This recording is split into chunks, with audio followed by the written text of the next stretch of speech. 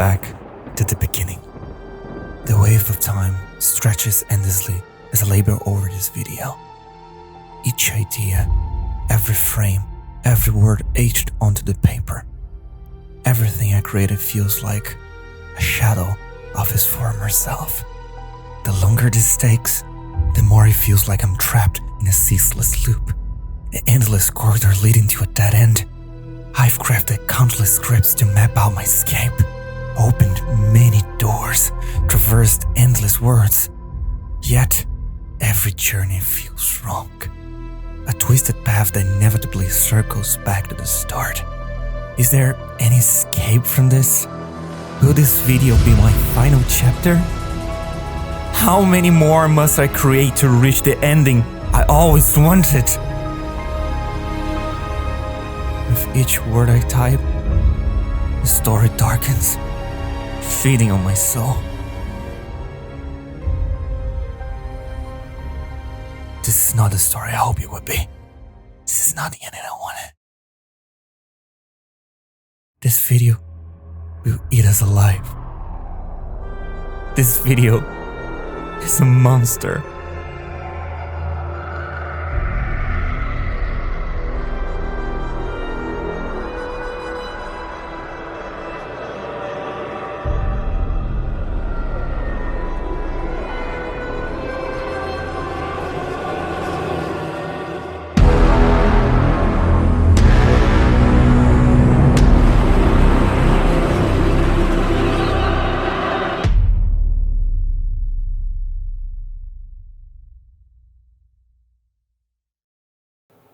When I say survival horror, what games come to your mind?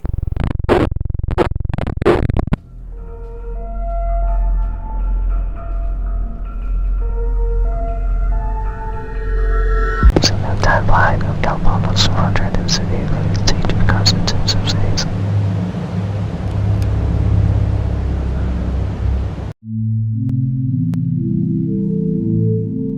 Horror can be summed up as the fear of the unknown. Not knowing what you are up against is a simple way to describe one of the basic foundations of horror. Back in the early days of horror games, Sweet Home was the inspiration for the genre-defying Resident Evil, which solidified the subgenre of survival horror. Survival horror can be defined as a type of horror game where the player is thrown into a story where they are totally vulnerable. Resources are usually scarce, and trying to kill everything in your path is punished by leaving you with nothing to defend yourself in the later sections. Survival horror amplifies the feeling of being on edge, coupled with the concept of facing an unknown threat. When combined, these elements create a totally immersive experience where you're always on the edge of your seat, micromanaging every single bullet, planning ahead, and paying close attention to every step you take. All these factors combined were the successful formula that Resident Evil leaned on, and later, other titles drew from the same source, creating many cult classic titles that we know and love. Recently, the game industry has been on a nostalgia trend, where remaking older games has proven to be a successful strategy in gaming marketing. This approach has helped popularize and revive older franchises. One of the biggest examples today is, again, Resident Evil, which has seen huge success after releasing remakes of their classic games. These remakes not only feature modern graphics, but also revamp gameplay and story elements. Despite the popularity of this trend, I feel that the survival horror formula is sometimes misused.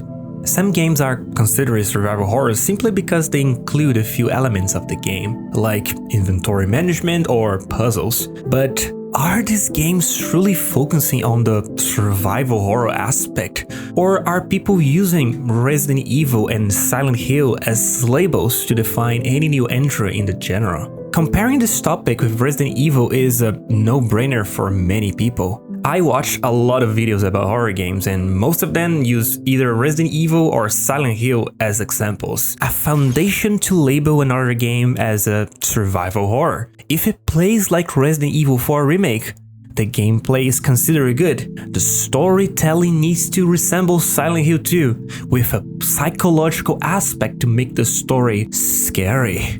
Sometimes it feels like most people are so accustomed to this formula that every game bearing some resemblance to one of these two franchises automatically raise expectations of being the next Resident Evil or Silent Hill.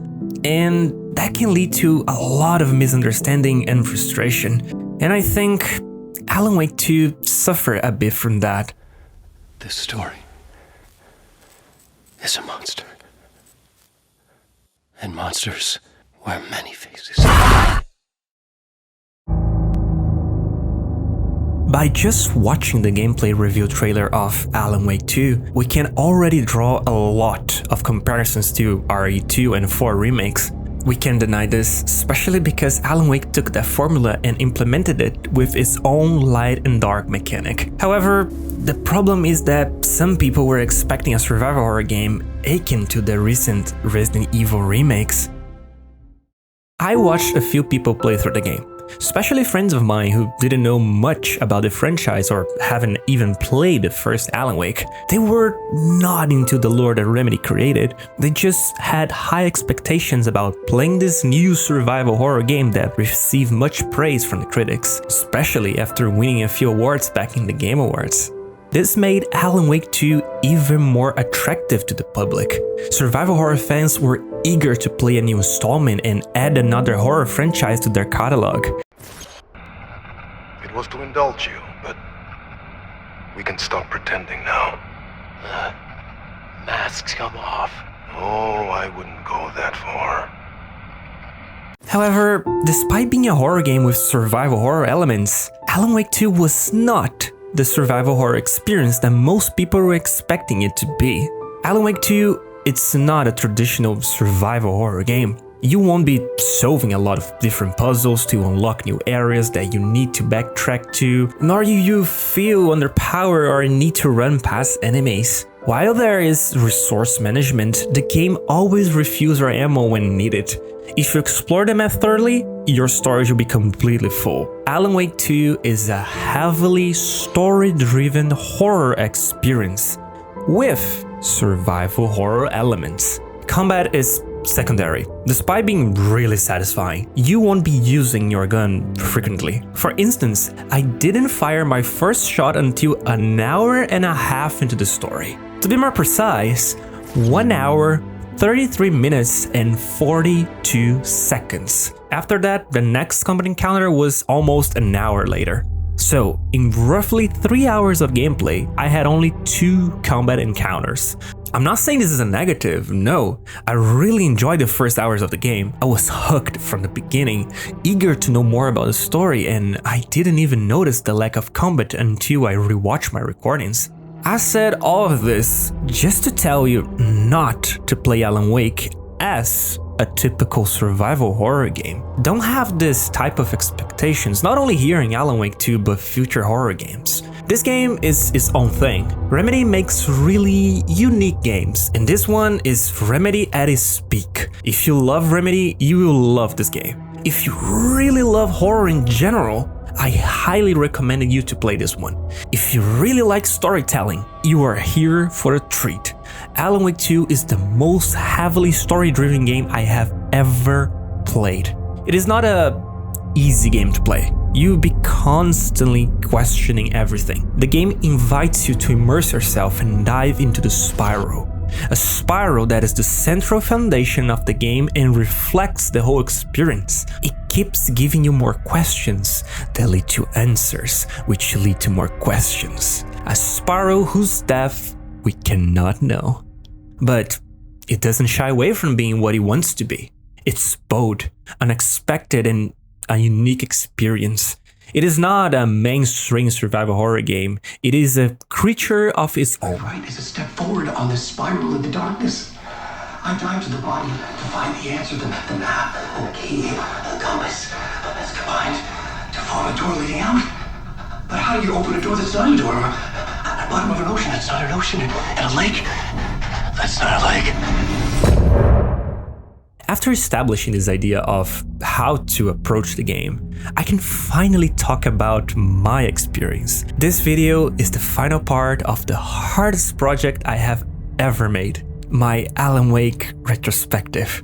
The purpose of this video is not only to review Alan Wake 2, but also to explain the story as thoroughly as possible, based on every bit of information available so far. I'll be using the main campaign as a foundation for this video.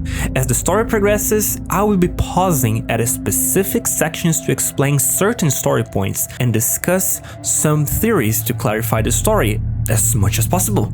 Those points will be marked by pins that I will call out as the video progresses. Each time something important happens, I will put a pin on it to explain later at a more suitable moment. Additionally, this video will have timestamps for every single chapter from Saga and Alan, so if there's something specific you want to discuss or know about, feel free to skip ahead. With all of that out of the way, sit back, relax, and let's deep dive once again into the dark place and finally try to understand what happened in Alan Wake 2. This is the ritual to lead you on. From the very first frame and the very first word, Alan Wake intrigues. This is the start of the spiral, or maybe we are just caught in the middle of it. We don't know how deep we are, we don't know what happened before, and even what will happen after. We are just clueless at this point. This is where the story already hooked me. I was already surrounded by the unknown, and this feeling will linger until the very end of the game. But I will talk about it bit by bit. For now, let's just focus in the very first gameplay section. The shore.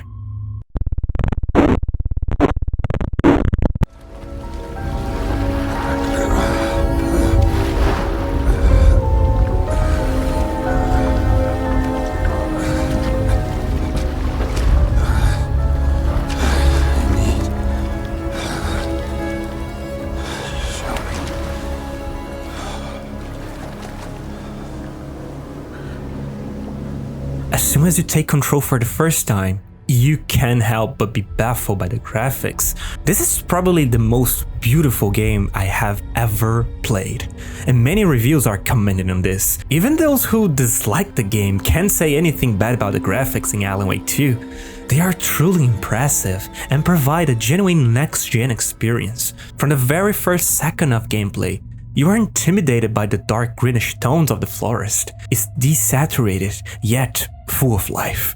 The trees and leaves constantly wave in such a smooth animations that you can almost feel the wind flowing down your spine.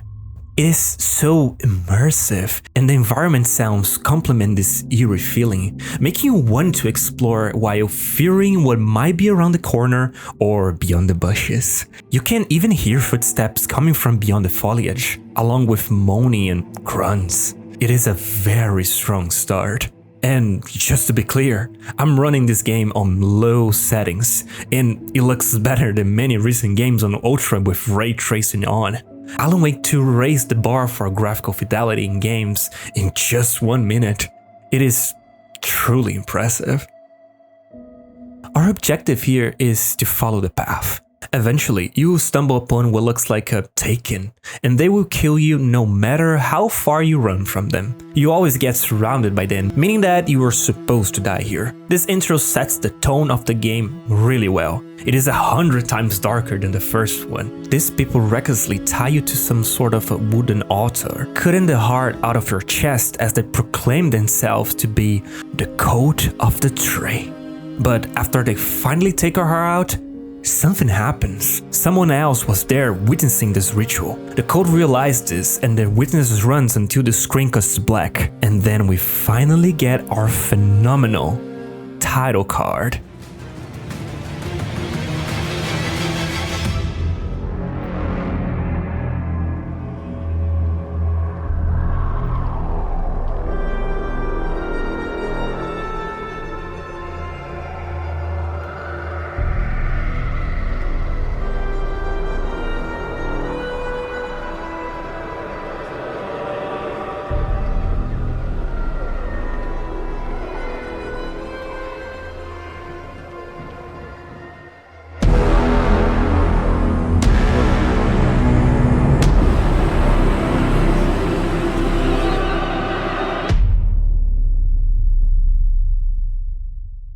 Now the game really starts, and we are introduced to the first two main characters, Saga Anderson and Alex Casey, who is voiced by the amazing James McAvoy.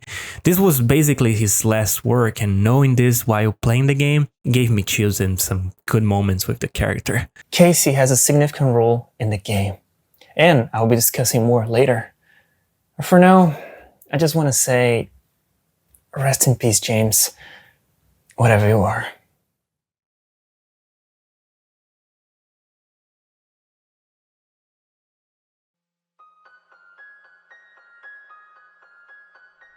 I really enjoy Saga in this installment. She was more than welcome and absolutely necessary. Picture this. The first Alan Wake was released 13 years ago, and it was an amazing story-driven game that already has significant complexity. As the fanbase grew and theorized about the events of the game, the lore became deeper until we finally got Control, which started this connected universe, explaining many events from the first Alan Wake, while raising even more questions about the story and its universe. This was especially true after playing the Control AWE DLC and learning that they are connected. The plot has become massive, and not having Saga in Alan Wake 2 would have been a mess, even for the fans that truly understand the lore. Remedy knew this game was going to add more layers to the story, so they needed a way to unravel the plot and explain past events as the story progresses. That solution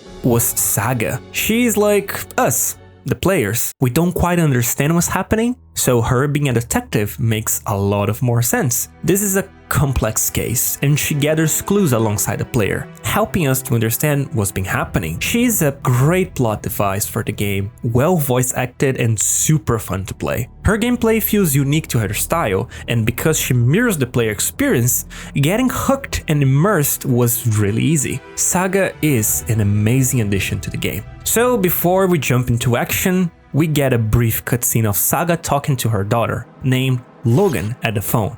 Just a bit of backstory that will be important later. But not long after, we can see both Saga and Casey in a car ride, and yes, Alex Casey actor is no other than...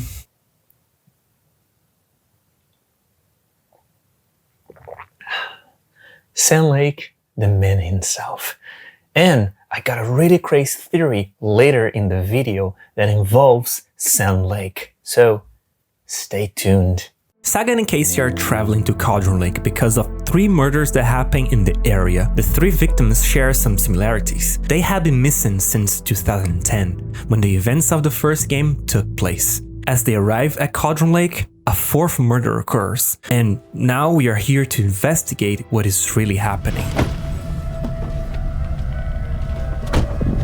A deputy was supposed to be here to show us to the crime scene.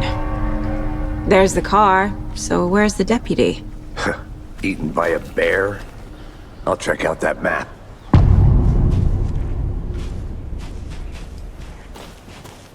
As we arrive, I found a map, and not long after, we found Mulligan, the officer who was waiting for us. We asked him some questions to get a brief overview of the situation before proceeding to the murder site.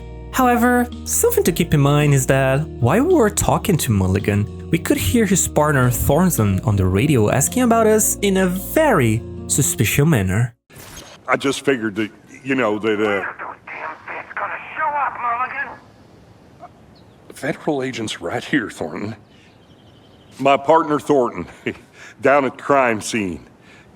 He's not what you call the sharpest axe in the shed. We asked for a briefing on the situation. It seems that Thornton is waiting for us near the murder site. So we went over the fence, and now the game truly starts. Not long after, I stopped just to admire the view. I did this a few times through the game because the art direction is indeed breathtaking. There's just such an elegance and beauty in a simple forest. It feels very familiar, yet so magnificent to look at it. How did he end up here? Before we continue to the murder site, the game introduces us to Saga's mind place. This is a mechanic that I would use through the entire game. At first, I found it to be very creative, a totally different interactive way to read and store files gathered during gameplay. You just press the key and it instantly switches between the game and Saga's mind place. This totally adds a layer of immersion to the game. Essentially, you have this huge wall that you slowly fill with pictures and clues that Saga gathers as she investigates specific locations. It adds a lot of depth to her gameplay as a FBI detective. It is very helpful for players to follow the story as Saga pieces everything together and informs us bit by bit. It also helps people who have never played any Alan Wake game before. Saga learns about Alan, Cauldron Lake, the Clicker as she finds more clues. From a storytelling standpoint, this is a great mechanic. However, my only criticism is from the amount of friction we experience when using it. The term friction in design refers to anything that prevents users from accomplishing their goals or getting things done. As you see the mind place more, you soon realize that there are small delays. For example, when you try to move a clue around, it looks like the game is fully loaded, but it isn't yet, causing unnecessary clicks. Additionally, when you have a few clues to insert into the board, the cursor sometimes hovers over the wrong clue, likely due to a combination of hitbox issues and delays. Overall, the system needs to be more fluid. There's also a profiling problem, but I will talk more about it later. For now, let's continue. Before reaching our main objective, the game allows us to explore the level. Essentially, Alan Wake 2 is a semi-open world game, where each level offers a few things to explore before heading to the main objective. This is crucial if you want to get the full experience. The first time I played this game, I had the typical survival horror mentality, so I didn't pay much attention to those details. This was one of the reasons why my first playthrough was so unsatisfying. I was missing the true essence of the game, but on my third playthrough, I decided to aim for 100%, read everything and allow myself to fully immerse in the game. And my god, the experience is a whole nother thing. Exploring each level, you find files scattered around that provides more lore about your surroundings. For example, here in Cauldron Lake, we find many newspapers articles and diaries about people being attacked and strange events happening. You can find diaries from hikers noticing birds acting weird or even people theorizing about what's inside the lake. Reading all the files, you start to understand why this place is so empty. The murders are not the only strange occurrences here. There are many layers to the mystery. As you read the files, you begin to understand more about the situation. Additionally, exploring will reward you with resources like ammo, health packs, batteries, and so on. There are also 3 types of collectibles in the game. The Alex Casey lunchboxes, which contain messages that seem to cheer us on in your journey, alongside manuscript fragments which serve as the game upgrade currency. Alan Wake 2 has a simple upgrade system that doesn't make a significant difference. Instead of upgrading damage and numbers, Saga gains abilities for each gun, such as extending the magazine or staggering enemies with every 2 headshots. Alan's upgrades focus more on improving the percentages of certain guns. Overall, the upgrade system provides additional abilities for your guns. It's not essential for the game, but it fits well since the combat isn't the main focus. One more thing about the lunchboxes. If you remember from the first game, Alex Casey is the protagonist of Alan Wake's first best-selling books. This detail will play a huge role in the later sections of the game. Also, keep in mind who might be writing those messages for us in the lunchboxes. So remember, the lunchboxes and Alex Casey for later. We also have the nursery rhymes, but I will be talking about it later. And last but not least, we have the code stashes. Each stash usually has either a lock combination that you find using your flashlight to search for invisible yellow paint that points you towards the answer, or memory puzzles where you have to memorize a sequence to open the lock. These stashes are also important to keep in mind because I'll be talking more about them later. Let's pinpoint this topic on our board as well. Returning to our main objective, we arrived at the crime scene after finally talking to Thornton, who guided us there. Interestingly, the body at the crime scene is actually that of the character we play in the first few minutes of the game. So I started investigating the area, gathering clues to use in my mind place. As I was finding them, Saga was explaining what was on her mind. putting the pieces together really quickly. It was quite impressive, but there's explanation for that later in the game. We did some detective work, gathered all the clues, and soon discovered that the killer was actually removing the victim's heart like some sort of a ritual. We also found out that the body belongs to Agent Nightingale, the FBI agent who was trying to kill Alan in the first game. After getting enough clues, Saga can use another one of her abilities inside her mind place called profiling. Profiling is a way for her to communicate with other people, dead or alive. Saga can do some sort of a mind reading to understand what happened and make sense of all the clues. And as I mentioned before, I have some criticisms of this mechanic, primarily due to friction. Each time you use profiling on someone, you can sometimes choose between multiple questions for Saga to ask. However, at some points in the game, you'll be repeatedly profiling the same person. For example, if you have 4 questions for the person, instead of clicking once to ask everything, you have to select each dialogue option separately. And each time you do so, there is an intro and an outro animation. Repeating this process over and over can become annoying and break the immersion. This friction feels unnecessary, especially considering how complex the game is to understand. Any additional friction can significantly make the experience a bit frustrating. After profiling Nightingale, we discovered that what happened was indeed a ritual and that he came from the lake. At this moment, we can piece together the puzzle. All 4 murder victims die in the same way, with their hearts removed, and possibly all of them came from the lake. The same lake that Alan jumped into 13 years ago. With that in mind, Saga decides to explore the lake to see if there was any clues to find. However, as we follow the path to the lake, we discover that it's blocked by a huge tree and a boulder. To make things even stranger, we can see Nightingale's footprints coming out from that boulder. It didn't make sense. Additionally, right next to the footprints, there was a page. A manuscript page. A page full of text on one side. Not a printout. Written with a typewriter. Old school. Lines scratched out and edits added with a pen. Like a manuscript. Page of a story. The killer left a message. It's for us. The text is about us. The victim was one of their own. FBI Special Agent Robert Nightingale. And then there was the page they found. The first step down into terrifying depths. Reading the words. These words felt like a message. Someone knew they were here, someone playing a game with them. An invitation.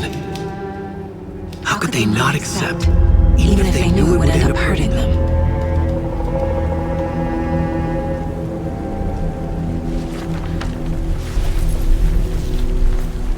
Someone's been watching us. Playing a sick game with us. You were right.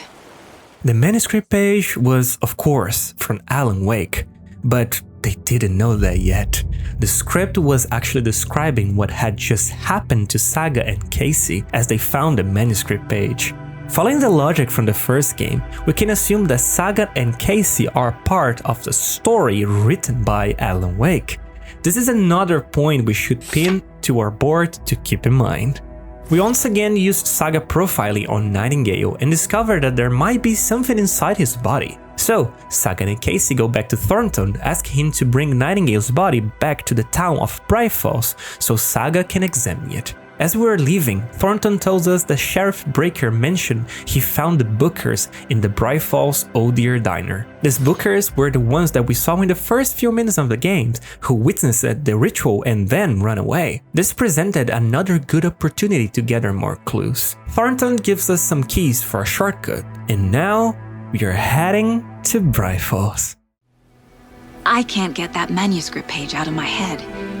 I've never seen killers reach out so directly before. Damn impressive work so far. With your technique, these hunches were moving fast. I wasn't sure about taking a case so far from home, but I'm thrilled to be here for this mystery.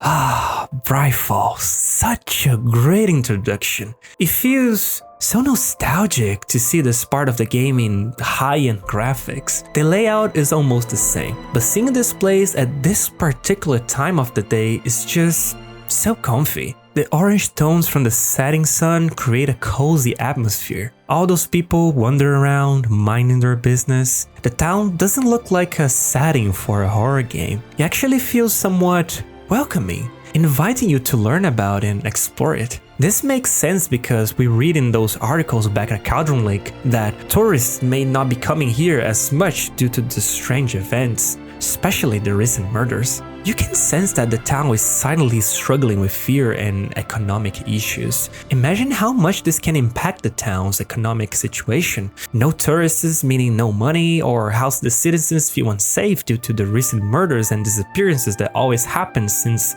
years ago. Those things could lead to some sort of a crisis. These are the things you keep questioning as you try to understand what is happening, where you are, and why it feels this way. After contemplating the town and investigating it for a bit, I decided to go to the diner to finally meet the sheriff, Tin Breaker. He's another important piece for a story. Interestingly, the actor who plays Tin in this game is the same actor who played Jack Joyce in Quantum Break. Additionally, his name is a reference to one of Jack's powers, so it sounds like Time Breaker. Tim Breaker is the nephew of Frank Breaker and cousin to Sarah Breaker, both whom later became sheriffs of Bright Falls. Tin assumed the role of Bright Falls sheriff right after Sarah left to join the FBI. Again, Tin is another important pin for our board. He will play a significant role later in the game, but for now, that's all we have. Talking to Tim, he tells us that the Bookers didn't look like suspects to him, only witnesses. So he suggested we feel free to talk to them while he and Casey went for a nice cup of coffee. As I was talking to the Bookers, I want to mention that at this point in the game, I was amazed by the quality of the expression animations. They convey so much emotion while talking, not only the Bookers, but almost everyone. All the characters are so expressive, which really helps to connect with them and adds the eeriness sometimes. This is a huge improvement from Control, where the facial animations were somewhat weird and really funny at times. Alan Wake 2 has some of the highest quality graphics and animations I've ever seen in a game. Now, back to the Bookers. So Ed and Tammy came to visit Bright Falls so they could do some research for the true crime book inspired by Alan Wake's disappearance back in 2010. As they arrived near the lake, they stumble upon the killers, which were attempting a ritual, killing Nightingale. But Ed told us that the people who were involved into the murder were using a deer mask alongside knives as they were pronouncing repeatedly, "Coat of the tree, coat of the tree." Of course, Ed has something else to say before Tammy interrupts him, but not worries, views are profiling once again. Doing so, we discover that we're hitting a necklace with a 2 triangle symbol pointing upwards. So Saga went back from her mind place and asked for the necklace, leaving Tammy really impressed. A necklace these cultists may have dropped. Okay. Wow. We grab the necklace, and right after that, we stumble upon a familiar face. Do me a favor. Stick around town for now in case we have any more questions. Like we'd even dream of missing Deerfest. Oh, God. Saga! Saga Anderson. As I live and breathe. I thought we'd never see you back here after that awful, awful thing happened to your baby girl. How are you? I'm sorry. Who are you? I don't know what you're talking about. It's me, silly. Rose. You know me. This is where we get our first glimpse of weirdness into the game. As Rose arrives and greets Saga like she was already knew her for a long time, Saga at first seems very confused as she tells Rose she might be mistaken. Rose talks about thinking of never seeing Saga ever again after an accident that happened with Saga's daughter, Logan. And what horrible thing happened to my baby girl? She drowned. Your daughter. Rose is yet another pin in your board. I know this is getting a bit overwhelming, but trust me, I will bit by bit explaining everything in the right moments. For now, we need to talk to the sheriff, Tim Breaker, as he leads us back to the police station so we can perform our examination in Nightingale's body. But not before we explore the precinct and find one of my favorite things in this game, Brightfall commercials. Yako, we're going to a cool guy's house to drink some brewskis. Are you coming? No, Ilmo. I'm very busy wearing a turtleneck and drinking wine like an asshole. The Kostler brothers are one hell of an addition to this game. This is the very first time you see them, and it's amazing. You have this awfully goofy, low-budget commercial talking about some touring service they offer, and the best part of it is how badly it's acted. It takes one hell of a good actor to make something this bad look so good. I'm doing mochamoos and the goats at our amusement park petting zoo. Just don't share your coffee with the goats. Seriously, stop feeding our goats coffee. Seriously, it's not amusing. The Kostler brothers grabbed my attention just with this commercial alone. Of course, we are going to find more of them throughout the game, and they are all really fun to watch. I was always laughing whenever those two goofballs appear on screen. Also, trivia time! The Kostler brothers, Ilmo and Yako, are performed by the same actor, Peter from Zane. I swear I didn't know this until recently, and I was baffled after learning it because it didn't occur to me at any point during the game. Great freaking job, Peter!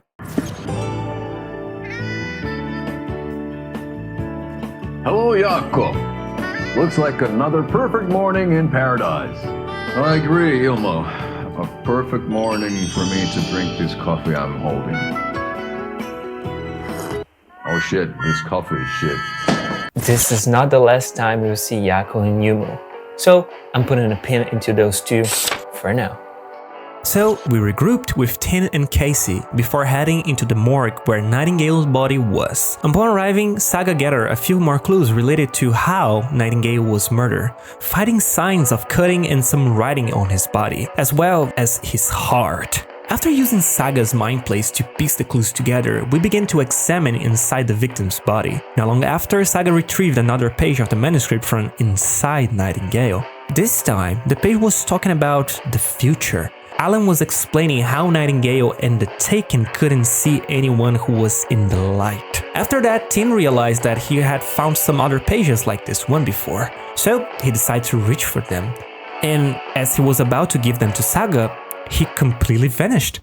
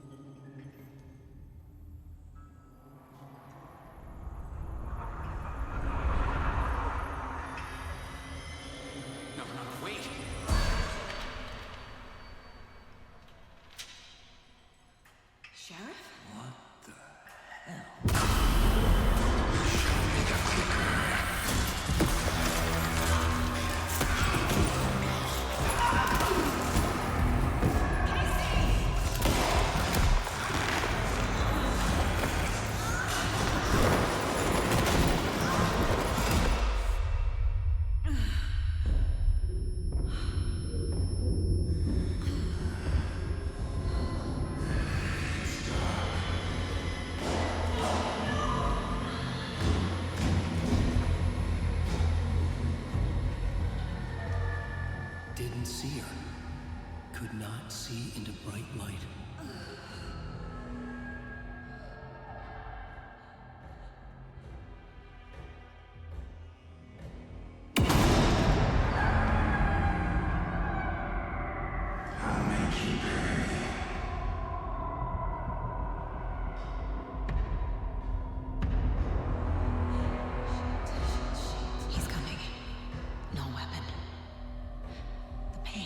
to get into the light. So now we are here, defenseless against Nightingale, who for some reason was still alive. I quickly remembered the page that I just read and I run to the light. This way Nightingale couldn't see me. So I waited for him to pass, and my god, there's so much tension in this very moment. It's very frightening, but it doesn't take long as we run towards our pistol that was lying on the ground. We quickly take it so we can deal with Nightingale in just a few shots, finally finishing the first chapter of the game.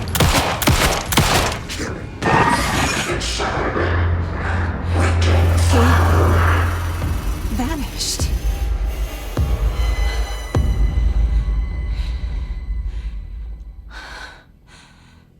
The episodic format is back from the first game. Each time you end a chapter, there is an outro with a different song. And personally, I love all the soundtracks of this game. I still jam to some of those bangers on my Spotify almost every day. So before we go to the next chapter, let's talk about combat first. As I mentioned earlier, it takes a while before the first combat encounter, and Nightingale was the first one, albeit a really short one. The game is very slow paced, and this reflects in the combat. In my opinion, it has been improved from the first game in some aspects and downgraded in others, but the most noticeable change for me was the camera. In the first game, the camera was more open, providing a better field of view to deal with enemies. However, enemies would often span out of her line of sight, resulting in cheap hits. Here, the game implemented a combat system akin to Resident Evil 2 Remake, with a more calm and precise approach. You can aim over the shoulder and use your flashlight to burn the dark aura of the enemy before doing damage. But now,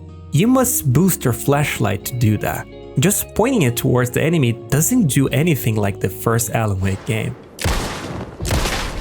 All the weapons feel unique in their design, especially their sound.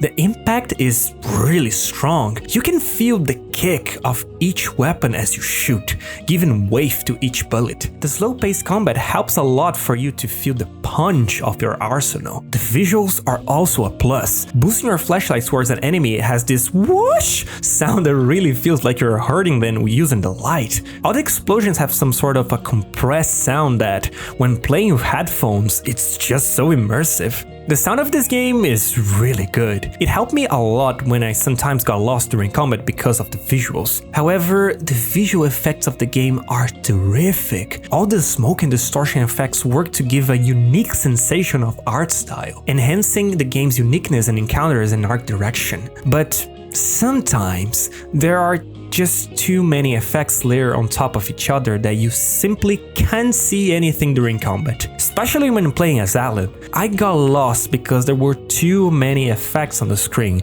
Thankfully, the audio was so good that I could guide myself and know where the enemies were coming from. Overall, the combat is satisfying as hell. It has great impact, feels amazing, and looks gorgeous. But there are too many effects and the camera is too close to the character. So the lack of field of view hurts the experience quite a lot. I can give you a tip. When playing for the first time, you can go to your settings and crank the FOV to the maximum. After that, those camera issues are going to be a little less frustrating. It will still happen, but it can enhance the experience a tiny bit. Overall, the combat feels fantastic and super responsive, a huge improvement from the first game. Also, they got rid of the slow motion, but they added a perfect dodge, where after succeeding the taken will miss the attack and fall to the ground, giving you a few seconds to reposition or finish them off. And just one final thing, the reloading in this game for the most weapons feel like too long. So during combat, when you are out of ammo, reloading feels a bit unresponsive with most of your weapons. Shotguns and rifles sometimes will need more than 3 key presses until the game finally registers the input. So switching between weapons or being too fast in combat feels a bit unrewarding because it feels like the game has a delay to understand the input. And many times I was pressing the reload key and nothing was happening. Or after switching weapons, the gun was just not shooting. There is again a couple moments of friction in combat, but when it works like a charm. Super cinematic, great visual and sound feedback. Just satisfying for the most part despite some of those hiccups here and there.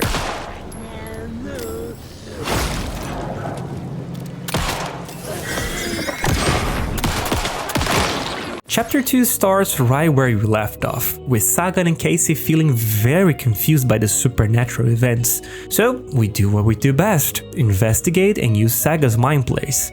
Upon finding another page, Saga puts together that the enemies we're going to face are called the Taken, something we already learned from the first game and also from the video that I made about the first game, and I hope you have already checked out by now. Additionally, the pages seem to be predicting the future and the past sometimes. With the information written in the pages, Saga and Casey return to Cauldron Lake, so they could investigate once again where they found the first page in the beginning of the game. So, it's time to go back to Cauldron Lake. I need to come clean, Anderson. I know why Nightingale was here 13 years ago. He was chasing a writer, Alan Wake. Tammy mentioned him. She's writing a book on his disappearance. You know the detective character from his books, Alex Casey. Yeah, I've heard the jokes at the office. Cold case Casey. Murder case Casey. Sorry. Haha. It's the same name, similar job. It's the first thing anyone thinks of. It annoyed me, but that was it. Then, 10 years ago, I started getting strange letters in the mail. Fragments of prose describing murders. You've heard the stories about what happened in New York. Some of it, at least. Bodies started to pile up. It was a murder cult. Turns out the fragments sent to me were from the crime books of Alan Wake. The cult was copycatting the murders from the books. In their heads, they were performing a ritual to bring Wake back. Their imagined prophet. After that case, I started looking into Wake's disappearance on the side. And you thought this case might be connected to him? His name does keep popping up. I just wanted you to have all the facts. Next time, give them to me before we find ourselves in the middle of a horror story. A murder cult that used fragments of Alan's book to bring him back to life. This is another story to pin to our board. This keeps getting better and better.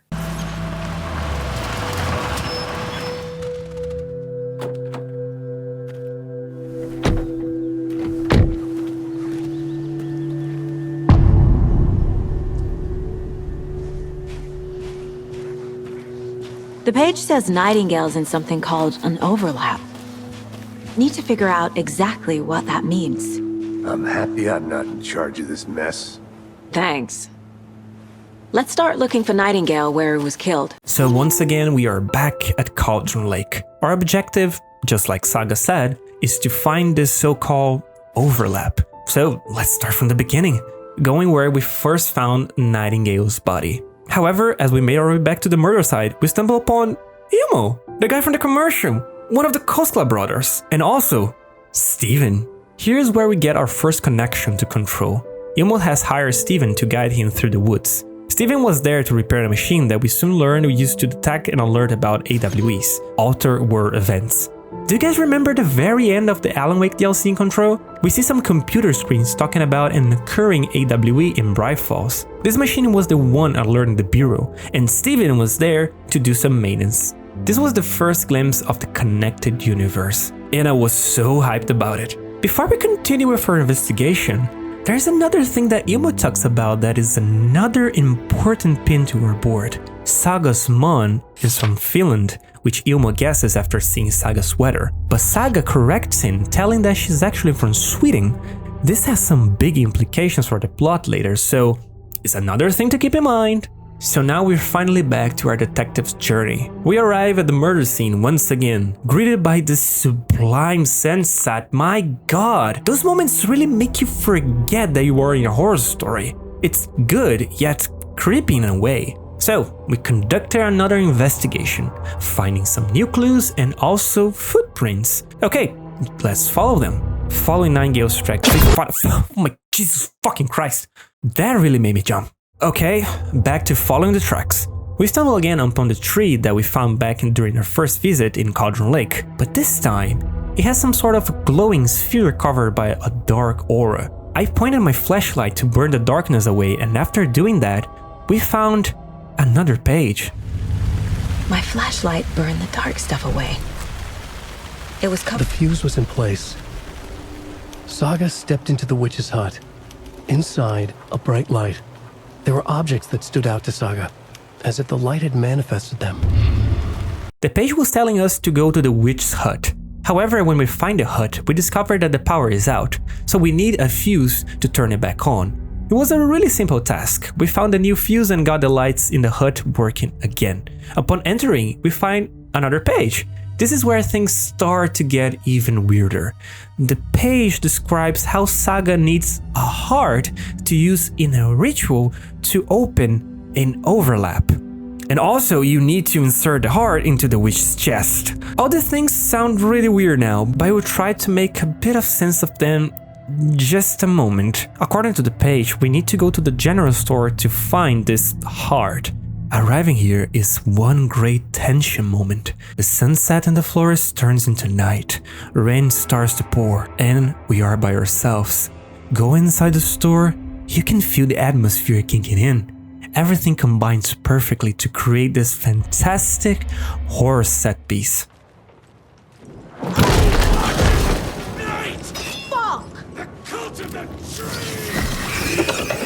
This was our first true encounter. Here we have to use the flashlight to remove the dark aura before shooting. It's quick, brutal, yet very effective. This is Saga's first encounter we've taken besides Nightingale, and also shows the player the first glimpse of the coat of the tree. The guy is wearing the deer masks, the plot thickens, and I'm very hooked. This is a masterclass in storytelling. I'm playing a horror game that has a good combat, and we only faced the first actual enemy almost 3 hours in. But it was not boring.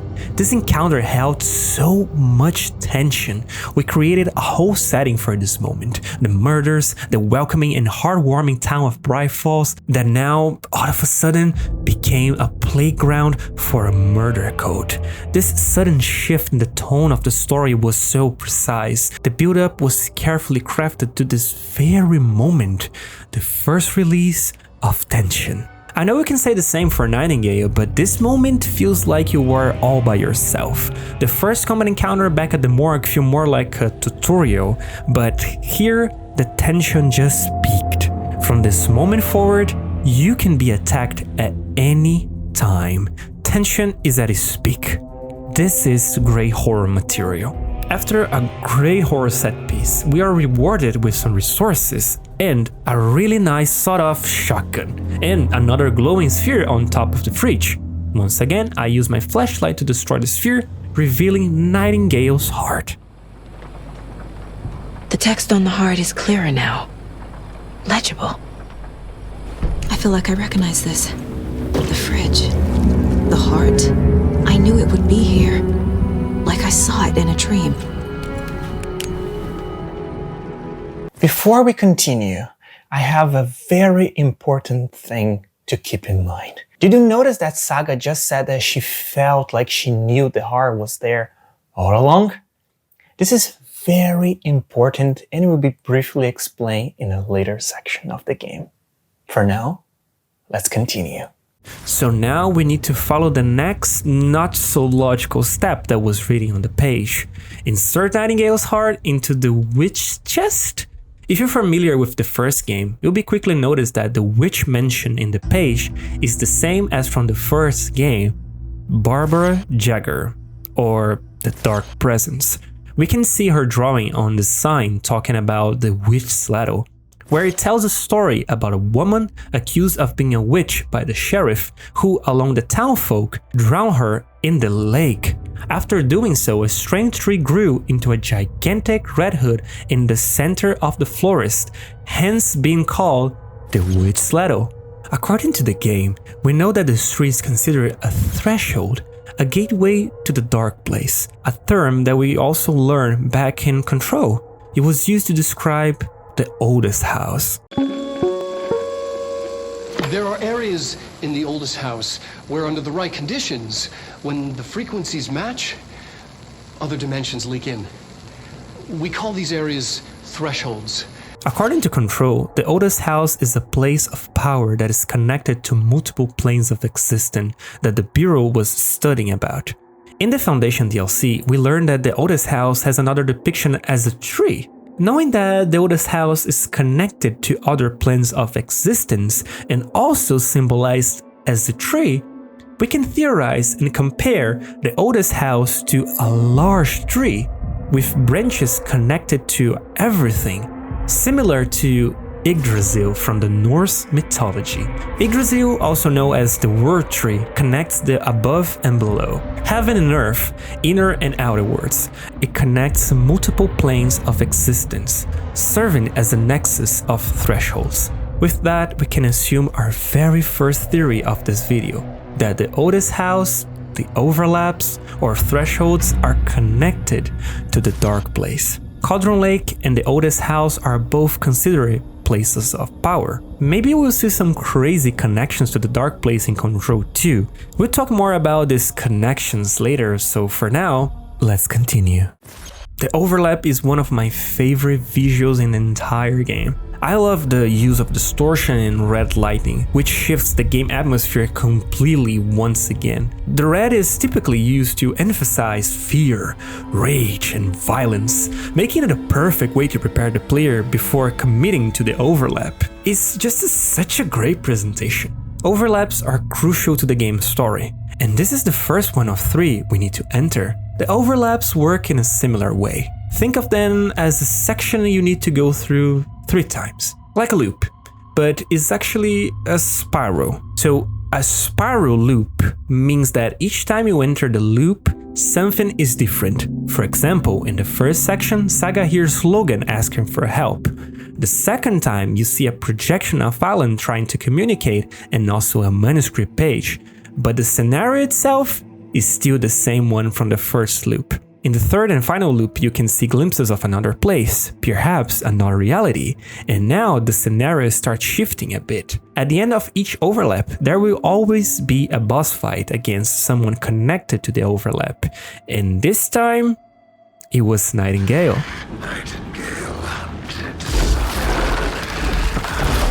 This boss fight was a visual feast. It is beautiful to look at and also sounds incredible. The intense music paired with the sound design of Nightingale attacks and abilities is just so amazing to hear. This game is very cinematic in everything, but the boss fights were a highlight for me. Gameplay wise, they are very simple. Use the flashlight and shoot a couple of times. Nightingale was a bullet sponge with a few different attacks, but there is no new combat mechanic to it. It is a simple fight. Shoot him a few times until he teleports to another location, then repeat this process until he dies.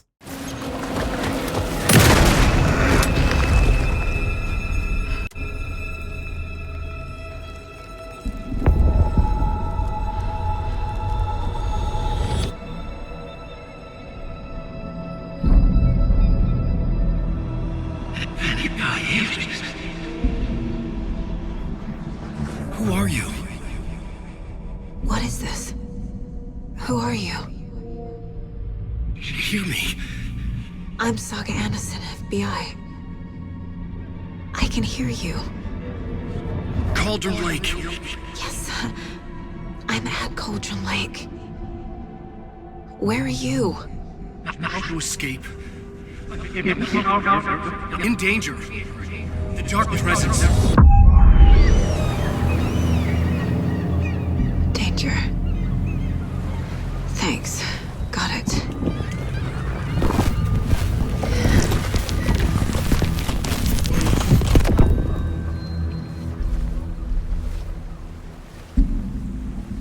Hey!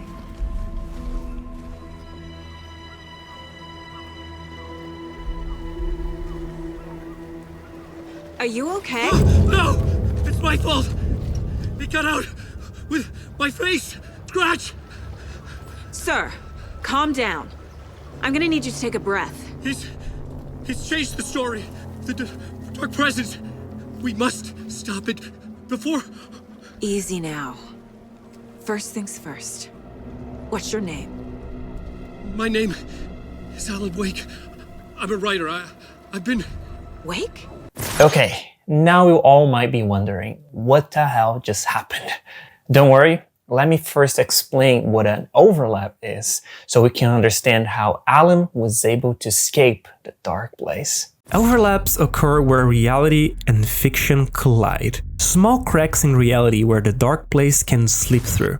As I mentioned before, the dark place connects to other planes of existence, but here it is a specific connection between reality and the dark place. For a place to be considered an overlap, it must contain two important elements. First, the place must be tied to a form of fiction, such as an urban legend.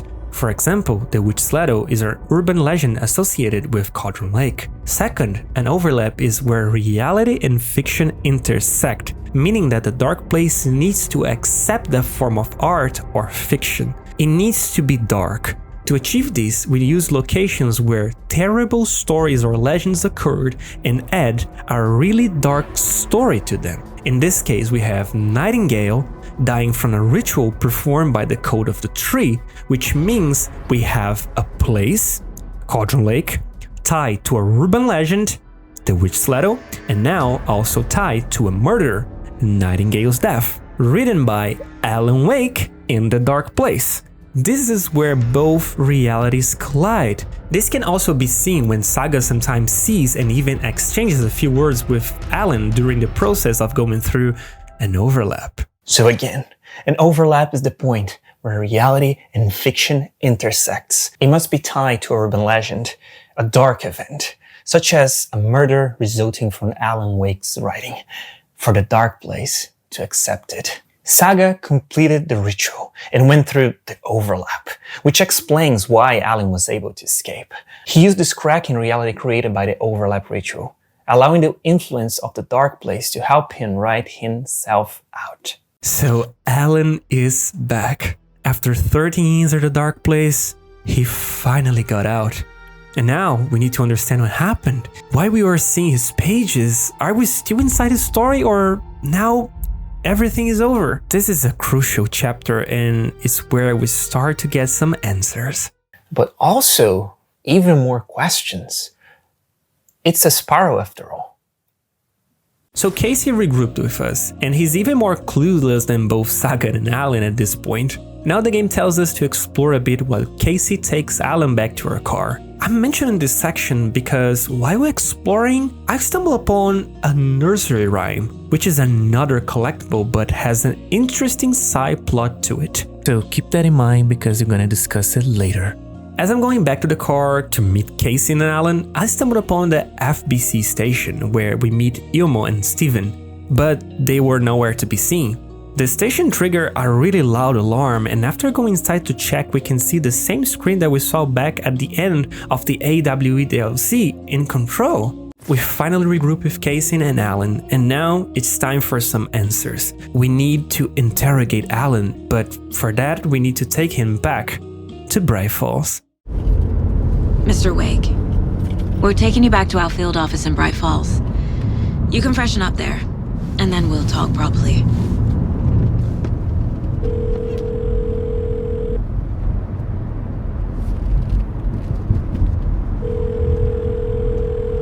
Hey, Mom. Before you say anything, I'm totally fine. Don't freak out. Dad shouldn't have even texted you. Logan? No one texted me. What's going on? I'm totally fine. I slipped, that's all. God, it's not the end of the world. Put your father on the phone. Okay. Dad, it's Mom. Don't worry, hon. Logan slipped in the shower and bumped her head. She has a slight concussion, but I'm keeping an eye on her. Lucky I heard her fall. She could have drowned. Jesus, David. Why didn't you call? I tried. It didn't go through. She's fine, really. But what about you? You sound stressed. No, it's, just weird case, that's all. Well, if you need a hint, my years of board game victories tell me Colonel Mustard did it. I'll keep an eye out for him. Love you, Dave. Love you too, honey. Want to say bye to Logan? Just tell her I love her. Bye for now.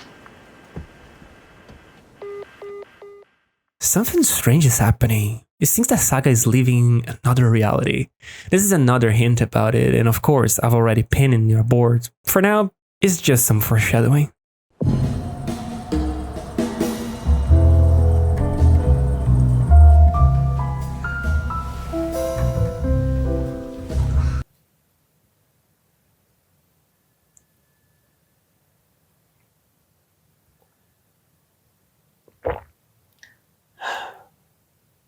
It's time for some detective work. But before that, look, an American Nightmares reference. So, Saga confronted Alan about what happened, about the manuscript pages that we've been finding throughout the game so far. The title of the pages are called Return, but the author name was scratched out, meaning that the writer of Return was not Alan, but Mr. Scratch. But not exactly. Let's just keep it that way. Mr. Scratch is another pin to our board. As Saga asks more and more questions, Alan seems to be having trouble remembering, like the dark place affected his memories. But after a moment, he starts to stare at the janitor's room, where he can see a poster from a band, Oti and the Janitors. I remember.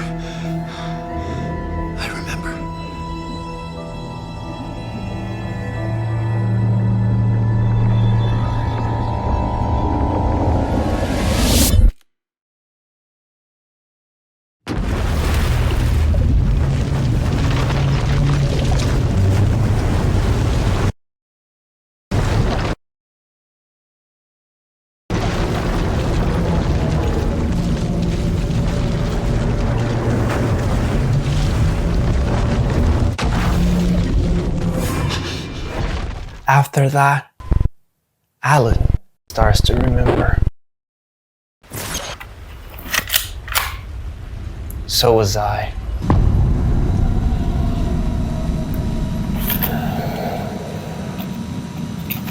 Finally, it's time to play as Alan Wake.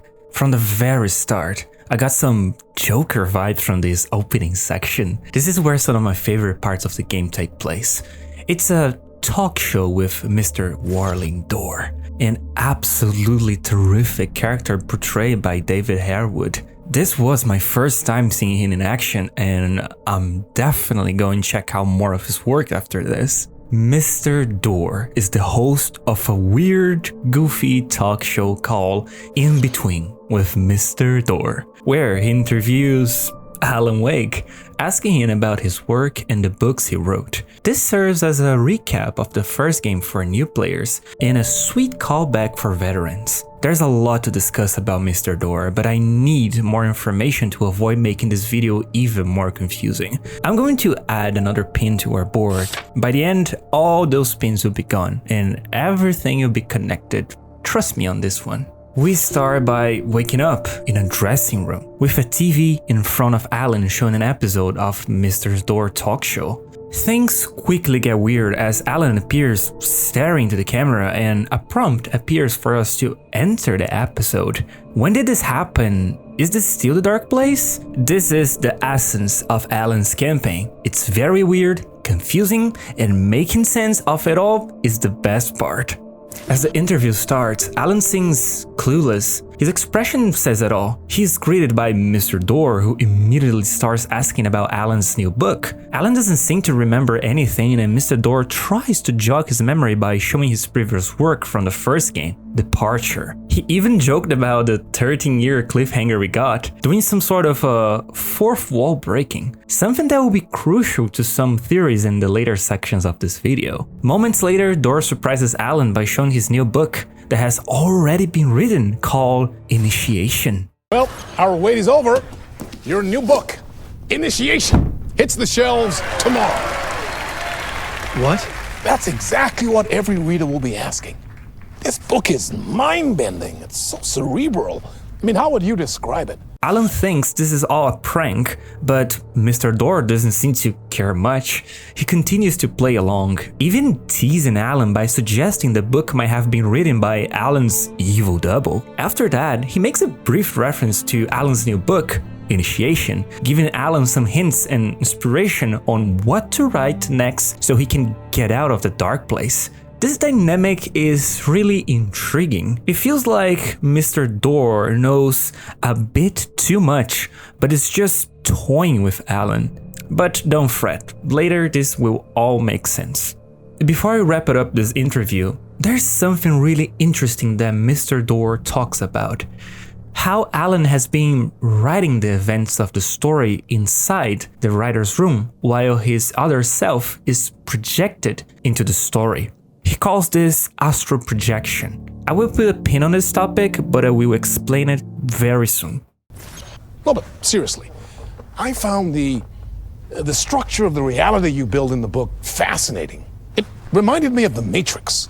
I mean, the writer is physically in his writer's room, trapped there, and he projects himself out to this dark dream of New York through the story he is writing. Like astral projection. Did I get that right? Yeah, that's exactly right. Go on. I should be taking notes here. There is already so much to unpack, but we must continue. The interview just ended, and now we are all by ourselves on this empty stage from the talk show. This is one of the best eerie moments in the game. Have you ever exited a cinema late at night after a movie finished, when only you and a few others were watching? You go outside and there's no one in the cinema, maybe just the janitor. This eerie feeling from this section of the game is so relatable to that sensation of being alone in a place you're used to seeing full of people, full of life. After exiting the room, you are now there, alone, with just the sound of silence. This feeling is so perfectly captured here. Our objective is simply to get out of the studio, but as we explore the empty dressing rooms, we find a book with a familiar face. I need the code for the corn elevator. We need a key code to open this door. What it might be?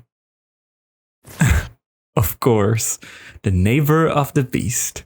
Sorry to interrupt, sir, but I need the code for the corn elevator. Oh, Emily.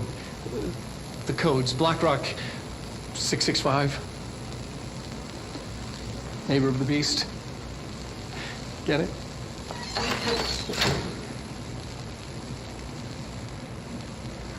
We can do that again if you... We dive ourselves even further into the backstage. The silence is nerve-wracking, and the atmosphere is just fantastic. Not long after, we finally find the exit, but all of a sudden, something seems to be chasing us.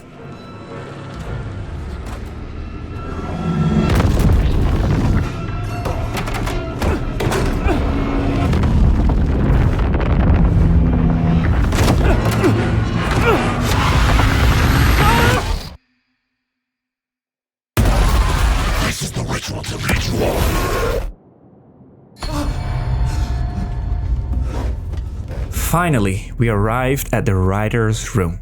This is Alan's mind place, where you can read files, listen to songs from the game, and watch videotapes scattered through the game. But the part we will be focusing on is Alan's board. As we progress through each chapter, Alan takes notes about events that happen so he can remember for the next time he comes back. Here, we get a glimpse of how the spiral works. This is the first time we, the players, are visiting the writer's room. If you go to the board and read the notes, you can see that all of them were written by Alan himself, even mentioning the talk show that just happened, meaning this is not the first time Alan has done this. So basically, we are in a loop now, and we don't know exactly where we are in the timeline. It has been 13 years since Alan was trying to write his escape. The only clues we had are the 2 special episodes from the first game, where at the end we learned he was just writing his next piece called Return, and also American Nightmare, which was a draft of Return. If we break the 4th wall, we can also assume that the concept of American Nightmare is very similar to Alan Wake 2, making it a draft from Remedy for the sequel. In those 13 years, many things happened, and many drafts were written by Alan. However, we don't yet know about the current one. It's not even called Return anymore, it's called Initiation. Why Alan decided to write another story instead of writing the one where he escapes? The true question is, why initiation is needed before he can write Return? The answer is very simple, and is called The Hero's Journey, created by Joseph Campbell. Campbell argued that all of the world's myths share an underlying structure he called the monolith, or hero's journey. This involves a hero leaving home, having adventures in some other place, and returning to their community with a gift to share. The hero's journey can be described as a narrative archetype used in stories to represent a character's progression. This archetype can be divided into 17 stages, but a writer doesn't need to follow all of them to complete the journey. The whole structure can be boiled down to only 3 stages. The first one is departure. This is where the hero leaves his world behind for adventure. Usually the hero is unsure of following this call. This phase is known as the refusal of the call, but is then helped by a mentor figure who gives him counsel and convinces him to follow this call. This also can be related to Alan Wake entering the dark place to rescue Alice and being guided by the bright presence, also known as Thomas Zane. The second stage is called initiation. This is the learning process for the hero to navigate this new world. Here, the hero will face a lot of obstacles that eventually will make him gain enough knowledge to navigate through this new world that he is, until the story finally reaches its climax. And the third and final stage is return, is when the hero is finally ready to leave this new world. Once back in the real world with all the new perspectives acquired, he realizes he's a completely changed person. But why doesn't Alan simply write escape to the dark place? Why does he need to have this complex structure? Why can he simply write a happy ending? And he actually did back in American Nightmare, but it didn't work. In the first game, Alan learns that everything in the story needs to be balanced.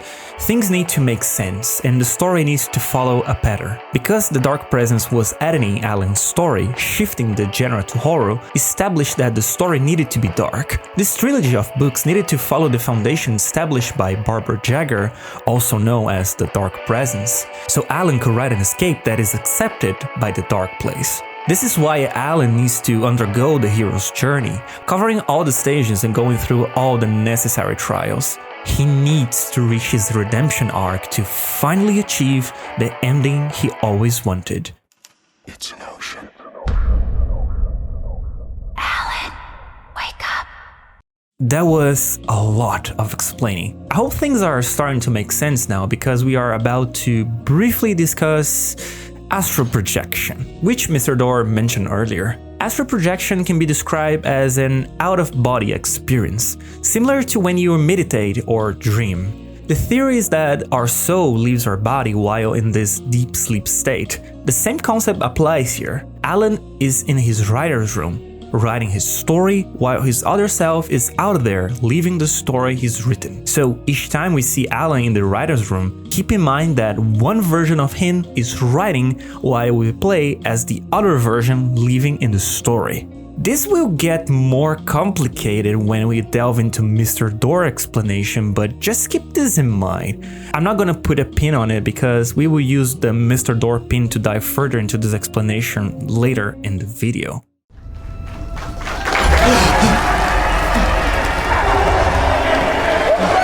Back to the talk show. We are doing the same steps, but remember, this is not a loop, this is a spiral. So, of course, things have changed, including the interview at the television that this time features not only Alan, but also Sam Lake, the creative director from Remedy.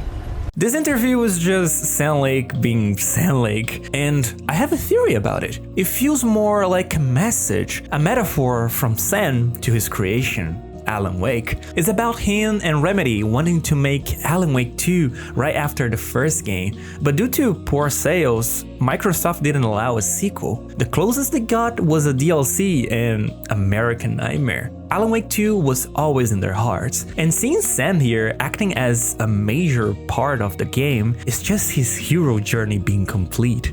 Maybe this was Remedy's return. What's the problem, Alan? Because on more than one occasion, you voiced your reservations about the adaptations. You know, ideas don't run out. I feel very strongly about this. I felt that starting out as a young writer, I felt very protective about my ideas. I have this cool idea. I need to protect it. It's not that. They're their own thing. They've gone with choices that are different from mine. I feel protective about my stories, and these adaptations...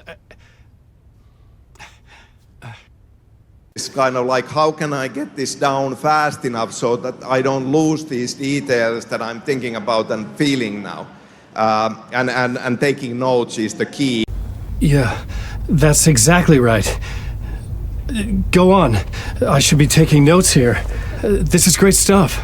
After that, we see a teaser trailer for Alex Casey, an adaptation of Alan Wake's best-selling books, starring Sam Lake as the detective Alex Casey. It's a hard-boiled thriller that we will see a lot through the game. For now, this teaser only mentions a lamp shaped like an angel, hinting to Alan that he needs to find it to progress.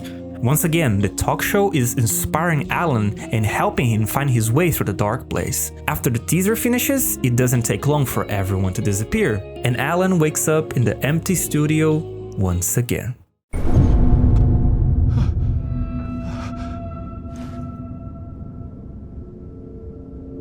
Here we just repeat the same steps as the previous loop, but this time the door code is changed to 565 and we were not attacked by whatever attacked us last time. We investigate the cantina as we heard a familiar voice singing in the background, as I followed the sound coming from the door that had a poster from a beloved friend of ours, Ati. Ah, Lorraine! There you are, Tom! Back in my control video, I didn't talk about Ati because I wanted to keep the mystery despite not having much information about who or what he is. The only thing we can assume for certain is that if you translate his name from Finnish to English, it translates to Water God. Ati first appeared back in 1964 when Dr. Ash first discovered the oldest house back in Control. Since then, Ati has been at the bureau doing mundane janitor tasks while acting as some sort of a guide for Jessie. By the end of Control, after giving his cassette player to Jessie so she could go through the Astro Maze, Ati went on a vacation in Watery, here in Bright Falls, and somehow got caught in all of this. There's a really good comment on Reddit that sheds some light into who he might be, and no, there's not a straight answer, we can just assume some things for now. So according to the Reddit user Bogo Shaman, Ati is a figure in Finnish folklore and can be connected to the Sampo, as well as the Tree of Life, which some scholars believe the Sampo is. The mythical figure is heavily associated with the ocean.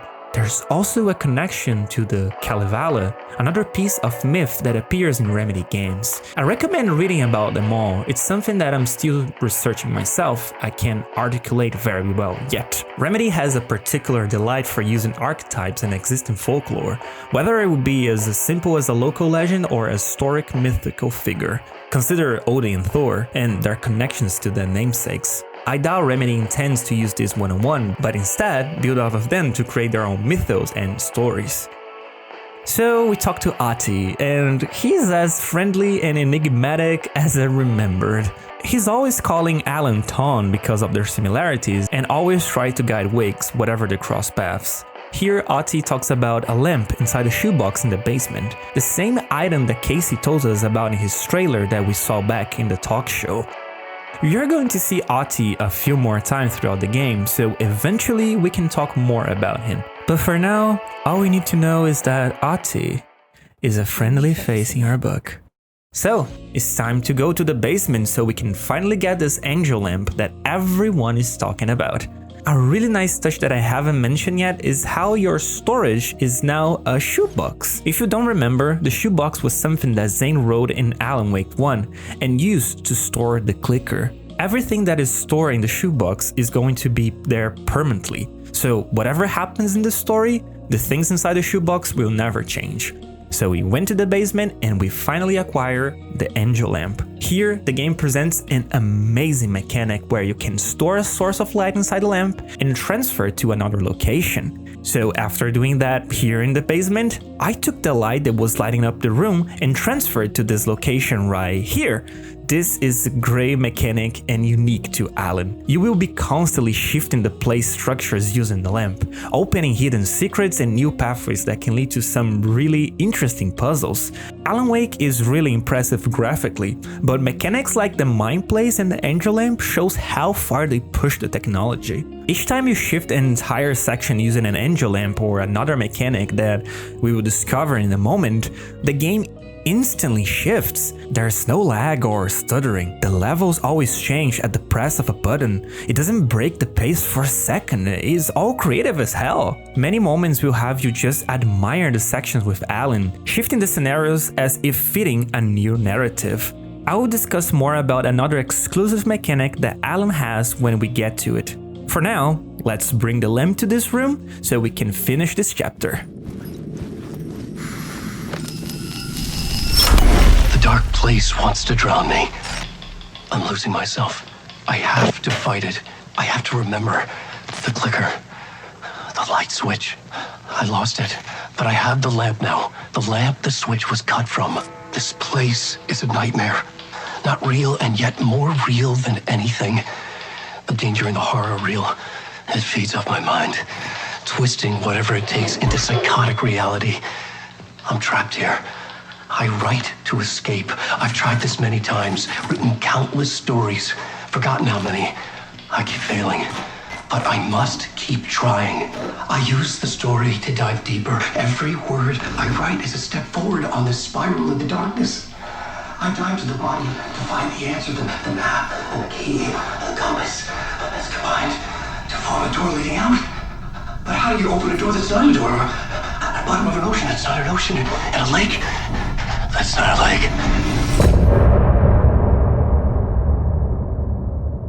Now we are in one of the most confusing parts of the video. Every time we play as Alan, things will always go crazier than usual. So pay really close attention. And welcome to the dark place. Another case. Another day. Another case. I was dead tired. Exhausted. The city was a relentless beast that never slept. And I was caught in its teeth. I couldn't take it anymore. But I couldn't stop either. I had plunged so deep into this hellhole that there was no way out. No shortcuts. No mercy. All because of the damn writer. I felt like I was trapped in a never-ending story. Or maybe it was just my mind crying out for rest. But in this city, rest was a luxury I couldn't afford. There was always another case, another dark corner to explore.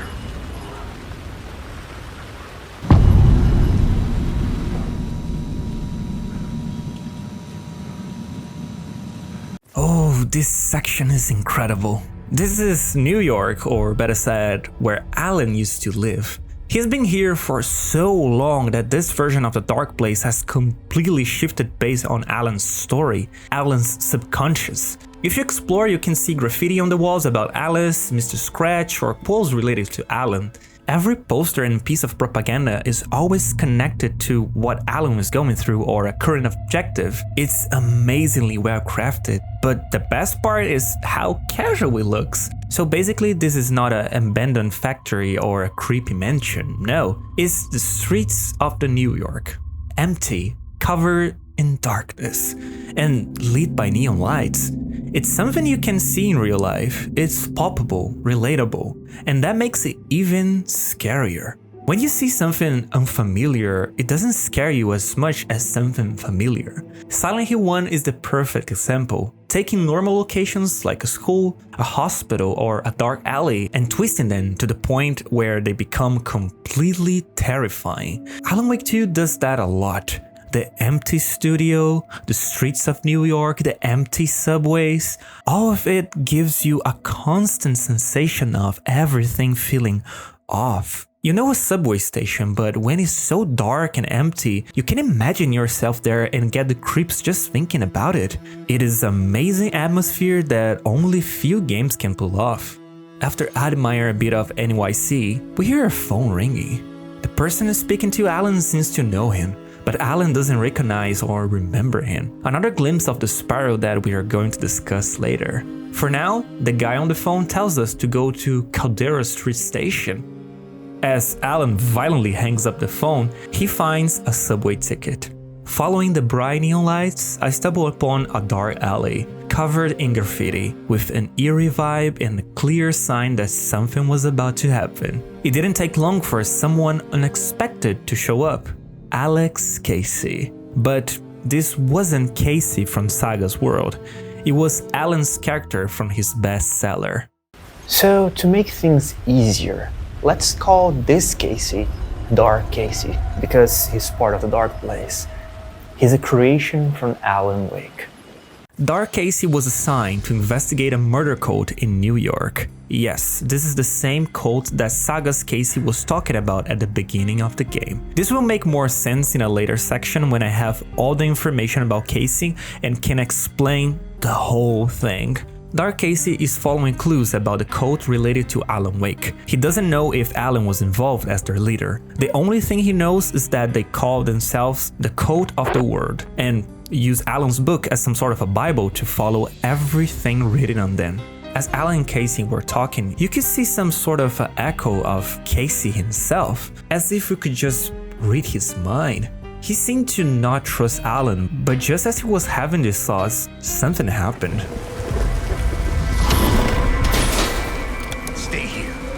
No, wait! I need a gun! No chance.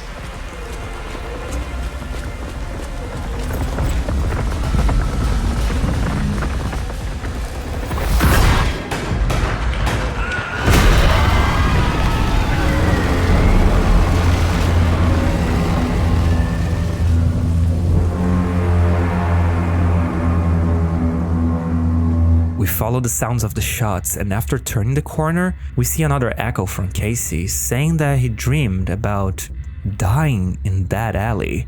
Alongside the echo, we find Dark Casey covered in blood, warning us that we're going to get what is coming for us. And after that, he dies, just like in Wake's book. For now, none of this makes sense. We need more information, but before we leave, we take Casey's gun and flashlight, giving us a way to finally defend ourselves here in the Dark Place. It's also symbolic. By taking Casey's gun, Alan now assumes his role in the story. Before heading to the subway station, we stumble upon a word of power, a hidden word shaped like a circle painted in yellow invisible paint. Each time you find one, you can aim your flashlight towards it to collect the word and use it as an upgrade. Each circle contains a different word of power, such as word of fix, word of aid, word of gun, and so on. Each one represents an upgrade for a specific skill or item that Alan has. It's okay. Some upgrades offer nice quality of life changes. While it's not the focus of the game, I can't complain. It works perfectly fine. You won't find yourself becoming super powerful by the end of the game. These upgrades are just minor changes that can aid your gameplay here and there. So, because we're talking about collectibles, I think this is the perfect time to remove another pin from our board. Let's talk about Alex Casey. Another day, another case. It was the dead of the night. Sleep invaded me like a ghost in the shadows. My mind was tangled in the threads of that damn case. The script of a video haunting my thoughts like a relentless nightmare. People vanishing into thin air. The news spinning tales of abductions by a script. Just another load of media crap to boost clicks. The disappearances made no damn sense, nor did this twisted fairy tale. But I vowed to crack this case wide open. As you play through Alan's campaign, you stumble upon these echoes. They are visions from Alex Casey, always appear for Alan. Some are hidden, while others are necessary to progress the story. The essential ones serve as visions of inspiration for Alan, enabling him to use them as the new plot elements, a mechanic unique to Alan. So the plot mechanic designates the specific sections marked by the game where echoes of inspiration can be found. By activating these echoes, Alan sees visions from Alex Casey as he investigated the murders of the Code of the World. These same echoes of inspiration serve as, well, inspiration for Alan to write. After witnessing an echo of inspiration, Alan can return to the writer's room to rewrite the section in a different way, altering the plot entirely and opening new doors and pathways for advancement in the game. However, remember when I mentioned that the dark place has cracks leading to the real world? So, these visions of inspiration are not from the dark place, but from the real world. Alan, when aware of this, uses them as a source of inspiration. The problem is that every time he writes about it using these visions, he incorporates the person into his story and completely changes their life. With that said, we can begin to understand the striking similarities between Alex Casey from the real world and the Alex Casey from Alan's books. Of course, Alan wrote those books before entering the dark place, but after arriving there, he wrote the real Alex Casey to fit his plot, believing it was his fictional character and not the actual person. This is why throughout the game we encounter many parallels between both cases. The murder code did indeed exist, but Alan writing maybe greatly distorted the case. The real Casey doesn't recall what truly happened, he only remembers what Alan wrote about the case. The twisted aspect emerges when we reach the subway station and discover our first echo. Casey mentions an FBI agent who went missing, indicating his investigation into the disappearance. He suspects the cult's involvement. However, the issue arises when Alan manipulates this echo, twisting the narrative each time to progress the story. Initially, Casey's case was about a missing FBI agent, but as Alan adds more elements, it morphs into a satanic cult responsible for numerous killings with Alan Wake as its leader. Alan's writing serves as guides for the cult and ideas on how to commit the murders. So finally our first spin can be detached from our board. Alex Casey sadly got caught by Alan's horror story, and this is an intriguing glimpse about Alan going mad and writing really disturbing material. But this discussion is tied to the Mr. Scratch pin. So for now, let's continue. The dark place is not only crowded with mysteries, but also monsters. The enemies that we face in Alan's sections are those shadowy figures that we can find at any part of the game. These are the only enemies Alan will face throughout the entire campaign. Funnily enough, the lack of enemy variety in Alan's sections doesn't bother at all. Again, combat is not the focus, and somehow they manage to masterfully make you enjoy the few combat sections that happen without the feeling of being too simple. So, you face these shadow figures wandering around the dark place. As you approach them, you can either walk past them so they don't detect you, always with your flashlight off. If you run or walk with your flashlight on, they will be attracted by the noise and the light and will start to attack you. They can run super fast, teleporting speed, so if they detect you, fighting is basically the only option. You can run from them most of the time. The combat is the same as in Saga, boost your flashlight and shoot. But those enemies have an interesting design. Like I mentioned before, the dark place is shaped based on Alan's mind, and that's no different for the enemies. If you pay really close attention, those shadows take shape from the Code of the World members, who are the ones responsible for the murders in New York. They're also call themselves Code of the World because they believe in Alan's writing in a religious way, so they were always trying to follow what was written in Alex Casey books that were written by Alan. They truly believed that reproducing the same murders following the ones in the book, they would eventually bring Wake back to life. Whatever you start to listen to the shadow figures, which are called fade-outs, you can hear they are always talking about wanting to escape, about writing, and each time they see you, they will always say your name out loud. Alan Wake.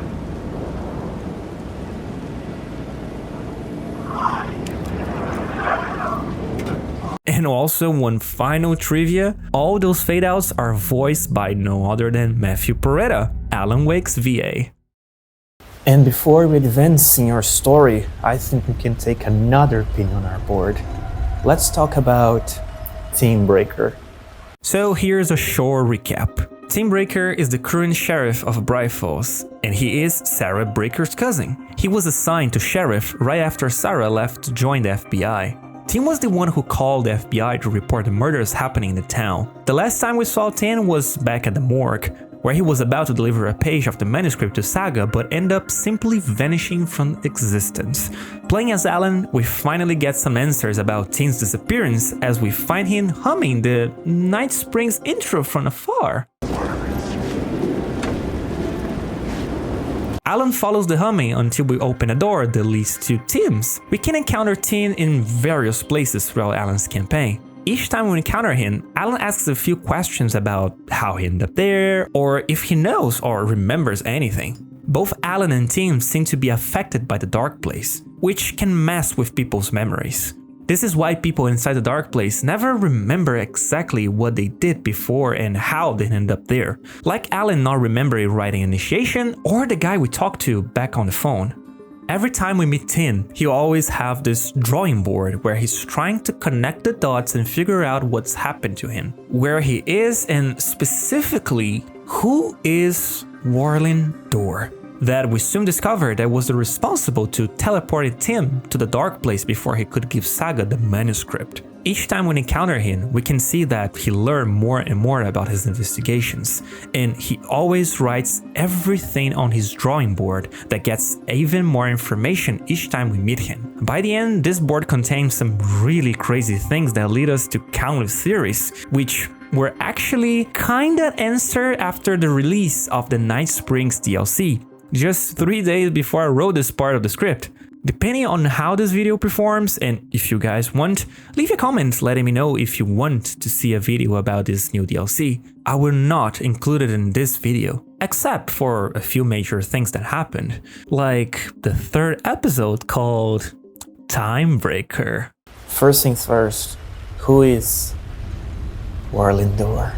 Tim tries to connect some dots, and what we know so far is that Mr. Door disappeared back in 1988 near Cauldron Lake. According to some witnesses, he was struck by lightning and then simply vanished. The case was assigned to the police of Bright Falls, but because of the lack of information about Door, they couldn't find anything about him. In 2010, Tim started having recurring dreams about being in other worlds, other dimensions with different names, living totally different lives. But the one constant thing in all of those dreams was the presence of Warlin Door, who wore different disguises but was still the same person. Tim got interested in learning about the meaning of those dreams, so he asked a police officer to draw a sketch of Door. Sarah recognized him and told Tim about the case file from 1988. From then on, Tim went to Bright Falls after Sarah joined the feds, hoping to get some clues about Mr. Door. Like I mentioned before, Tim has a whiteboard, and each time we find him in the Dark Place as Alan, we see that the board is filled with annotations about the things he remembers as he tries to connect the dots. There is just a lot of information here that leads the community and myself to some insane theories. However, the new DLC gives us further information about a gigantic concept of the multiverse, explaining basically everything that Tim wrote on this board. We already know that we have Remedy connected universe, but the DLC just expanded this so much. So the Night Springs DLC, it's a what-if scenario, where we got the characters from the main campaign and twist their narratives to fit in this another version of the story, written by no other than Alan Wake. It starts off very goofy and has a totally different tone. It works similar to the story concept of American Nightmare, but instead of 3 loops doing the same thing, there are 3 different stories, each with its own plot. The third episode is called Time Breaker, where we play as Tim, or rather as Sean Ashmore, who plays the role of an actor playing the role of a multiverse agent in a video game alongside my boy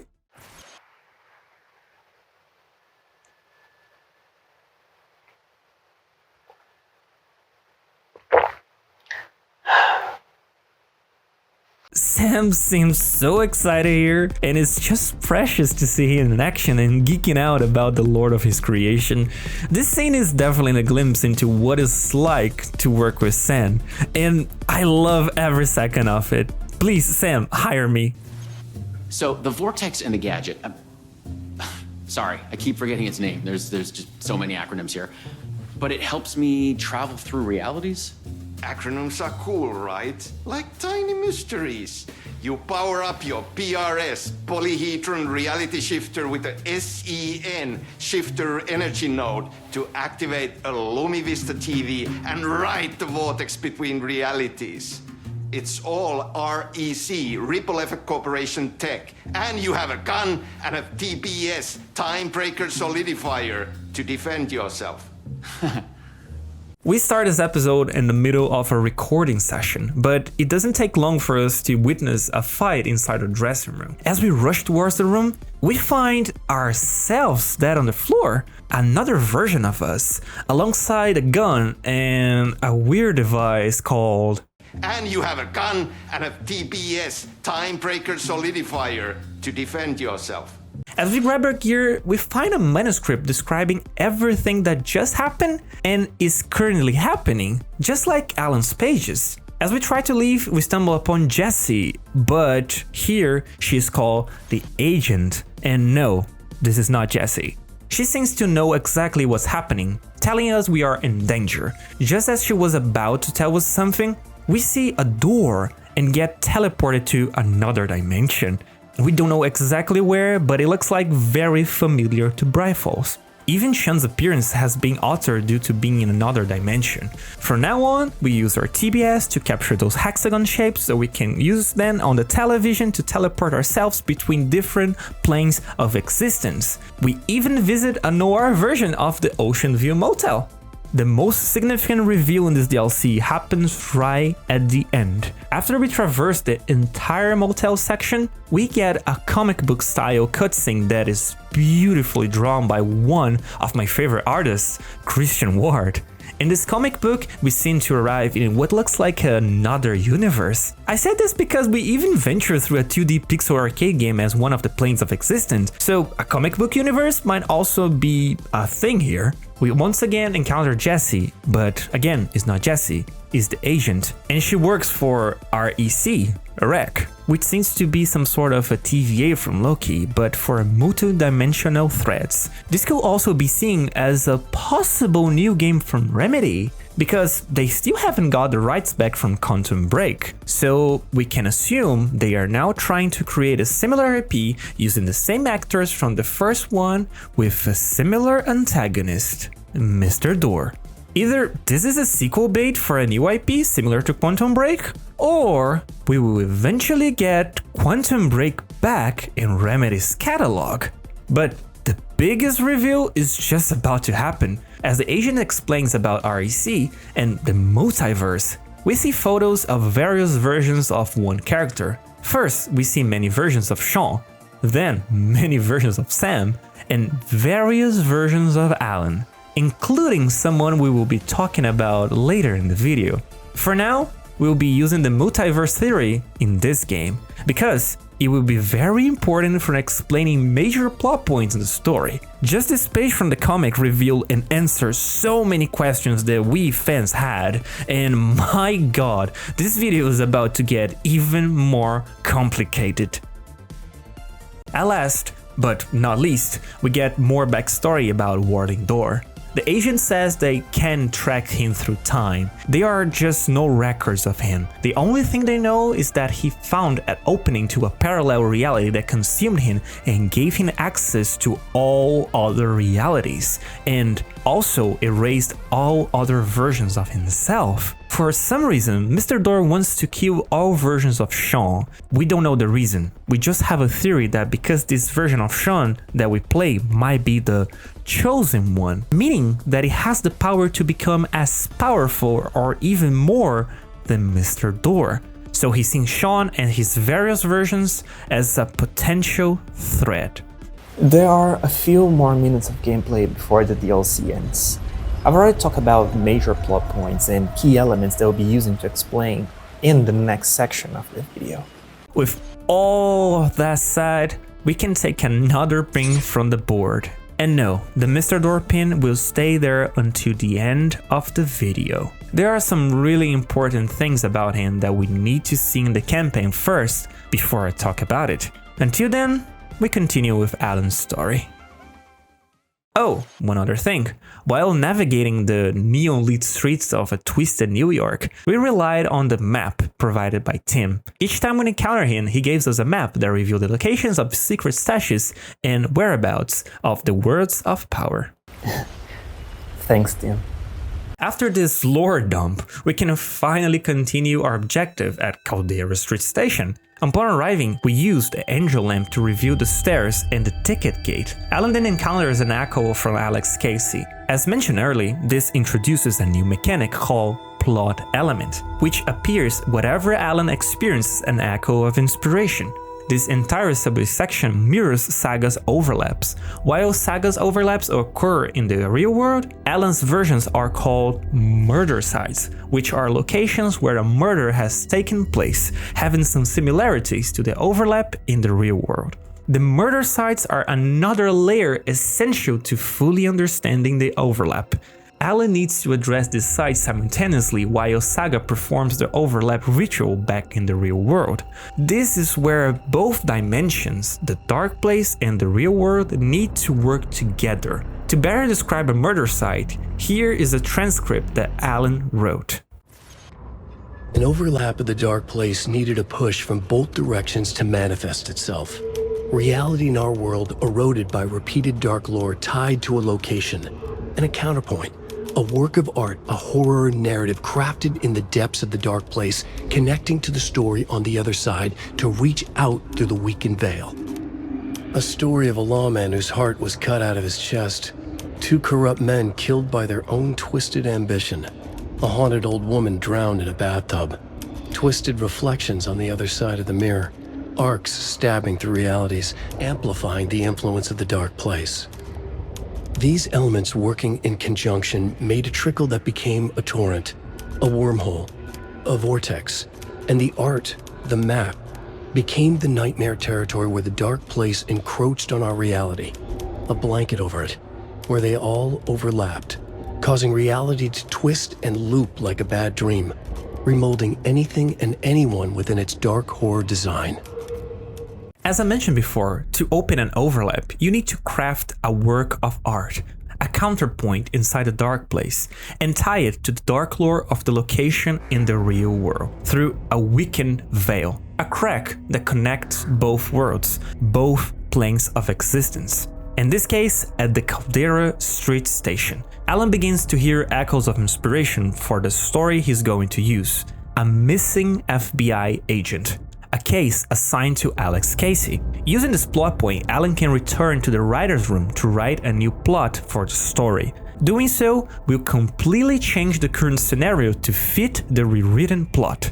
This mechanic is essential and is used frequently during Alan's campaign. I was really happy to learn about this because my biggest nitpick with the first game was that I played as Alan Wake, a writer, but the writer aspect was only shown during cutscenes.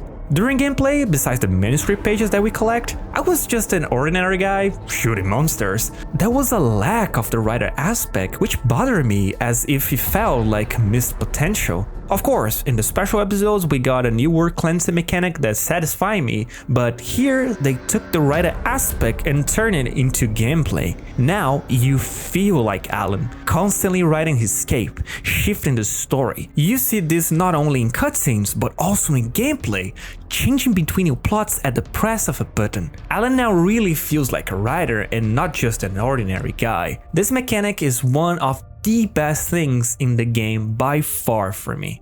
The subway station is essentially a large puzzle where you need to find those echoes of inspiration to create new plots so Alan can navigate through the dark place.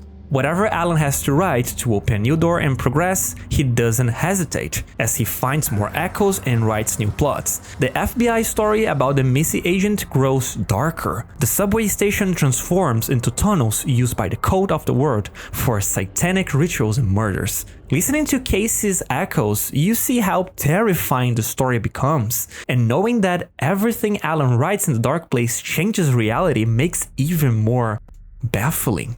Wake is so obsessed with escaping that writing has become a normal to him, part of his life. He desensitized after spending so many years in the dark place, no longer pursuing those feelings. He just wants to escape no matter what.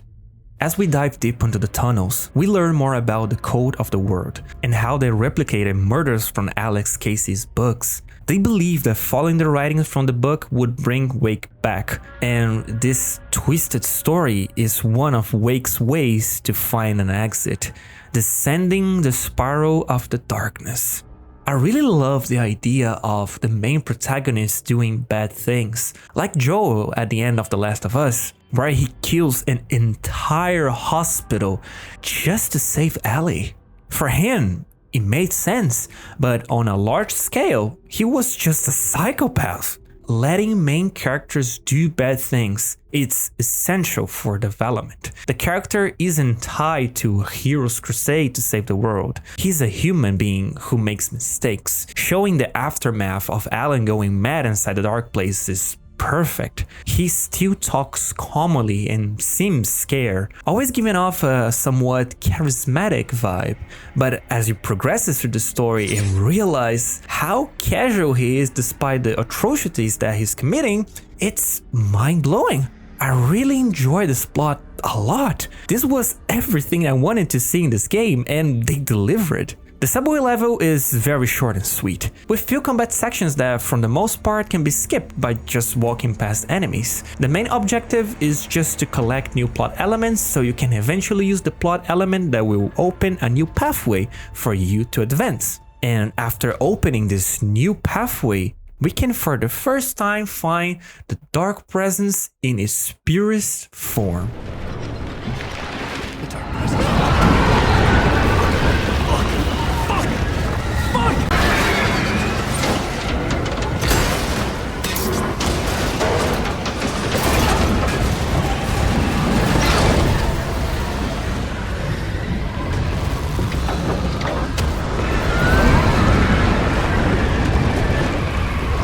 So, we went back to the tunnel and once again used the plot element to open the pathway, allowing us to enter the tunnel guarded by the dark presence, which tried to kill us again. Fortunately, Alan has been doing his cardio regularly.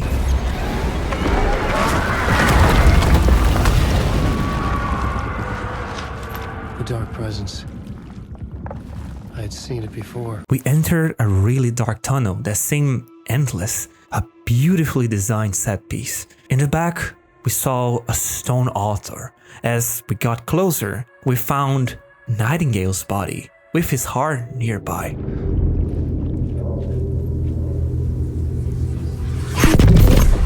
Wait, did the heart disappear? No, it was teleported to the real world, where Saga uses for the ritual to open the overlap. Here, we understand that both murder sites and overlaps are happening simultaneously, creating a crack that Alan can slip through. But why Alan's still in the dark place? This question will be answered in a later section of the video, but keep this in mind because it's very important.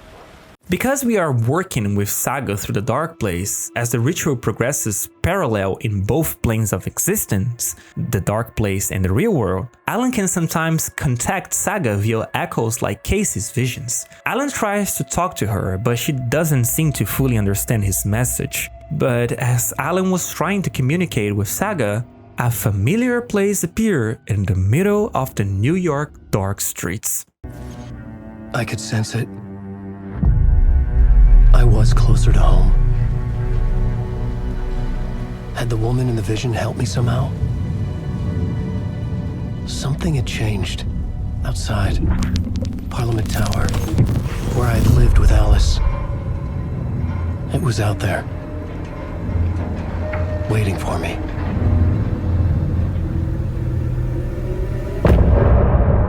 So it's time to visit Alice and Alan's apartment. But before I continue, on our way out, we can find this poem written near Nightingale's body, talking about the writer of the first word. Alan even questions who's the author of the poem. But for now, this is just another pin. And it will be a huge part into my crazy theory that I have for Alan Wake 2. Returning to the station's entry, we got a good glimpse of the Parliament Tower, opposing and fearless, an important part of Alan's story that he has to confront. As we made our way towards the entry, we hear the payphone ringing once again. It was the same person from before, who seemed to know Alan from past events. He asked us to check Parliament Tower to see if Alice is alright and if she definitely got out the dark place.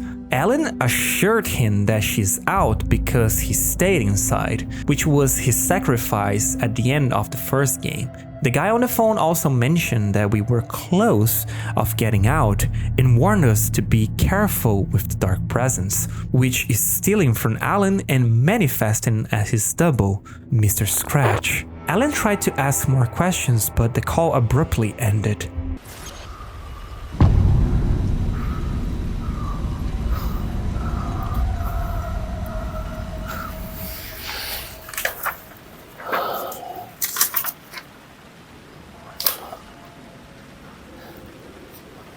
Something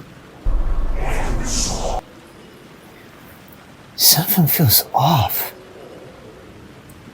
It's like it's getting close. Yeah,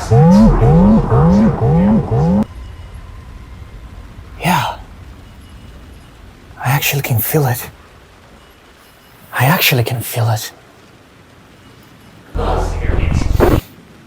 Okay, but we need to continue the story. Let's go to the Parliament Tower.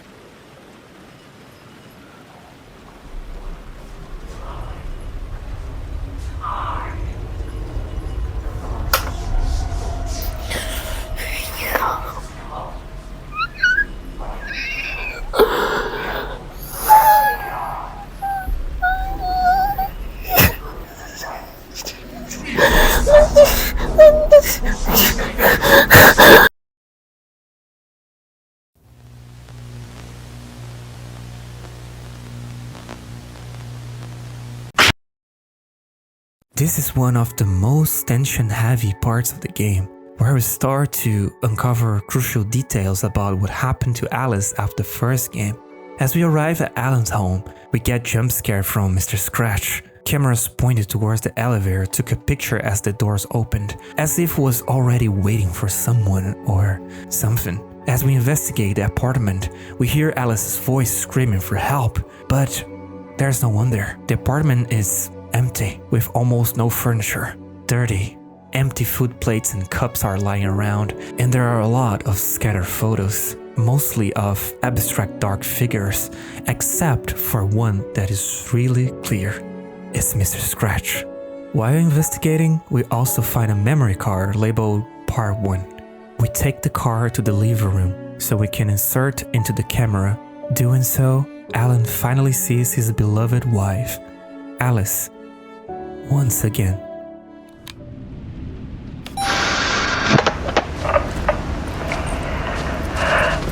Christina Cole did an amazing job portraying Alice. You can hear the anxiety and depression in her voice and see how scared and frightened she is. The depth in her eyes conveys her emotions perfectly, making Alice's sections live action enhances their immersion significantly. In these scenes, Alice talks about moving to New York to pursue her dream job in photography, but an unexpected change of plans occurred when she met Alan. They got together and shared obsessions with their respective works, but only Alan's work was successful and brought in money. Despite this, Alan did everything he could to involve Alice in his work, even having her take photos for his books. She was happy to help, but felt empty, as she wanted to pursue her own career and take her own pictures. This is a really sad and deep story that immediately engages the player, as it's very relatable and common for many people nowadays.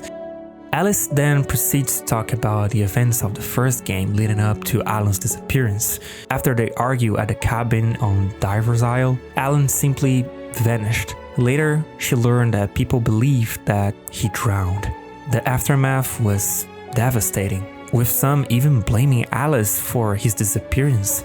We could see how much she was carrying on her shoulders, how Alan's disappearance completely destroyed her. Despite Alan sacrificing himself so she could live, she couldn't move on with her life normally.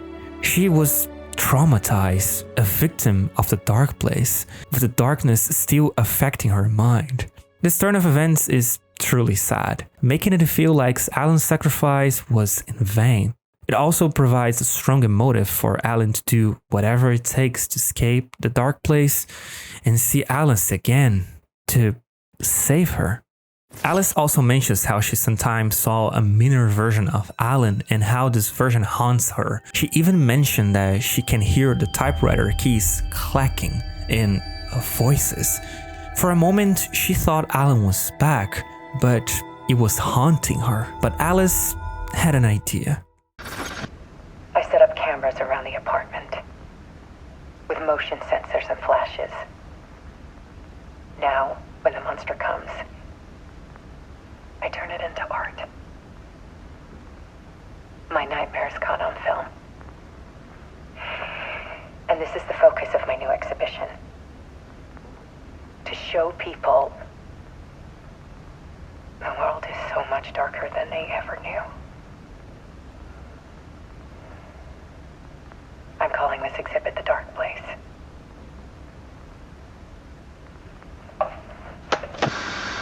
Alan assumed that it was Scratch terrorizing her, haunting her ever since. As Alice's message ends, we are now able to enter the projector slide, similar to how we did in the television back at the talk show. Upon entering, we catch a brief glimpse of what appears to be Scratch, but as the camera zooms in, it changes to Alan. He's back in the writer's room, where he sees an echo of himself stating that he's starting to write Initiation as a means to navigate through the dark place and find a way out. While investigating the room further, Alan finds someone sitting right in front of the typewriter. The echo mentioned that something brought him here, looping him back to the writer's room. As he got closer, he realized that the person sitting at the table is himself, dead. Alan is shocked, not understanding what is happening. He gets even closer and grabs the manuscript lying on the table. The manuscript is titled Return, and the author's name is scratched out. Not long after, the dark presence catches up to Alan and, without hesitating, attacks him, thus ending the chapter. There's a lot of things happening in this chapter, but don't worry, I'll be explaining everything later. For now, let's just another pin before I move on.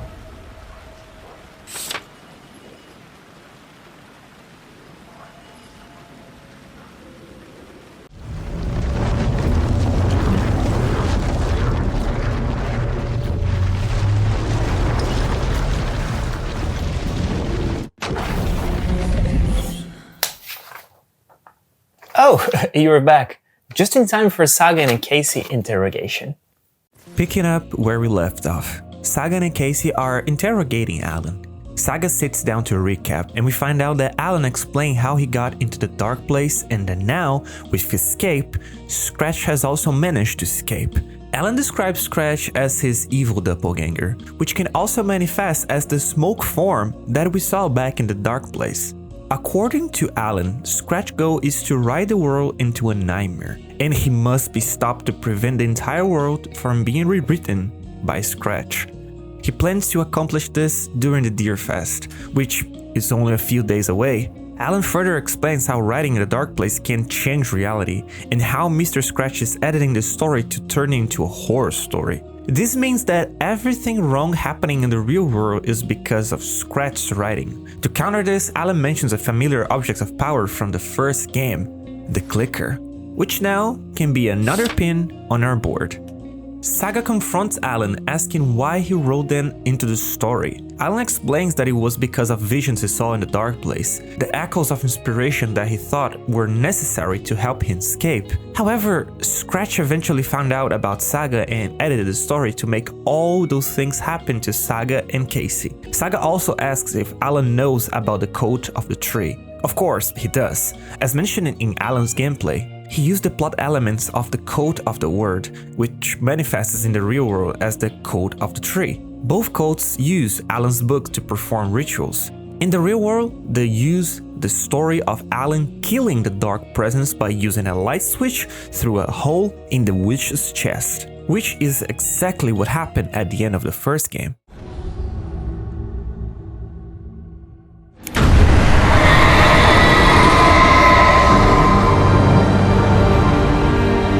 With that information, Saga uses profiling to uncover what else Waking was hidden and discovers that he had concealed a manuscript page describing the clicker, and also the code's location and a trailer in Watery. With this info, Saga decides to investigate Watery by herself to find the clicker and the trailer mentioned in the page, while Casey keeps Alan safe and Bright Falls.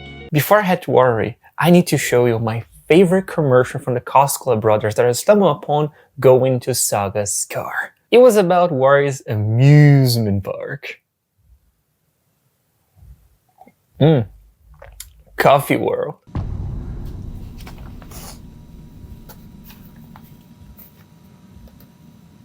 Soak in some local history at the Huotari Well, where two serial killers once hid the disemboweled bodies of their murder victims. It's not haunted. No.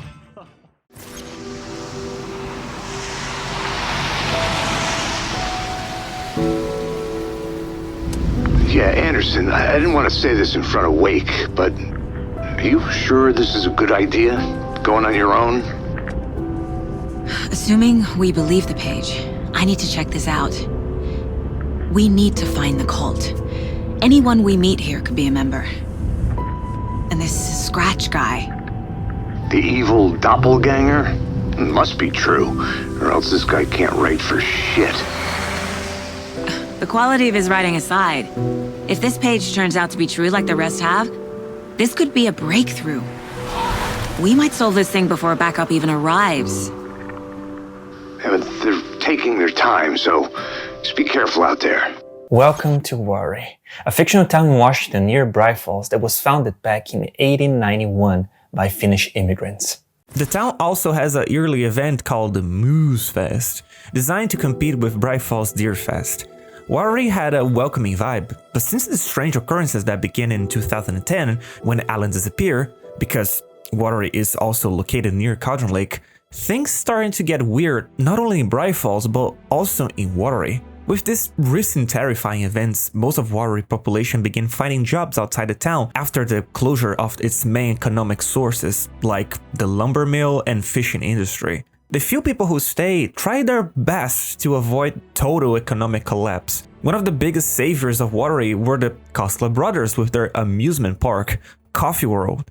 They did everything they could to market it to tourists. That's why the commercials are so low budget. They were doing their best to attract visitors and save the town from this economic crisis. With that backstory, we can now understand why the town feels so empty, yet all few citizens are so welcoming to us.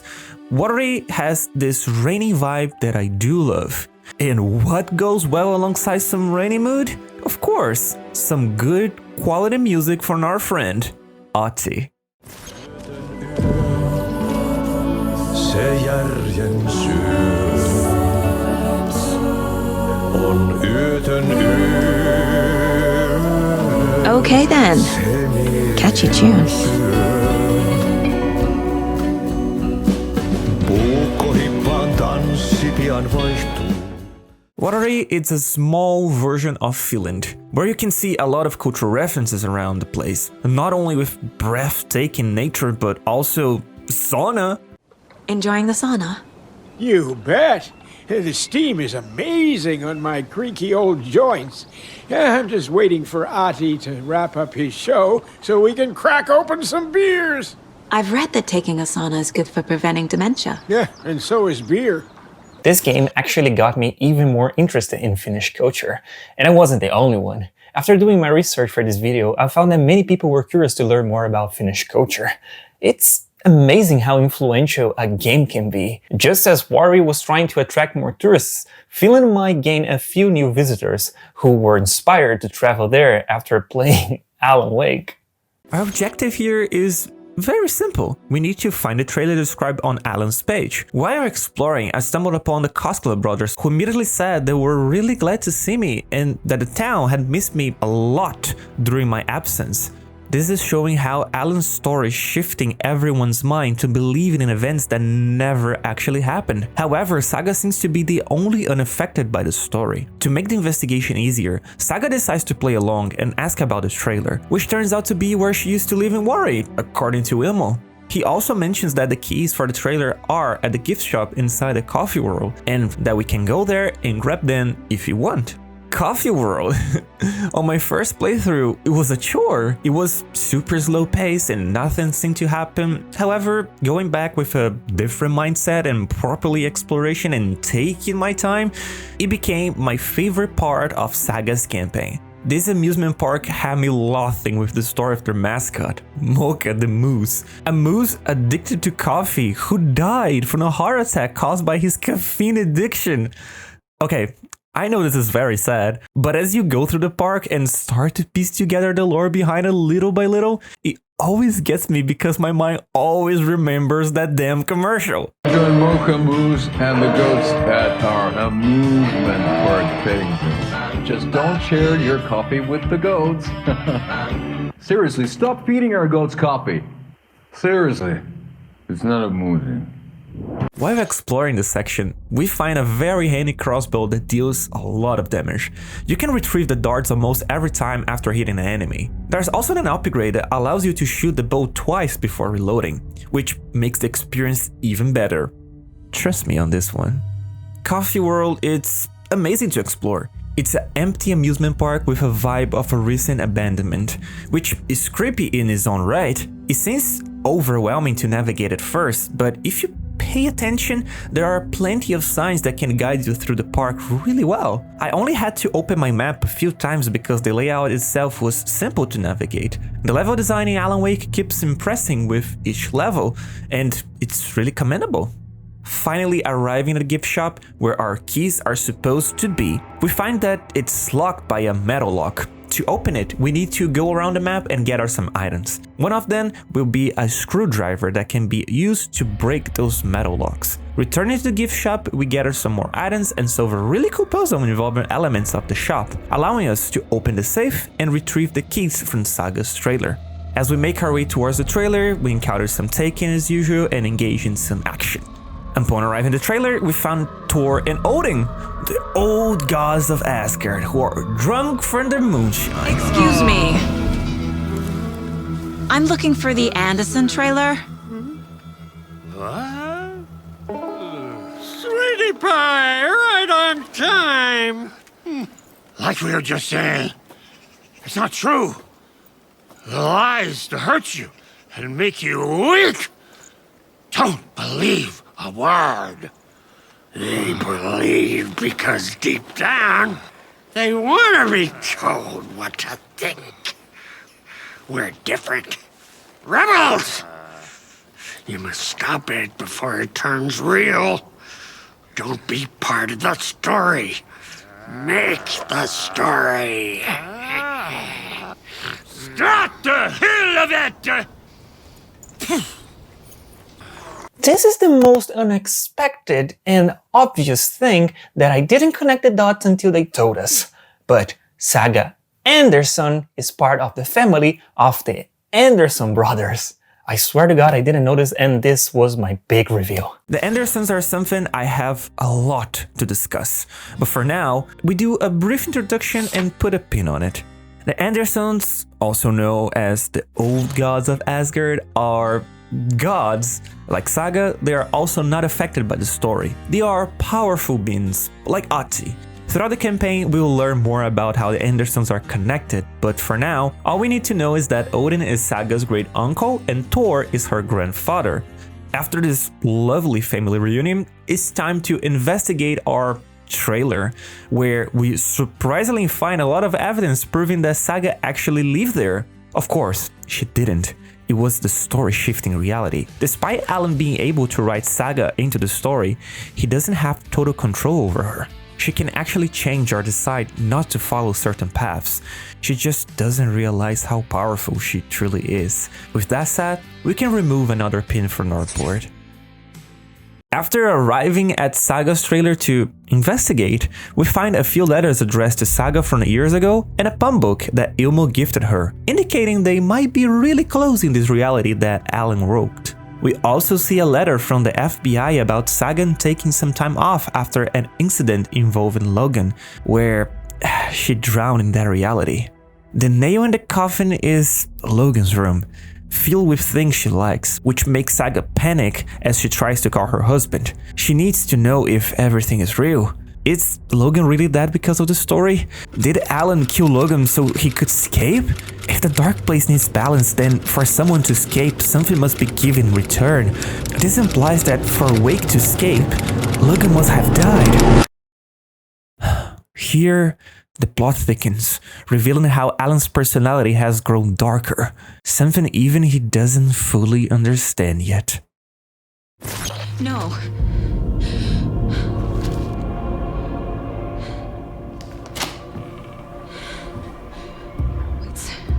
It's not true. It's just a fucking story. It's not true. Logan's back home. She's fine. Fuck. She's at school. David. I'm in the story and it's coming true. Wake said Scratch would try and hurt me with the horror story. But he said there's still time to stop this. That he can stop this with a clicker. Hey, this is David. Leave a message. David? Is Logan okay? Call me back as soon...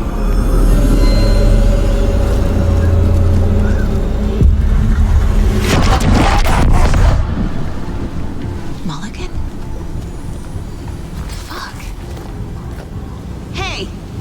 Stay where you are! There he was, Mulligan, the officer we met at the start of the game at Cauldron Lake, who briefed us about Nightingale's murder. This time, he was wearing a deer mask and appeared to be a part of the cult, but he looked different. He seemed to have become a Taken. Saga followed him, experiencing a series of jump scares along the way. And I have to say that there are too many jump scares. The first time I saw one, it was really nice, unexpected. The second one really got me. The third one was okay. The fourth one and so on, it was just too much. Jump scares can be effective, and they do fit in this game, but there are just too many of them. The strong plot is slowly unfolding, becoming darker and more confusing, which makes it immersive. You are glued to the screen, eager to learn more about the lore. However, the excessive jump scares, especially in Watery section and the next Saga section, break the immersion. They were frustrating and not scary, just annoying. Following Mulligan, we arrive at the Kalevala Knights workshop, a place where locals like the Koskela brothers used to build parade floats for events like the Deerfest and the Musefest. Here we find a computer with emails that reveal how the workshop operate and how they organize their celebrations. But there's one email that is really intriguing, mentioning a OOP, an object of power, which it has to be the clicker. They even talk about using the OOP exclusively for rituals. As we investigate the workshop further, we discover it's the cult's headquarters. We find masks, symbols, and maps marking all the cult stashes locations. We also uncover files that give us clues about the cult's activities. One file talks about making the woods scary again, and another describes Rose, the girl we met at the diner. The files detail her routine, suggesting the cult was stalking her. possibly because she was Alan's #1 fan, as we learned in the first game. We also find a file from the FBC showing they were investigating the code due to their knowledge of paranatural elements like the clicker. Saga also finds a board with information about the code finding the clicker at the lake and instructing people to use it exactly as Alan did in the first game when he killed Barbara Jagger. Wow, so the code was indeed using the clicker as some sort of a ritual, coding their hearts out, sticking the clicker inside, and flickering it. We need to go deeper. Saga descended the stairs leading to the code's headquarters basement, arriving at Author where we found Thornton and Mulligan and the clicker. As we approach, both officers vanished, and shortly after, the clicker disappeared before our eyes. Thornton and Mulligan got away with the clicker. However, Saga soon finds a page that appeared right behind her, where Alan writes about an overlap in Watery. He mentions that this time, the key to open it is the parade float and that both officers are waiting there with the clicker. So now that we know how an overlap works, let's see why we have one here in Watery. After some research investigation, we discovered the two connections needed for this overlap. First, we identified the work of art, the urban legend, and the haunting stories surrounding the place necessary for the ritual to open this threshold. There was a historical figure in Watery named Yumari Hutari, a murderer who killed many people and hid their bodies in a well with the help of his brother Jacobi. Eventually, he murdered his own brother but ended up being caught. The second step involved a murder committed by both Thornton and Mulligan. They killed an innocent woman named Monica Thompson and decided to hide her bodies in the same well used by Yumari Hutari. These two elements created the connection needed with the Dark Place, allowing Alan to write a story about it. To open this overlap, Saga needs to gather a set of items that will be used in a float built by the Koskela brothers for the 81st Deerfest, depicting the historical murder. Now we need to bring these items to complete the float and open the overlap.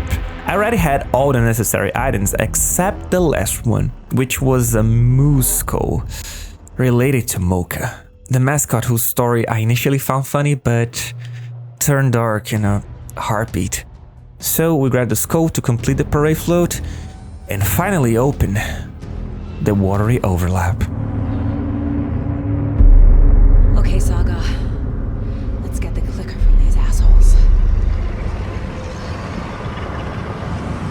This overlap works exactly like the first one. We go around the same area 3 times and fight a boss, which in this case is both Thornton and Mulligan. As we progress, we discover more pages related to the officers, discontent with Saga's presence and their plans to pin murders on the Bookers. They were indeed corrupted, and this corruption allowed the Dark Presence to invade their minds, turning them into Taken. This pattern is consistent with other characters like Nightingale, Barbara Jagger, and anyone else corrupted by the Dark Presence. It always exploits fear, desperation, and any cracks in one's mind to turn them into their worst version. One of the most unexpected events inside the overlap is the appearance of an echo from the movie Yoronyo, or Nightless Night, where we can see a few scenes and also Ati while songs play in the background. Saga gets lost in one of the loops and can't find her way inside the overlap. But suddenly this echo of Ati appears accompanied by a distant music. You must follow the song and Saga will be guided to the exit from this loop. Despite finishing this game 5 times already, I never understood the reason for Ati's appearance here. Nothing that I tried to piece together made sense until I found a thread on Reddit that finally shed some light on the answer. So now it's time for some Finnish culture, and to understand why Ati is here, and we might have a glimpse about his purpose in this entire lore. Remember when we arrived at Watery? Right at the start we found Ati singing one of the songs from his band, Ati and the Janitors. The song is called Yoronyo, or Nightless Night. When translated, this song can have many meanings and references to Finnish culture and also Alan Wake. But first, let's discuss one of the meanings, a highlight about the Finnish culture. the Midsummer Night, which also has the nickname Nightless Night due to the lack of nightmare during the year in most places in Finland. Especially towards the north, you can even see the sun setting behind the horizon, as explained by the Reddit user who discussed this. Oh, an important note that after listening to the song, you may remember the movie Midsummer. However, it's important to forget about it. The movie was filmed in Hungary and has nothing to do with the Nightless Night. In fact, it's regarded as a comedy by the Nordics. Using the movie to understand Finnish culture won't make sense. So basically, there is a holiday that occurs every third weekend in June, characterized by traditions such as sauna visits and heavy drinking, as depicted in the game. Additionally, due to these two major factors, there's a significant increase in birth rate around March and April. During midsummer, most people opt to spend time at a cabin by the lake, either with friends and family or alone. However, the festivities often lead to an uptick in crime, violence statistics, and alcohol-related accidents. By the end of the weekend, the police typically releases these statistics to the public, which can also be linked to the world of Alan Wake. The Nightless Night concept can be connected to the dark place, where the darkness is perpetual. The game's narrative, depicting the constant struggle against darkness, reflects this theme of a never-ending night. Now, after this exceptional deep dive into Finnish culture, thanks to this amazing user on Reddit, I will leave the link to their post and other research links so you can give a proper credit to the right person. Now, let's talk about the song lyrics. You can find a thorough breakdown in Reddit post where the user takes us through line by line, offer their interpretation. But the sum of it is the song can be split in two sections. The first part talks about the devil being evil, but it's not that straightforward. It also can be a reference to heavy drinkers, known as spirits or booze fiends, who undergo a transformation when drunk, akin to summoning devilish spirits. There are also nods to Finnish culture, like the use of small knives called puukos, which can also be found in Coffee's World gift shop as an item necessary for the overlap ritual. But the really interesting part comes in the second half of the song, where there are clear references to Alan's story, particularly the Jumarihutari's tale of dumping bodies in a well. The song seems to echo this narrative, blending Finnish cultural elements with the well's story, creating layers of meaning. This connection becomes more apparent later in the game with a movie titled Jornjo, which echoes both the song and Jumari's story. So, this is why we see Ahti here. And once again, I strongly encourage you to check out the Reddit post. It's packed with info and very well laid out. Thanks to the author, and also thank you so much, Ahti. Now it's finally time for our boss fight, and this time we need to take down both Thornton and Mulligan. The fight introduced a new mechanic where we need to destroy the light spheres scattered around their area. To do this, we need to boost our flashlight. Once we've taken out all of the spheres, we can finally defeat both officers without them respawning. The fight itself is really cool, with one officer constantly using the higher ground to shoot at us with his sniper rifle. There's also a clear audio cue that helps us dodge the shots consistently. The other officer is a normal Taken who engages in melee combat. It's a thrilling battle, definitely an improvement from the first one. After a few well-placed shots, Thornton and Mulligan are down, and another overlap ritual is finally complete. I've been tricked. Scratch Room. I tried to fix the story, but has it now. It's the key to escape. What do you mean, escape? You're already out. So is Scratch. We're making progress. I wrote to be the story's hero. Save her family. Save us all. Save her family? Are you talking about my family? Yes, you know it's working. You just need to keep going. Did you put my family in the horror story? I keep seeing him in overlaps, but he's already out. Are these visions coming from the past, when he was still trapped in the dark place? I have the clicker. I can stop this nightmare.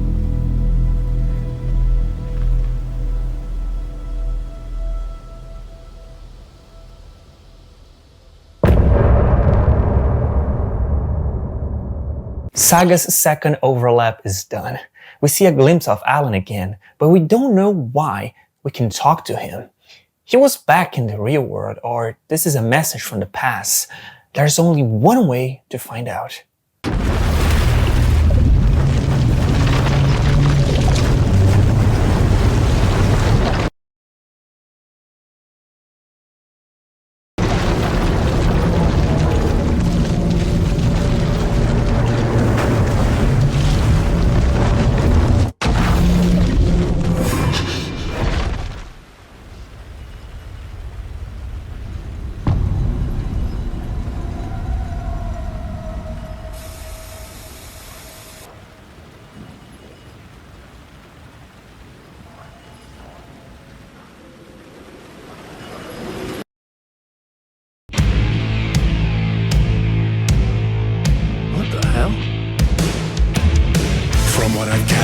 You grew up nice and sheltered with mama's pretty stories and your own made-up fury. And mama gave me a magic clicker. Well, yes, I think it's true and fair to say.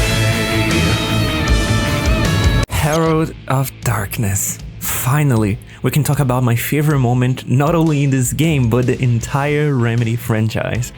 Music has become one of Remedy's trademarks. Since the first Alan Wake, I've always looked forward to the next big musical event, from the Anderson's Farm to the Astro Maze. When I started playing Alan Wake 2, I couldn't wait to see where the music moment would occur, and when it finally arrived, I was not expecting to be this huge.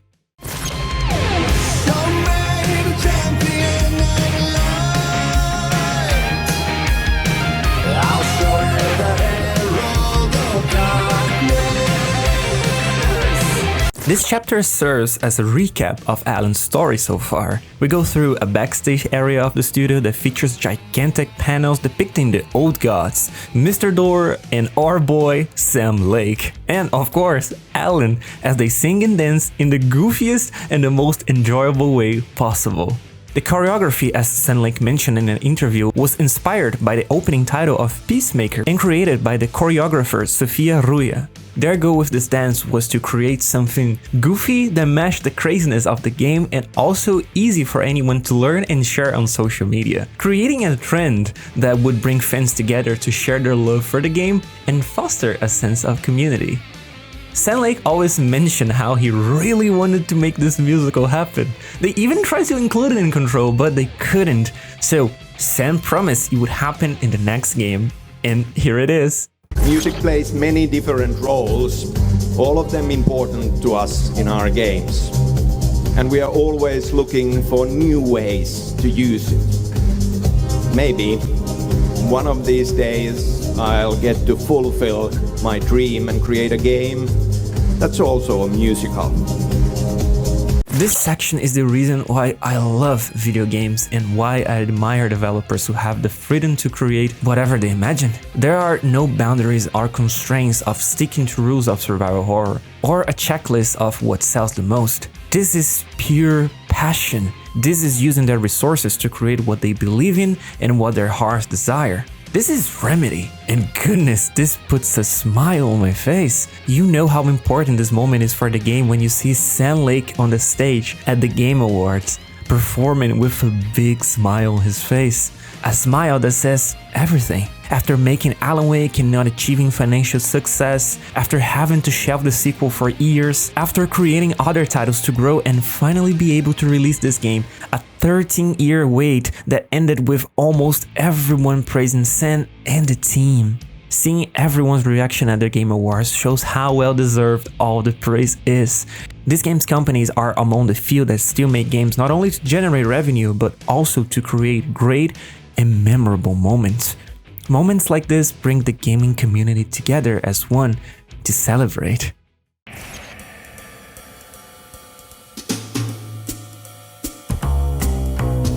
Such a dark place am I trapped in here. Is it real that I cannot remember? There was a manuscript that held a key. A vicious cycle I must not surrender to. Echo seems to seek out again and again until I figure it out to bring this video to its end.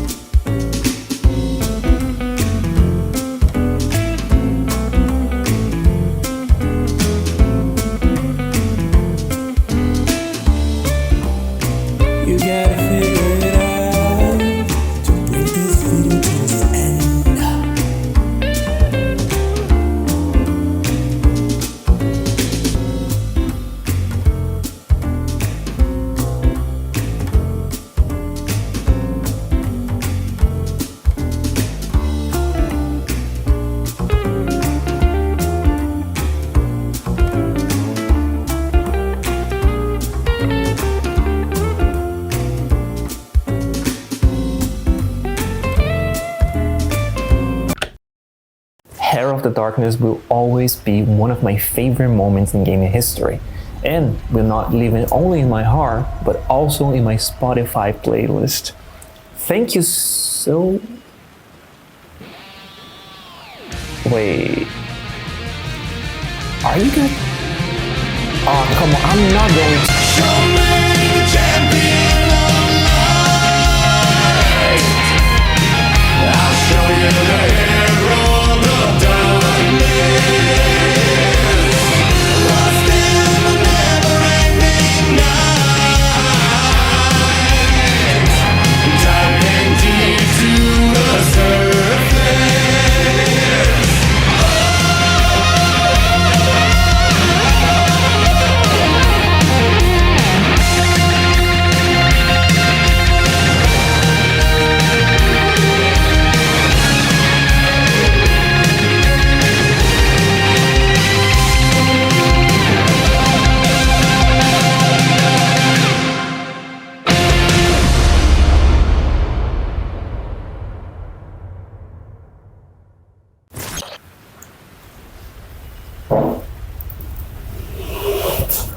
Wow, what a moment indeed. And of course, this song is very catchy, so it will be stuck in my head for a few weeks from now on. Champion of light. Catchy, right? Herald of darkness. So it's time to continue our adventure. Naturally, we just follow the same pattern. We start a chapter at the studio, we leave the studio, and we hear the payphone ringing. And once again, the unknown caller is on the line. Alan talks about Alice being in danger because of Scratch and mentions the script for Return, but he doesn't remember writing it. The caller explains that the dark place operates in loops and rituals, which is why we're always following this pattern. Everything we do always involves this pattern. It's a rule we need to follow. The game handles this well without feeling too repetitive, at least for me. However, I discussed it with friends, and some people found the game too repetitive because of this, so opinions can vary, which is totally understandable.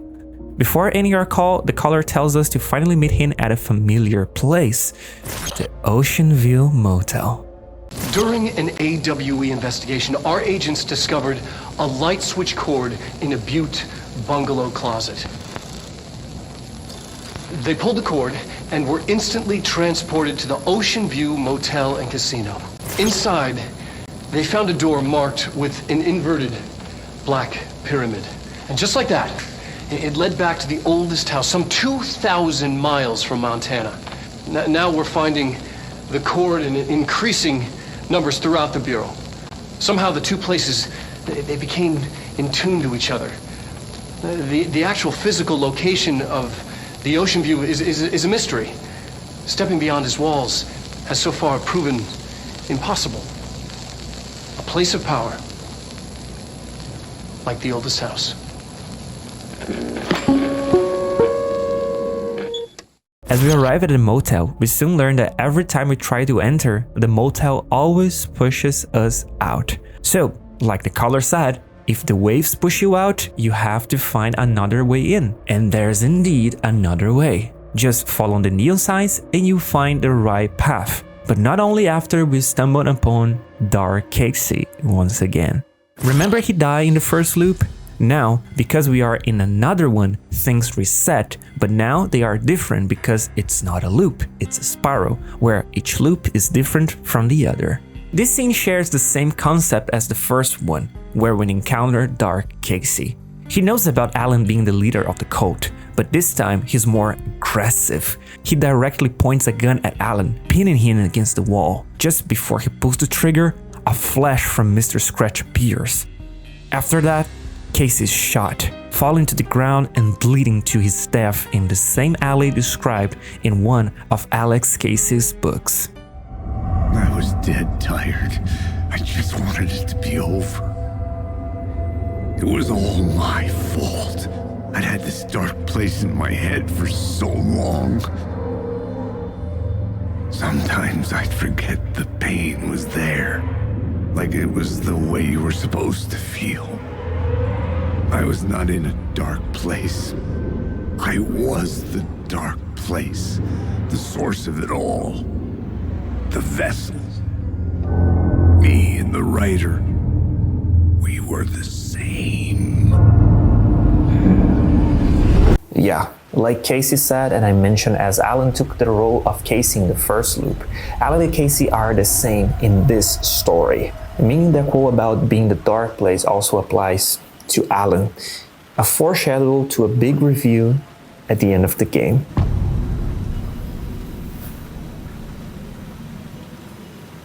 Returning to our objective, we need to find the Ocean View Motel. First, let's learn about this intriguing and confusing place, a place of power. The Ocean View Motel was first seen in Control, where it served as a threshold between planes of existence. We could see many doors with symbols on them, and we later learned that each of these doors leads to different dimensions, making the motel a sort of a gateway. The motel is considered a place of power and was discovered after the Butte AWE, which occurred in Montana back in 1992. At that time, a few FBC agents went to investigate the disappearances happening in the town. During the investigation, they discovered a light cord which, when pulled 3 times, caused the disappearance of 2 agents. Days later, both agents were found back at the Otis house by rangers. The agents reported that the light cord had teleported them to a roadside motel, and they were able to find their way back through a door marked with a black pyramid.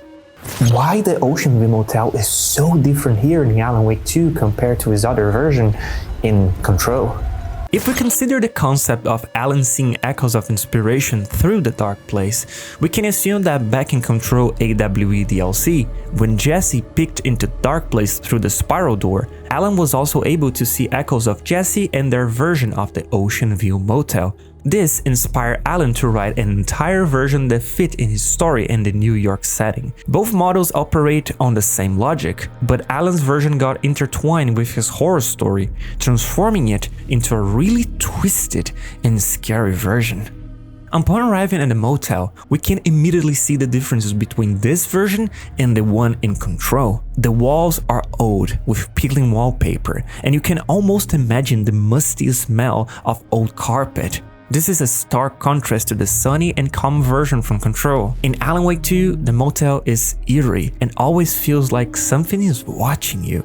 It's a constant unease feeling. So our first objective is to go to the room 665 and find a movie projector that we can use to enter inside the move projection, leading us to the unknown caller that was no other than Thomas Zane.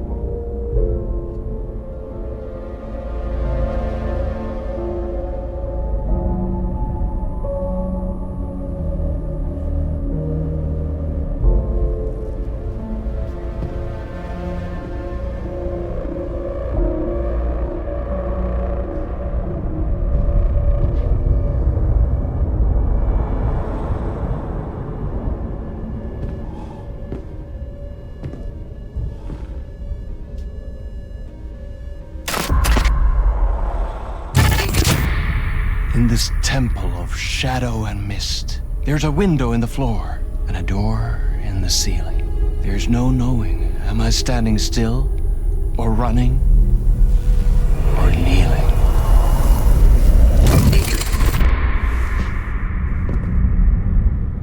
You're the one who's been calling me. Indeed. I'm Tom Zane.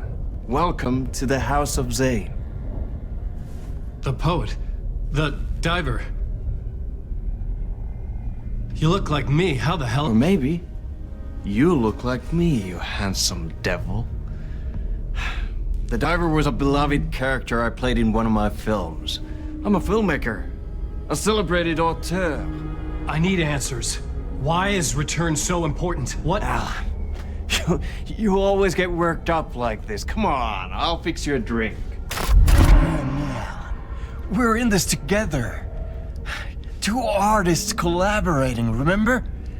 Crafting the keys to our escape. Your magnum opus, Return, and its companion piece, my film. Sharing our life-altering visions, a melding of higher minds. Dreaming up our transcendental work of art. Here, in this room, in this room, in this room, in this room, in this room, in this room.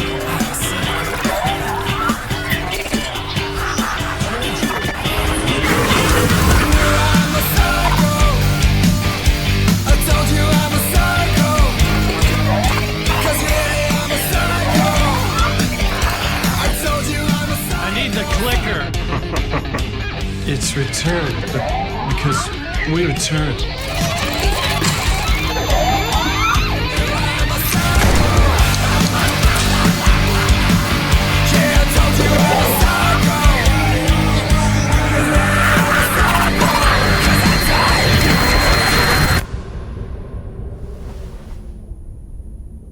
And that is how the magic happened. Enough of this bullshit. Alice is in danger. I need another murder site to go further. Back to Parliament Tower. Scratch is... Your wife is safe, back in the real New York. But Scratch is reaching for her through an overlap. Return is the key to escaping the dark place. You need to get it before that freak does. There's a murder site here in the hotel. Let the waves of your writing carry you there. Hello?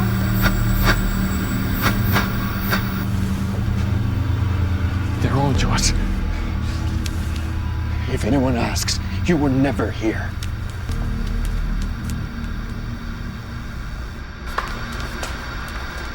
This scene here is very intriguing and confused a lot of players, especially fans of the game. But before I fully explain Thomas Zane and present the current theory, let's first delve into the motel murder side, and then we'll circle back to Zane for a comprehensive explanation and theorize who he might truly be. Right now, Alan meets Zane, and they discuss Return and the murder site at the Ocean View Motel. So our current objective is to explore the Ocean View Motel murder site. The story this time revolves around an immersive play that was planned to take place inside the motel, focusing on the code of the word. The echoes reveal Alex Casey conversing with Ed Booker, who explains that this immersive play involves audience participation and spreads throughout the entire motel. Initially, the echoes suggest that the code was merely a legend. However, as we delve deeper through the echoes, we learn that Alan wrote the story to depict the actual code participating in the play, with their leader, the Devil, or Mr. Scratch, appearing and killing everyone inside the motel. This is one of the most terrifying moments in the game and offers a disturbing glimpse of Alan's descent into darkness in his writing. The old motel becomes a bloodbath in each world crafted by Alan Wake. The hotel has a distinct The Shining aesthetic, which was very pleasing to explore. Each door leads to another room, creating a maze-like environment. While it was not difficult to navigate, there's always a sense of mystery lurking behind those doors. Most of them cannot be opened, teasing the player with the depth of this game's lore. With so many doors leading to various dimensions, the possibilities are endless, making this section truly captivating. As we uncover more echoes, the hotel transforms into a horrifying murder scene, with blood splattered throughout. After collecting all the echoes, we finally reach room 666. Upon entering, we encounter an infinite void, where it feels like something could appear at any moment. This heart-pounding moment had me on edge, especially as we're forced to stare into the darkness while listening to the final echo. It's a truly terrifying experience that left me feeling incredibly uncomfortable with each passing second spent inside that room. It turns out he knew her. He'd only joined the play to get to her. To murder her.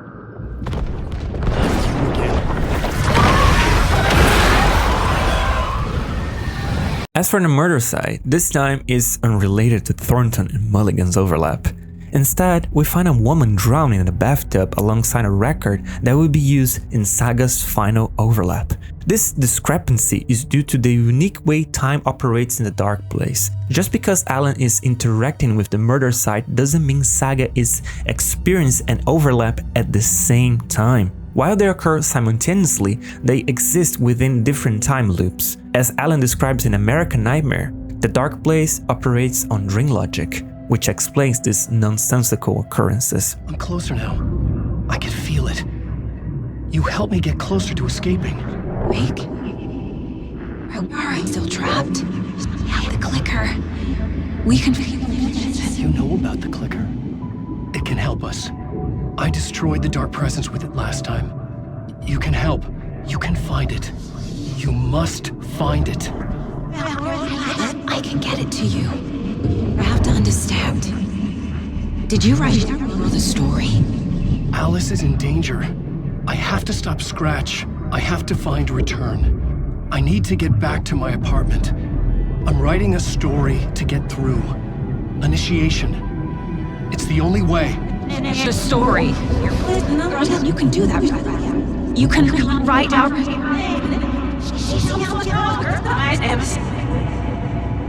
It lasted only for a moment, like two planets passing in orbit. Saga Anderson was helping me go deeper, closer to escape. Somehow, I had to trust her. Parliament Tower. I had to get back to my apartment, my study. I had to find the manuscript of Return.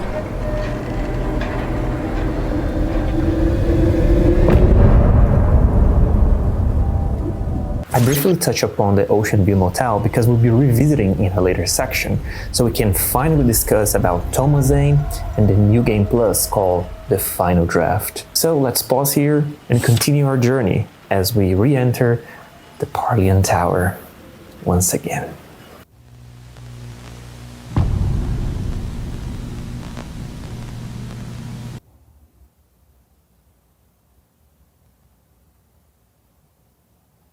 Returning to Alan's home, we once again encounter the jump scare of Mr. Scratch and flashes from the cameras. As we explore, we discover that the apartment has been transformed into an exhibition, as Alice had mentioned in the first loop. It's evident that she was deeply obsessed with these photos, especially as we learn that Scratch continued to haunt her, drawing closer. There's a particular point in file here. If you find Alice's computer, you can read emails from Barry that shed light on his life after the events of the first game. Essentially, after Alan's disappearance, Barry visited Alice several times to support her through her grief, cooking for her and trying to be there as much as possible. Alice even mentions how she initially didn't like Barry but changed her mind after seeing what a good friend he could be. Following that, Barry moved on to protect Alan's legacy, working to safeguard Alan's work for other companies that sought to adapt his stories into movies or video games, a process Barry consistently resisted. Among the emails, one that stands out is that in May of 2022, Barry was staying at a place called Blessed Wellness Retreat, run by someone known as Chester, also referred to as a miracle worker. Albeit jokingly by Barry, who described it as a cult, Barry tells Alice that the retreat has helped him feel better and even assisted in weight loss. Chester had warned Barry that something bad might happen if he remained in New York, so he followed Chester's advice and relocated. But who the hell is Chester? If you're familiar with Control's lore, you might come across a file about an object of power, OOP, called the Girl's Surfboard, discovered by FBC on July 3, 1994. According to the file, the surfboard is associated with a paracriminal group known as the Blast Organization. The document described the effect of this OOP. Upon touching it, the person gains a boost of self-confidence. However, the duration of this effect is unknown, and there's no information about any possible aftermath.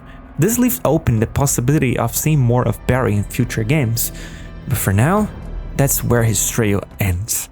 Returning to the apartment, we encounter a couple of TVs displaying videos of Alice, where she candidly discusses her grief and descent into depression. She recounts how her perception of the world changed, leading her to become obsessed with photographing shadows and darkness. This obsession grew to the point where she would only venture out at night, driven by a desire to understand more about this phenomena. It was a significant breakthrough for her. Alice goes on to discuss the existence of another reality and how she was able to capture glimpses of it in snapshots, providing tangible proof of what she was experiencing. Once again, we are given the opportunity to enter the video from Alice, which concludes as we close another loop in our journey. Once again, the frame is set to Alan's face, with Scratch's face initially visible before transforming into Alan's. We find ourselves back in the writer's room, but this time, there's no dead body, it's empty. As Alan steps in and looks at the table, he discovers a full novel titled Return, with the entire manuscript present. However, Alan doesn't recall writing it. As he begins to read, it becomes evident that he didn't write it. It was Scratch. The manuscript is described as the horror story, and Alan realizes he must edit the novel according to the constraints set by Scratch. He is unable to change the main structure, it must follow the horror story already established by Scratch. Additionally, Alan decides to incorporate Saga into the narrative, and scratches his name from the author's name. Before he can finish editing, another alien appears and fatally shoots him in the head. This moment is crucial. Recall the first loop where we found Alan dead with a bullet in his skull? Now, we've looped back to that moment. Alan discovered a script alongside his dead body and assumes Scratch wrote it. However, it was actually Alan himself. Due to this loop structure, Alan consistently believes that Mr. Scratch is writing the story, but it's actually Alan who's been crafting the increasingly dark narrative. As we learn through the murder side, Alan uses echoes of inspiration to progressively transform the story into a more terrifying version of a reality with each iteration. In the second loop at the writer's room, after Alan cues the other Alan who was writing, the cutscene ends, leading players to believe it was Scratch. However, upon closer examination, it simply mirrors the events of the first loop, indicating that the first loop was actually the last, and we were moving backward in the time compared to the real world. If this story came true, Scratch would get out, people would die. Destroying the manuscript, it wouldn't stop it from happening. I would have to fix it, edit it. I could not change the genre of the story. I'd have to work within the constraints set by Scratch. I needed someone in the story to fight the darkness. Saga Anderson. I kept seeing her in my visions. She was already in Bright Falls, already involved, but she was not in Return. Not yet. I'd write her in, try to stop Scratch within the limits of the horror story. It was almost impossible. It was taking too long. I had not reached the end. Something is close. I don't know what it is, but it wants me to stop writing. To stop this video. I never gotten this far into the spiral. I never been here before. Or have I? I feel this is my last chance to get this video right. I need to get it right, god damn it. Do I still have time? Do I still have time?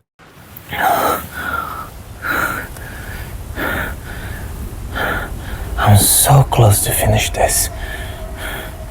I'm so close. I can do this. I can. I can.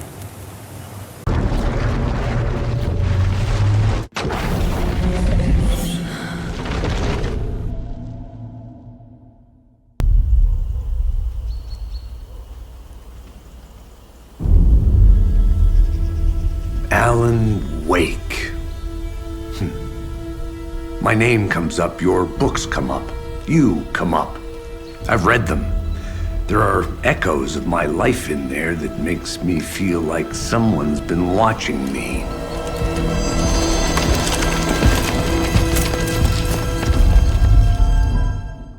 Back in Bright Falls, the code of the tree surrounded the building, aiming to attack and finally kill Wake, knowing he had come from the dark place.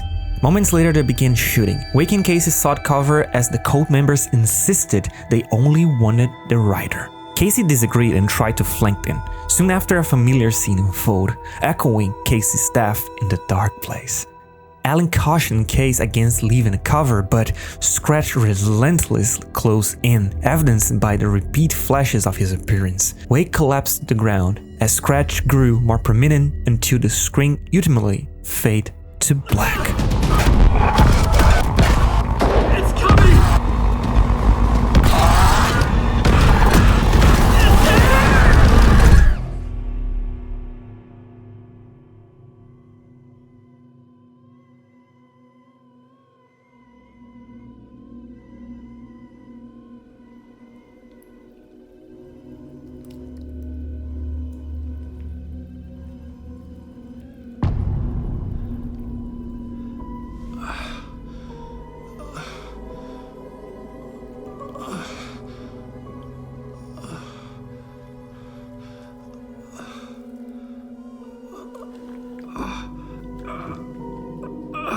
Alan wakes up covered in blood, surrounded by destruction and bodies strewn through the room.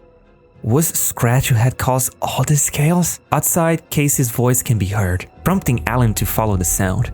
Leaving the lodge, the extent of devastation caused by Scratch becomes really apparent. A gruesome scene with no survivors inside. As Alan exits, he discovers a flashlight and a shotgun, essential tools in the fight ahead.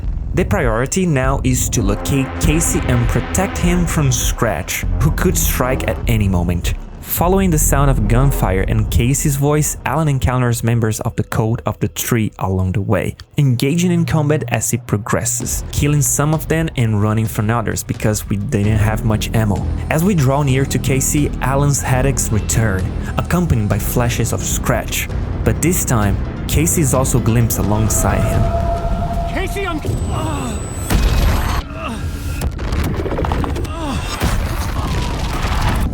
Casey!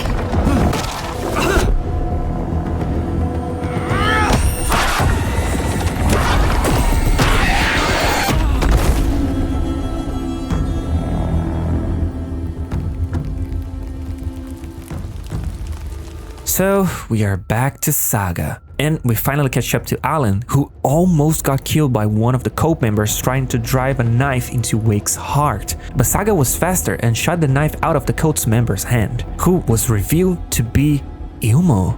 Not long after the FBC arrived to contain the situation, capturing Wake and the Code member and pulling them into custody. Here, we also met Agent Kira Esteves, who tells Saga that FBC is now taking over the case and she no longer needs to be involved. Esteves asks some questions, especially if Saga has something to share. She remembers having the clicker, but she doesn't want to give it to the FBC. She needs to bring the clicker to Wake so he can fix the story and write her daughter back to life. So, as the FBC leaves, Saga gets the idea of visiting Thor and Odin at the nursing home to get some answers. Just as Saga is about to go there, they call her asking for help and telling her about some hag. Hello? Saga, it's Thor, your grandfather. About time you were coming to visit, kiddo. How did you know I was coming to see you? Never mind that. We have bigger problems. We're losing. Oh, fuck. Fuck you, you fucking hag. Fuck. Shit. Something is off at that nursing home. The nursing home section is the final part before we start the endgame material. This is also where we begin to take some pins out of our board, allowing the story to start coming together. The Valhalla nursing home was built back in 1965 by an architect for whom we have no records, alongside the renowned Finnish filmmaker Thomas Zane and his partner Barbara Jagger. The original goal of this home was to serve as an artist commune. However, tragedy struck in 1970 where Barbara drowned in Cauldron Lake and Thomas perished on Divers Isle after the caldera erupted. In 2014, our friend Barry purchased the building and remodeled it to become a nursing home for Thor and Odin following the completion of the farewell tour. However, before the remodeling was complete, Barry left Bright Falls. Subsequently, the contractors abandoned their work and fled with the money. The only part of the renovation that remained incomplete was the roof. So, whatever rains, there are numerous leaks through the building.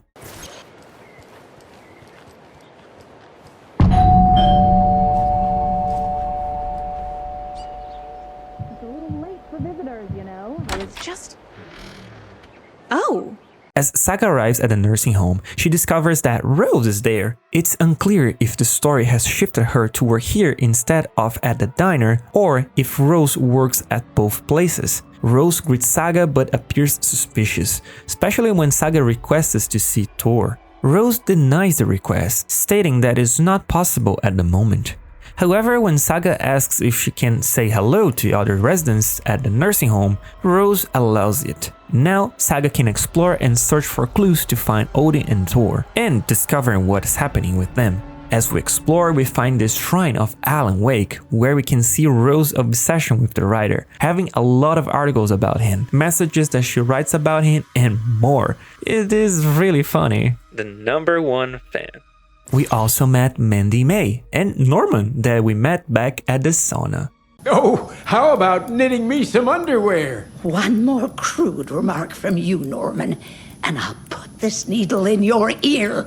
After talking to them for a few minutes, we finally learn that Thor is injured and something bad has happened. On my way to find both Anderson brothers, I stumbled upon Rose and Ottie. I take that mop away, but I know you'll just find it again. Kyllä. What a once after being told no. Why rest when you are poor to work? And you know Mr. Blum doesn't like it when you take his work clothes. Rose was telling Ottie that he doesn't need to keep cleaning stuff around because that was his home, indicating that Ottie was there for his vacation, a detail we learn back in Control. But what makes this part really scary is a theme that you can grasp here and there in some parts of this game. Simply, getting old. Life is fragile. We are born, we live, and we get older with each passing second until we finally die. The cycle of life is something that you sometimes end up thinking about. And for me, especially the thought of getting old or dying gives me a lot of anxiety sometimes. Getting old is not a bad thing, but the thought of looking at someone older, knowing that you might be there one day, gives me this sensation of, am I truly living my life? We don't know, and we don't know for how long we'll be here. With that said, here we get some very sad and scary glimpses of Ottie's dementia. Yes, one of the phone calls from Trench that we listened to in Control talks about Ottie and his dementia. Here, despite being a god, he still lives inside the vessel of a human being. Like the Andersons being really old, Ottie is also really old.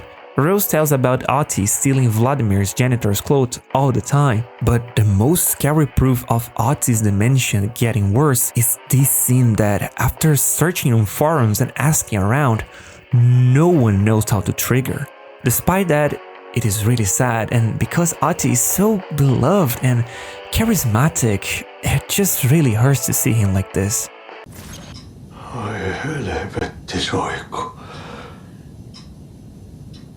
Where am I? Tämä ei ole minun koti. This is not my home. Minä haluan. I want to go home now. Here we can also introduce ourselves to Ottie, but not before a nice reference to the first game. Ottie goes to the jukebox and puts a record on. The song that starts to play is called The Poet and the Muse, a nod to where we found this record back at the Andersons' farm. It was a clue for Alan to find the Lady of the Light, who is Cynthia Weaver. After completing the game once and coming back here, this song really makes the scene even more sad, especially because we know that we are about to find out what happened to Mrs. Weaver.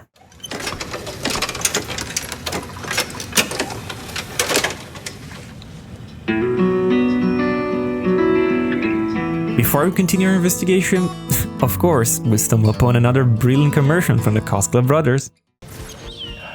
Hey, what's that sound?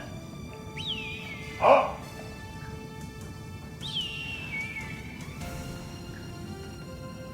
Ilmo, look, it's the Bright Falls blended organic coffee from Old Deer Diner. We can also find our old friend Pat Main doing what he does best, hosting his radio show.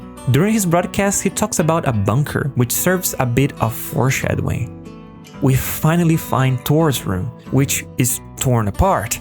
Broken moonshine bottles are scattered everywhere, and the room is a mess, but there's no sign or clue about Thor's whereabouts.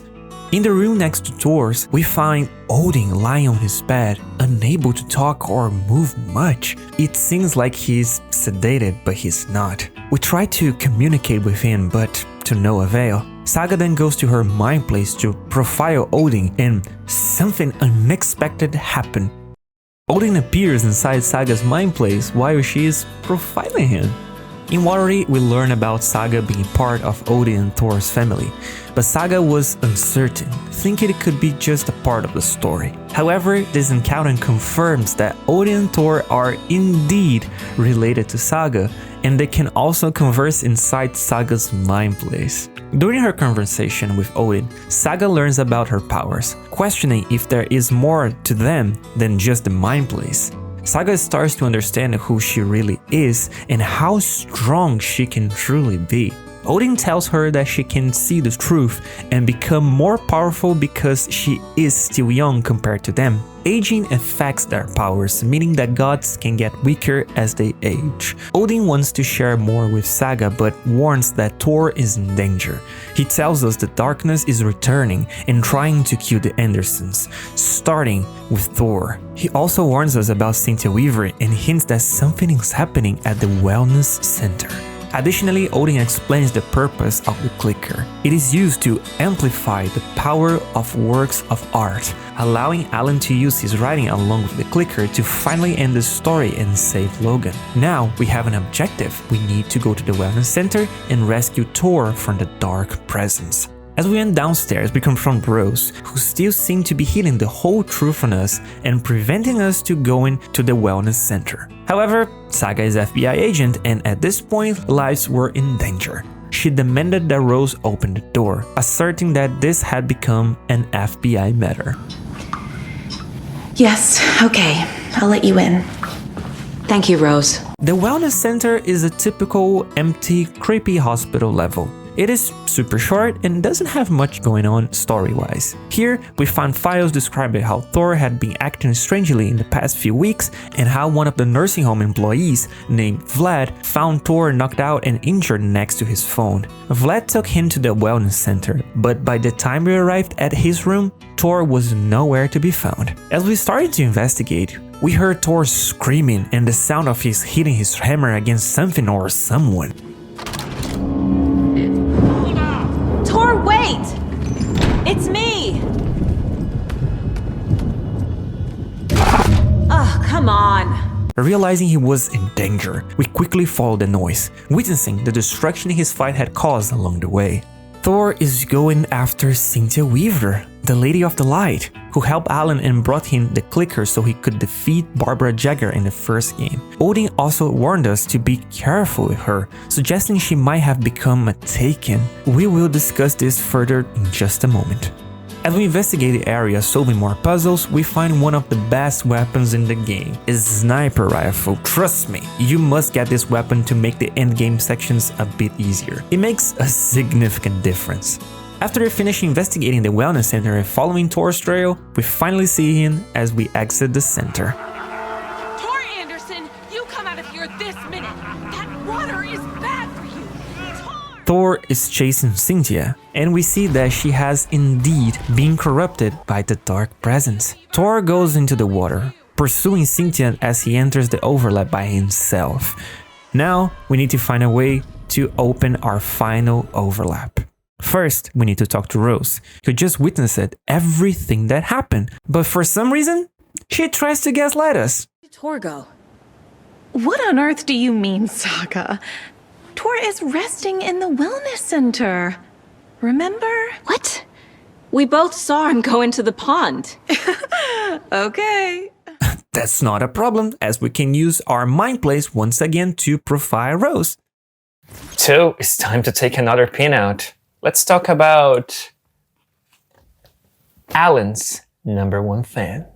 As we use Saga profiling ability to read Rose's mind, we learn two things. First, Rose had a secret mission as Alan's #1 fan that she somehow discovered. How she learned about this is unclear. The few clues we have include the files from the FBC, which were monitoring her routine, mentioned early when we discovered the cult's HQ back in Worry. Second, she took the angel lamp, a gift from Zane, to Cynthia. After receiving a message for someone, Rosa knew she had to steal the lamp from Cynthia and take it to the overlap near the gazebo. This leads us to a few theories. Theory number 1. Rose is immune to the story. No, she's not. We can clearly see that at the start of the game when she talks about Logan's death, indicating that her memories were authored by the story. Theory number 2.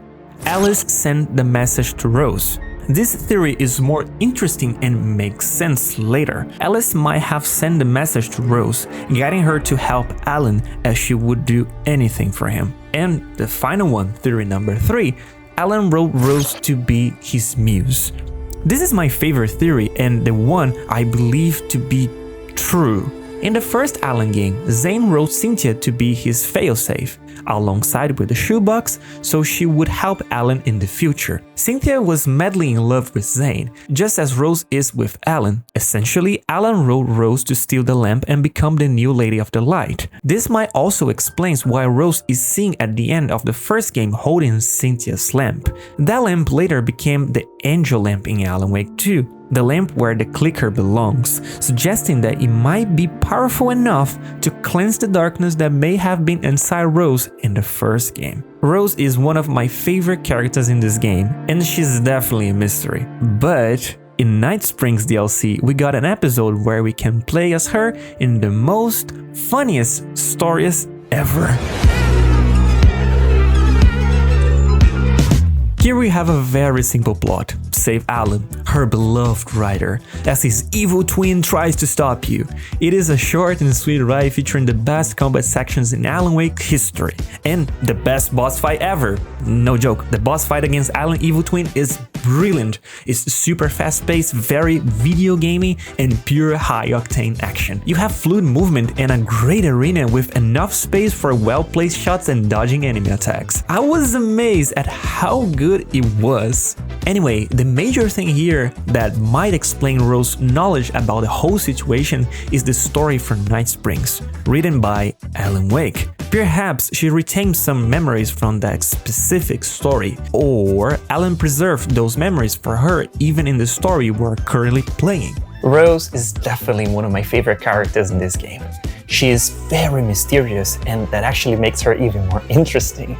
Anyway, that's everything that we have about her so far. So, back to Saga. After profiling Rose, we learned that according to Alan, Rose's mission as his #1 fan is to wait for the hero, who will say, Wake has returned. Rose. Wake has returned. Oh my God. You're the hero! You're here to save Alan! I feel so silly for trying to keep you out of the wellness center. I locked Torringale in there after they lost it, and I didn't want you getting hurt. Before I forget, here's the page Wake told me to give you. Oh, and you'll need my keys to get around. Rose gives us a page where Alan describes Sagan using a record on the jukebox that we saw Ati using earlier. This record will be key to open the overlap. As we talk to Odin through our mind plays, we learn that the record is called Anger and Remorse, the only song Thor ever wrote to apologize to Saga's mother, Freya, after she left both Andersons, taking Saga away. It's actually a really heartbreaking moment hearing Odin talking about it. The page mentions a missing record. Do you know where it is, Odin? Driven by passion, raging like a storm.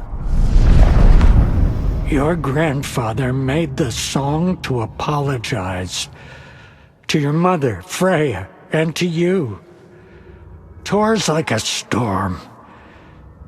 Your mother did the right thing, leaving with you, even if it broke your grandfather's heart. And mine.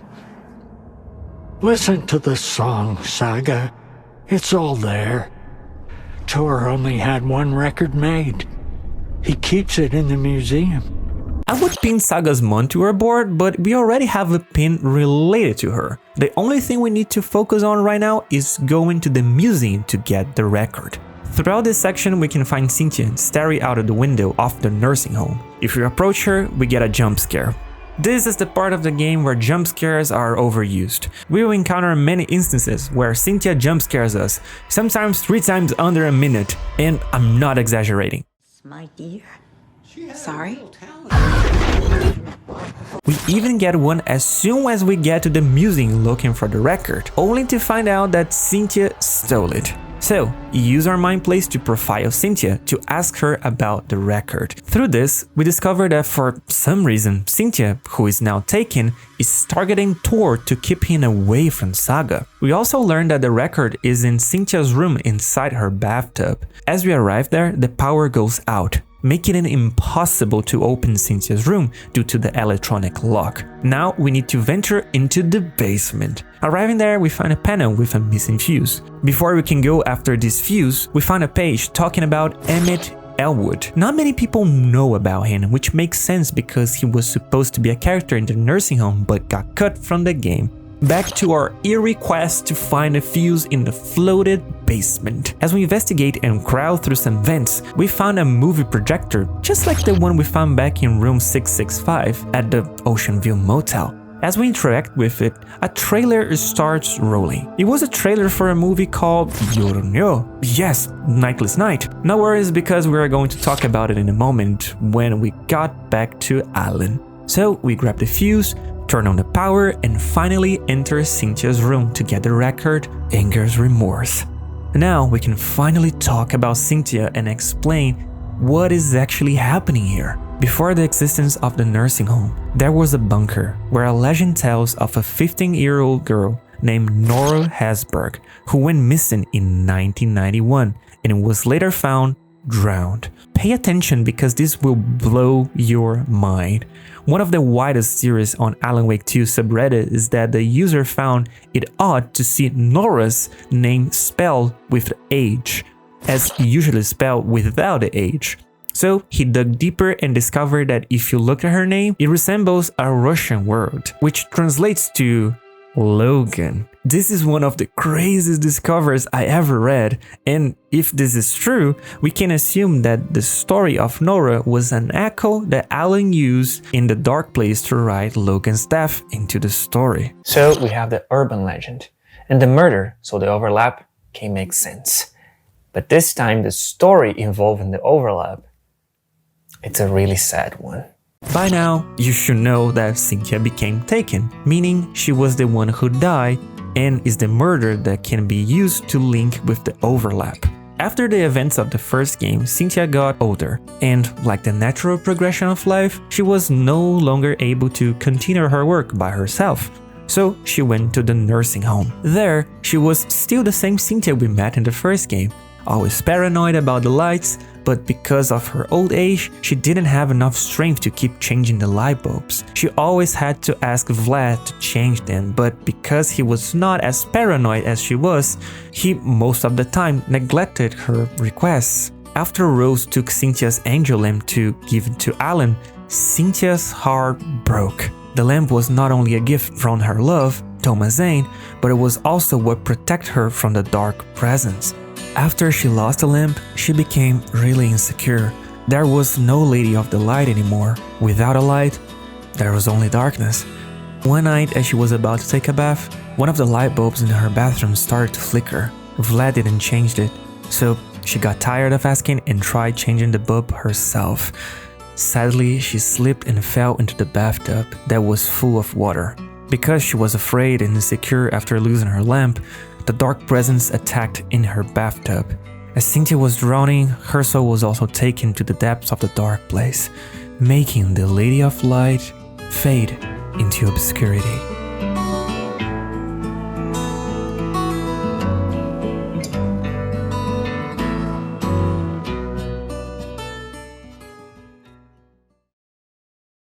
And once again, Alan Wake uses this type of fear.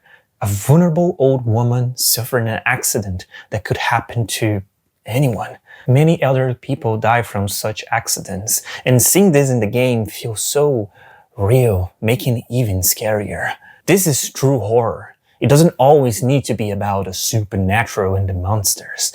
There are many things in real life that can be truly frightening. The scariest part in all of this is that it really exists. We enter Cynthia's room looking for the record, but before that, we find a gift and a love letter from Thor. He was in love with Cynthia, and that's why he went to the overlap. He wasn't trying to kill her, he was going to the depths of hell to save the woman he loves. So we enter Cynthia's bathroom, and there he is.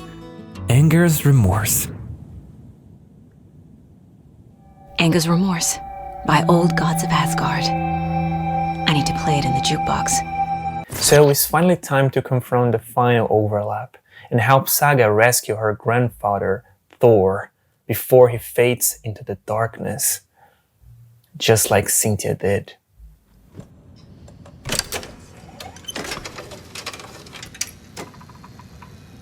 The song will show me the way. Look in the mirror, the cobweb of my soul, of my face forever, seeking to be whole. Driven by raging like a storm. The overlap is on the thunder and lightning and the hubris blood and vein. So, the bunker overlap is a little different than the others. There are sections where you keep looping and you have to find the right turn to get out of the infinite loop. It is pretty short and fun. We also have the light to shift an entire room mechanic, but instead of using the angel lamp, we use switches to turn on the lights. I also fought a couple enemies, and not long after, I was ready to face Cynthia. Cynthia's boss fight is actually pretty good. First, we need to turn on the power for the elevator, but to do that, we need to go through dark waters. If we stay in the water for too long, Cynthia will appear from the depths and kills us. It's a cool section with a lot of tension each time we hear her coming out of the water. After that, we can finally use the elevator and fight her. Her combat section is pretty cool as well. She can fly and throw projectiles at us. After taking a few shots, she starts to run towards us like a maniac, trying to slap us. Her movements are really uneasy, which makes this part tense and eerie. The fight is straightforward, but the story build up to this moment was so well done that it makes this section one of the most memorable in the game for me.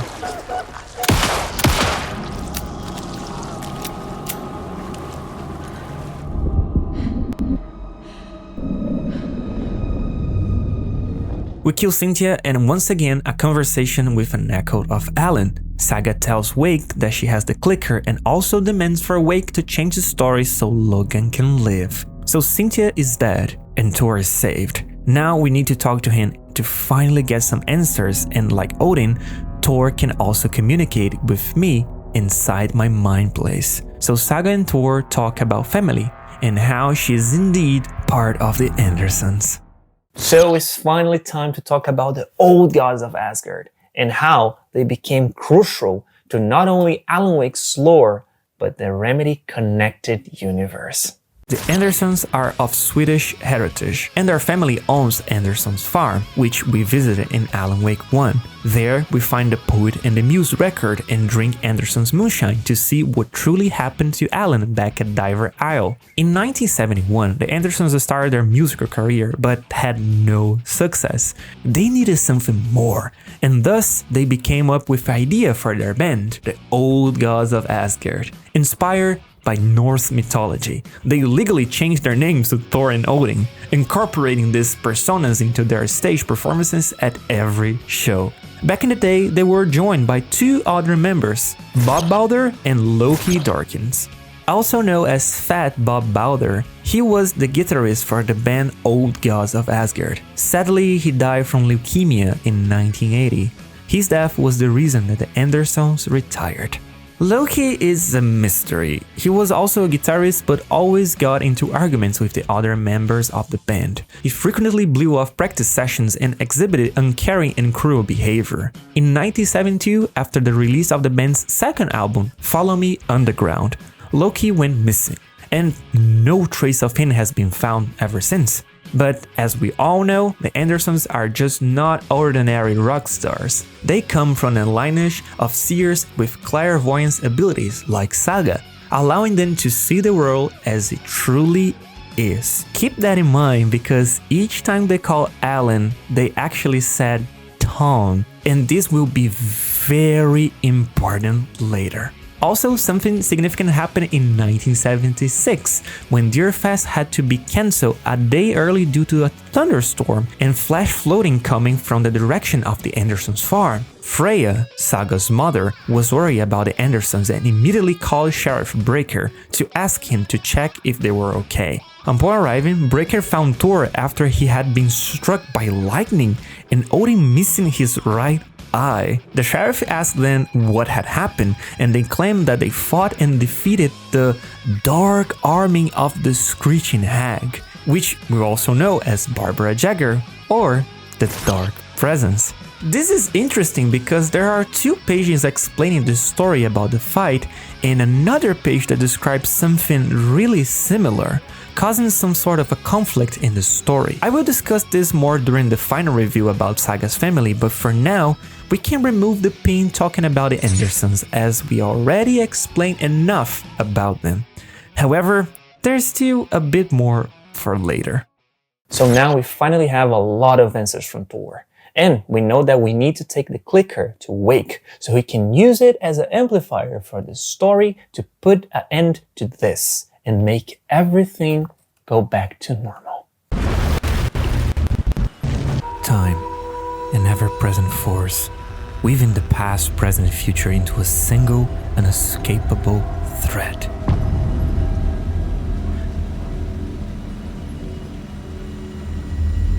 But here, in this never-ending spiral, time has lost its meaning. Each video I write adds another layer to the equation, a new variable in a futile attempt to solve the mystery of this place. The dark place craves more, demands more. It thrives on shadows, feeds on fear. The story needs to be darker. I need to be darker. I find myself descending deeper into the abyss, surrendering to a fate that may never release me. Or is it that I'm sinking, drowning in the void? This feels wrong. Perhaps the only way forward. Am I truly doing what's right? Or have I lost my way?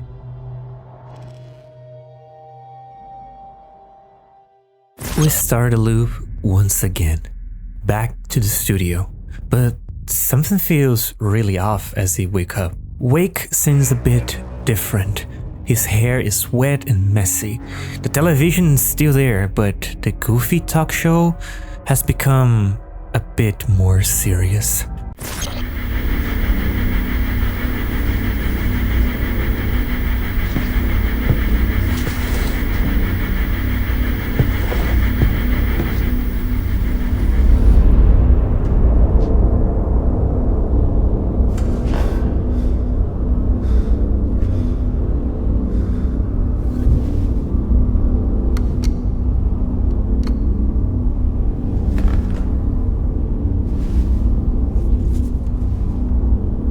This time, Mr. Door doesn't seem too happy to see us. He confronts Alan, but Wake seems impatient, asking if the entire show was just fake. Door responds that it was just to indulge Alan. As we discussed before, Door was using this show to give Alan directions and ideas so he could write and find an escape. Why? First, Door is pissed about Wake writing many stories, picking and messing with many other planes of existence. Alan's writing was affecting a lot of realities, which was why the FBC wanted to arrest him back at Bright Falls. Alan was a big part of this mess. Door even confronts him, asking if Alan knows who's under his mask, if Alan truly knows who he is. But the most important motive behind Door's helping Alan with the talk shows was that Alan inserted someone truly important to Door into the story, and he wants to help Alan so he can get her out of this nightmare. Door warns Wake about continuing these loops and going through realities, and also says there is something for Wake to be aware of. And so is someone important to me, someone you pulled into this. You keep opening doors, peeking in, reaching through to get what you want, and that puts you in my path. I don't know what you're talking about. I have to go now. Maybe you will make it through this time. This has gone on long enough. This and our Night Springs, it was a nice distraction. It's time someone gave me a straight answer here. The next time we meet, the circumstances will be very different. And you would do well to return the favor by playing your part. Or stay out of my way, Mr. Wake.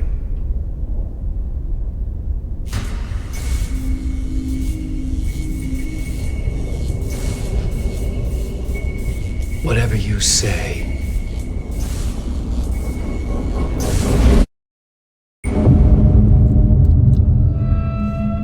We are back in the studio, but this time it's flooded and no longer empty, with fade-outs now wandering around. After exploring a bit, we once again stumble upon Ati. Here, Ati talks about Mr. Door after Alan mentions he didn't seem happy to see him. We get some intriguing dialogue that will be explored further in this loop Alan is about to go through. Ati discusses inserting Door into his work, similar to how Alan included Ati in his movie. Like the Andersons, Ati also refers to Alan as Ton, suggesting there may be something crucial to understand about Zane and Wake. Hold on that thought a bit longer because I need to get to the murder site to finally explain everything. So, Alan asks about a way to get back to his apartment, and Ati responds by mentioning photos of Alice left in a shoebox in the basement. The same shoebox where we found the angel lamp at the beginning of the game. We venture down there once more and find two photos in the shoebox.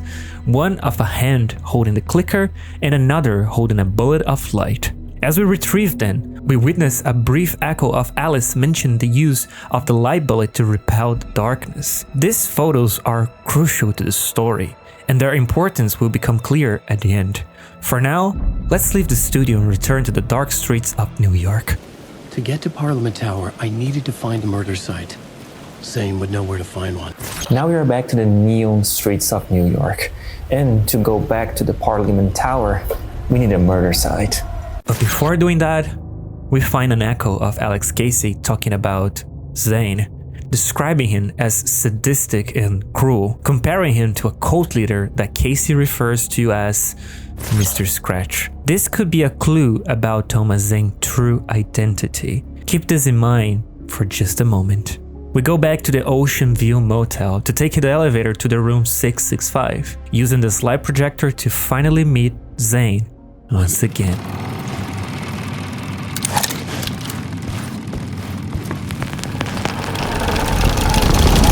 From the start, we see Zane tied up as Alan holds Zane at gunpoint. Alan confronts Zane, telling him that Return was written by Scratch and that Zane lied to him. Zane explains how Scratch visited him once, proposing an artistic collaboration to escape the dark place. However, when everything was ready, Scratch escaped without Zane, leaving him behind. Two important things in this dialogue are that Zane describes Scratch as magnificent and visionary. Then, Zane starts to apologize, acknowledging his mistakes, and tells Alan to kill Scratch whatever he finds him, to get revenge for what he had done to both Alan and Zane. Wake thinks for a second, lowering his gun in a brief moment of hesitation, and he lets down his guard. Zane tries to take control, and we see the camera flashing as Alan and Zane switch places a few times before Alan ends everything with a loud bang from his gun.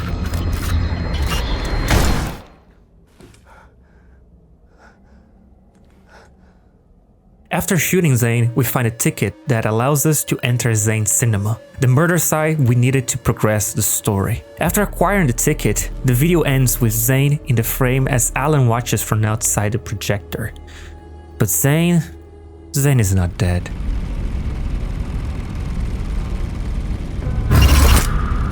Oh, mercy. Thousands have gone missing, beyond the labyrinth of me. When you're lost in your own company. And cut! Oh. Now that is drama.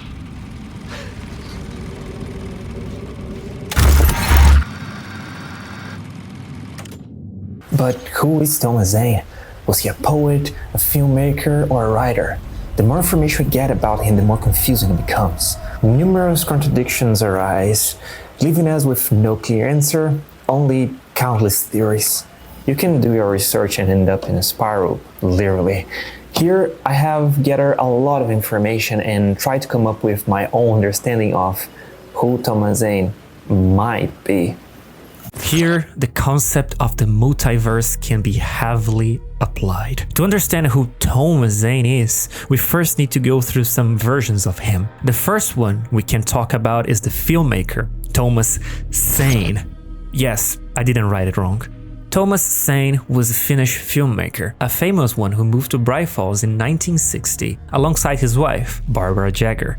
Thomas had a big passion for diving, so he decided to move to Codron Lake to live in a cabin lodge that he named Diver's Isle because of his deep interest in diving. Zane knew about the power of the lake had over works of art and decided to explore that even more by creating a movie called Ton the Poet, in which he played a fictionalized version of himself as a poet and a diver. If we look at the poster for Ton the Poet found in Alan Wake 2, it can also be found in Alan Wake 1, but only in the remastered version. This poster holds significant meaning, and here's where my theory gets crazy.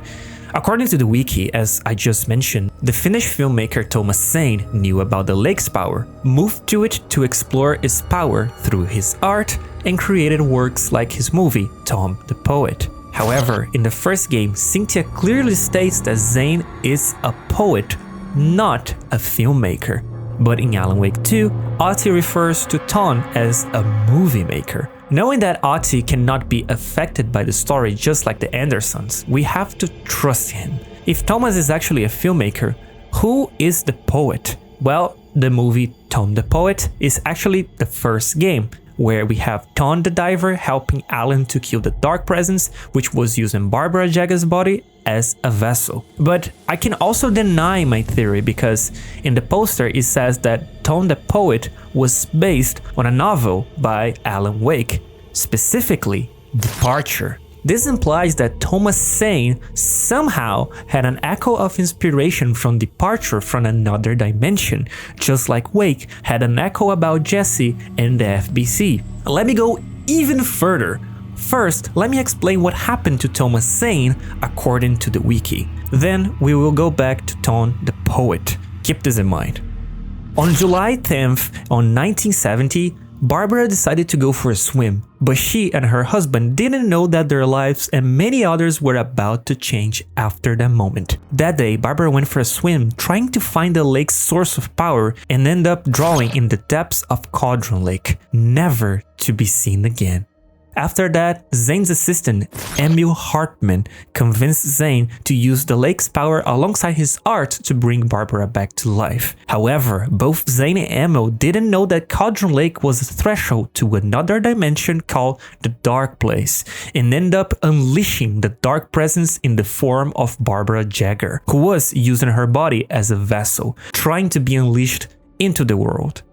Because the Dark Presence was using Jagger's body, it convinced Tom to write the Dark Presence out of the Dark Place. Realizing his terrible mistake, Zane tied up Barbara, cut out her heart, and proceeded to write both him and Barbara out of existence, taking the entire island down with him.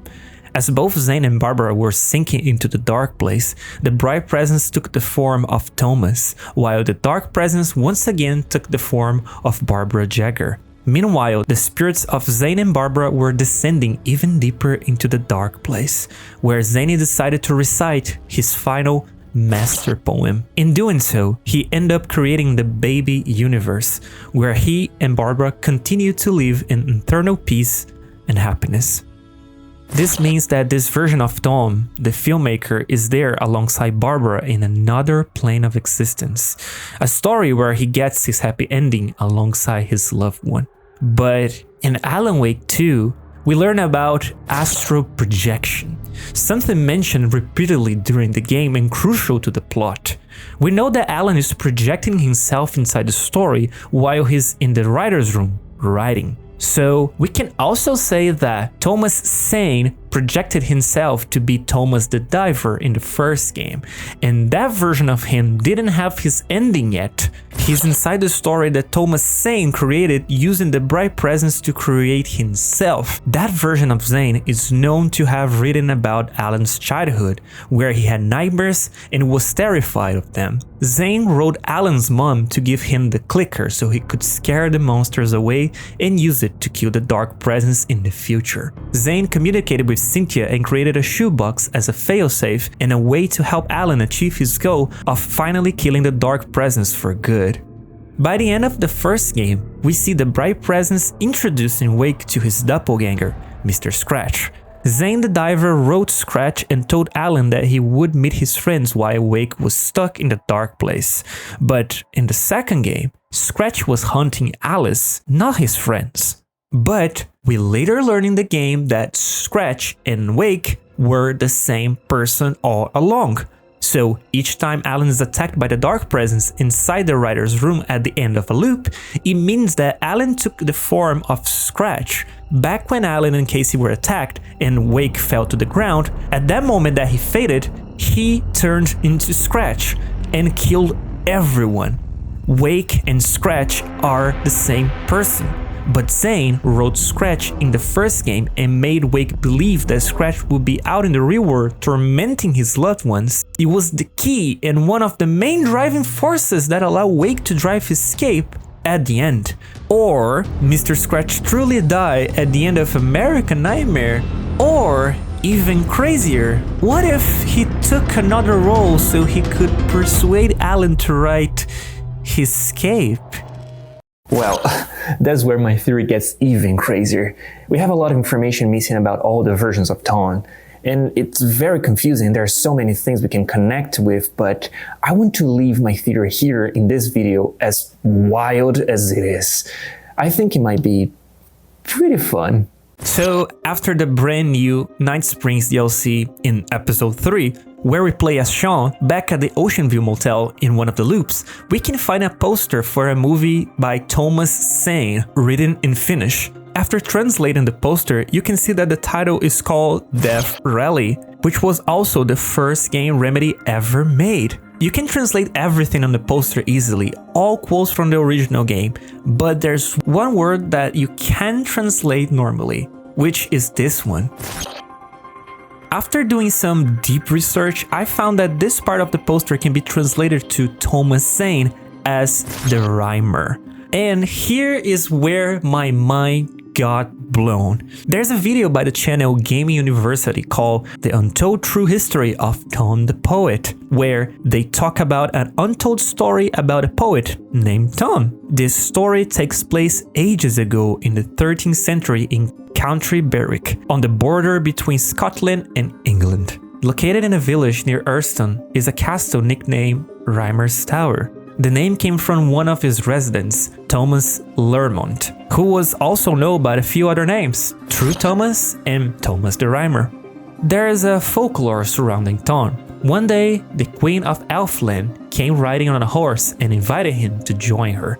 The Queen showed Thomas 3 roads, one leading to hell, one leading to heaven, and the other leading to her world, Elfland. Thomas chose the 3rd road and vanished alongside the Queen for 7 years. Upon arriving back in his world, he asked the Queen for something to remember her by. and she gifted him the power of prophecy, which would merge into his art, his poetry, meaning that his poems could now foretell the future. To ensure Tom's reputation, the queen is said to have bestowed upon him a tongue that could only tell the truth, thus his nickname, True Tom. With that said, we can go back to Death Rally poster and see that it was written by Thomas Zane, the filmmaker. Considering that in many Remedy games we see characters breaking the fourth wall and mentioning real works of fiction like Stephen King and Matrix, we can assume that Thomas Zane took inspiration from the tale of True Tom to write Death Rally. And why is that so? Because if you play Death Rally, you can find a character called True Tom. You see, the character of Tom appeared before he was first properly introduced in Alan Wake. He has been around since the beginning. During Death Rally, the protagonist is entered into a series of death races, working his way to the top in order to face an enemy known only as the Adversary, and given the title, the Flame-Crowned Demon King of the race. At some point in the past, a racer named Tom challenged the Adversary and lost.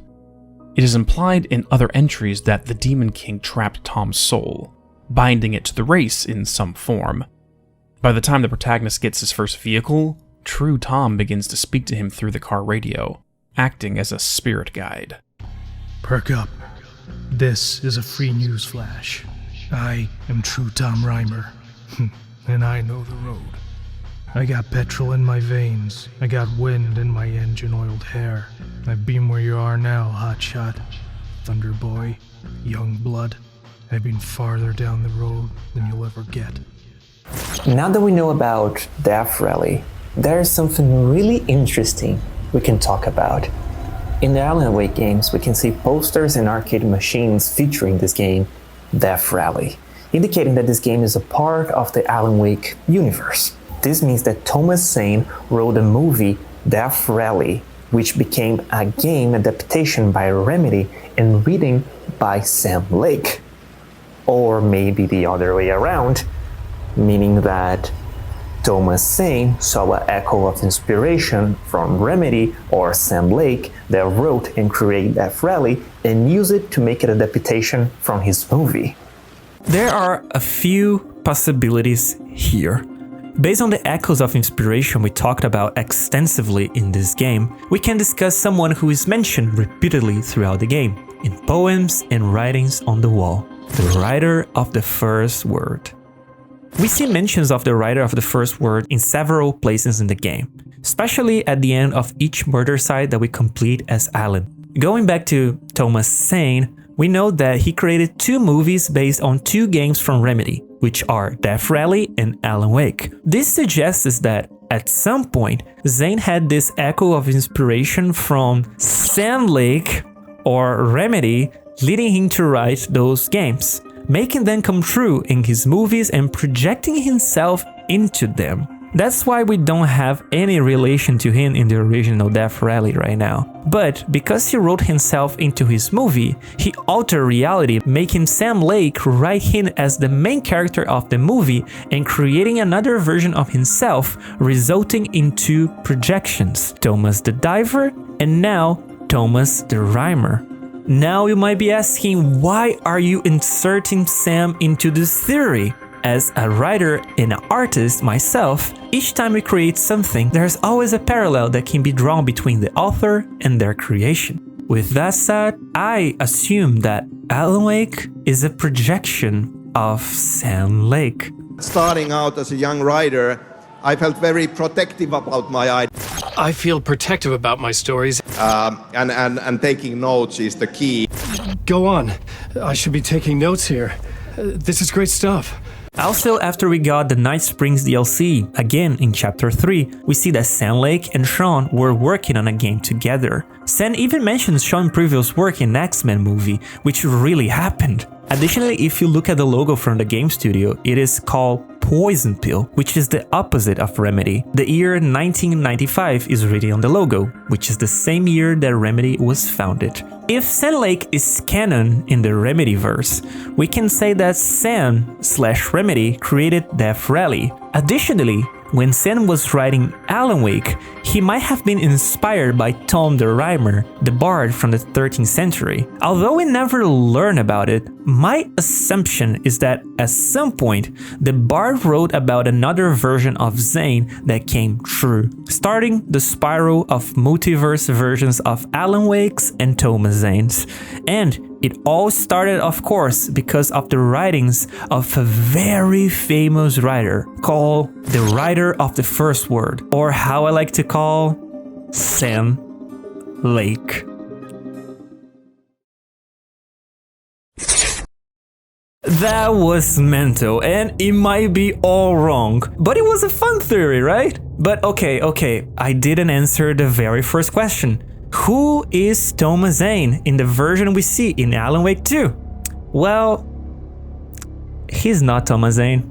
There are endless theories about this. I tried to explain a few versions of Zane so you could grasp the tip of the iceberg. For now, the most solid lead we have is from a comic book in the Night Springs DLC, where we see other versions of Sam, Sean, and Wake.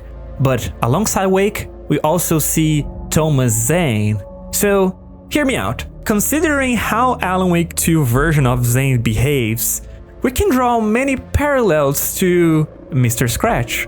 After discussing many versions of Zane, I concluded that I can't connect anything that leads to this version in Alan Wake 2. The only clues we get are they look very similar, and the only time this happens with Alan was in American Nightmare, where people stated that Wake looked like Scratch.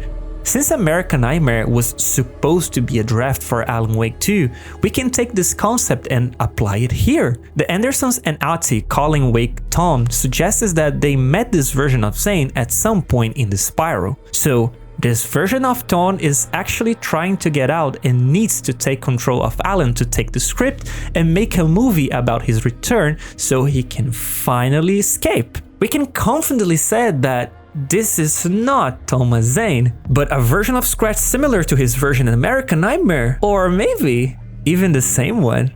We can draw many parallels between American Nightmare Scratch and Alan Wake 2. The most obvious is the happy song playing in one of the cutscenes.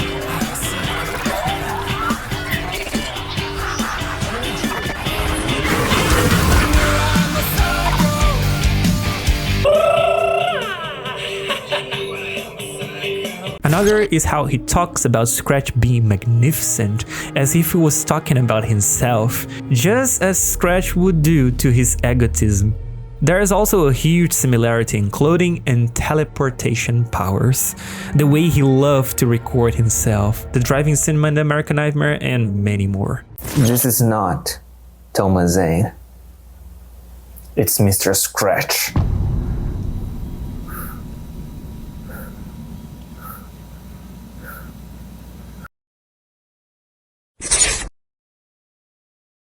From now on, I'm still going to refer to this character as Thomas Zane, to avoid making this video even more confusing than it already is. So, now we need to go to the Poet's Cinema to finally find our final murder site. We arrive at the cinema using the movie ticket we got from Zane to enter the area. The Poet's Cinema, as Alan said, is a gateway to other realities and another murder site that had great significance to the code of the word. The cinema section is pretty intriguing. As we listen to Casey's echoes, he is now investigating this murder site, trying to understand what's happening as he confronts one of the cultists. That cultist initially seemed to be Ilmo, but a different version of him, from another reality that is called Yumari Hutari, one of the brothers who used to murder people and throw their bodies inside the well. He keeps talking to Casey, questioning whether he might be a part of something bigger, just playing a role to guide someone. Keep this in mind because it's really important. Through the echoes, we learn a bit more about Zane's backstory that I mentioned earlier, including a lost film he made back in Finland that legend said has mythical powers. As we dive deeper and investigate the cinema, we find this movie and start playing on in the movie screen, using the plot element mechanic to change the story inside the cinema room. The strangest thing of all is that the movie is the same one we saw back at the nursing home basement as Saga, As Alan watches glimpses from the movie, we quickly see that one of the characters is played by Alex Casey. In another echo, we see Casey confronting the cultists, trying to understand why he was seeing himself inside a movie he was never part of. After revealing everything, the cultists tell Casey that he was now ready to find the Grandmaster in the projection booth. After saying that, he jumps from the roof, falling to his death. With all the echoes collected, we can rewrite the cinema room and create a gateway through the movie screen that leads us to the projection booth, where the so-called Grandmaster should be. This is the ritual to lead you on. As we enter the projection, we find ourselves in a labyrinth that we used to navigate to reach the projection booth. It is a maze that loops in on itself, functioning like a spiral where the further you go, the closer you get to its end. Inside, we hear Casey screaming and demanding to see the Grandmaster. As we explore the maze further, in one of the loops, we find Sam Lake tied to a chair. He tells us not to get the knife and stab him, but we soon learn that no matter what we try to do, that's the only way to progress. When we get the knife, Sam somehow breaks free and runs away. In the final loop, we find Echo from Casey confronting the Grandmaster. The Grandmaster speaks to Casey and then directly to Wake, indicating that he has some sort of power to converse with people across different realities. We know that the echoes are glimpses from another plane of existence, small cracks that Alan used to see these echoes from the dark place. So, who is the Grandmaster? We don't know. It could be Scratch, Ilmo, Zane.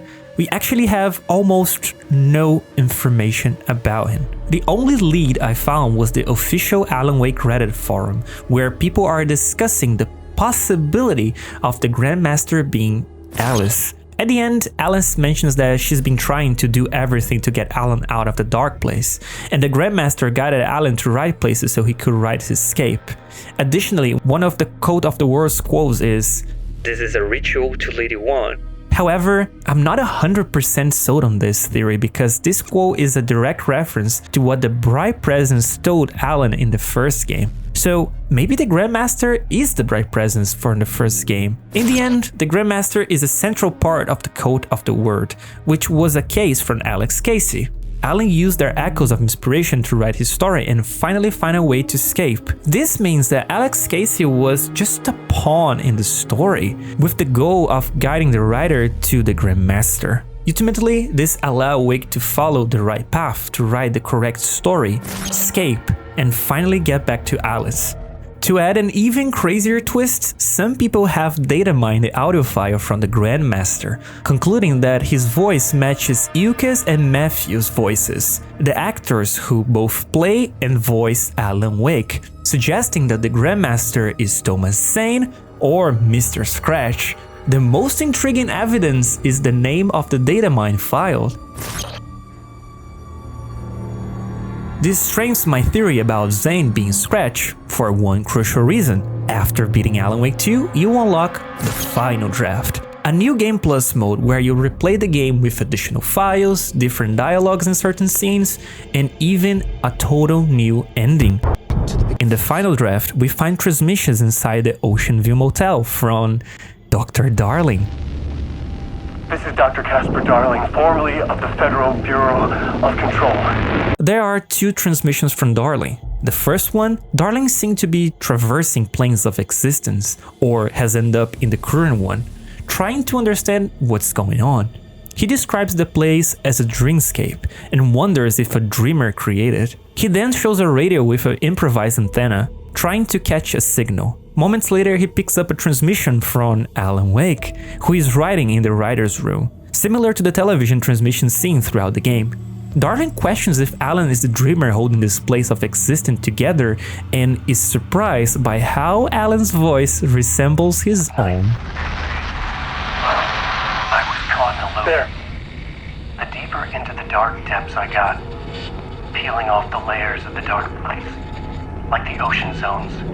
From twilight to midnight, to abyssal to deep trenches. The closer I'm going out,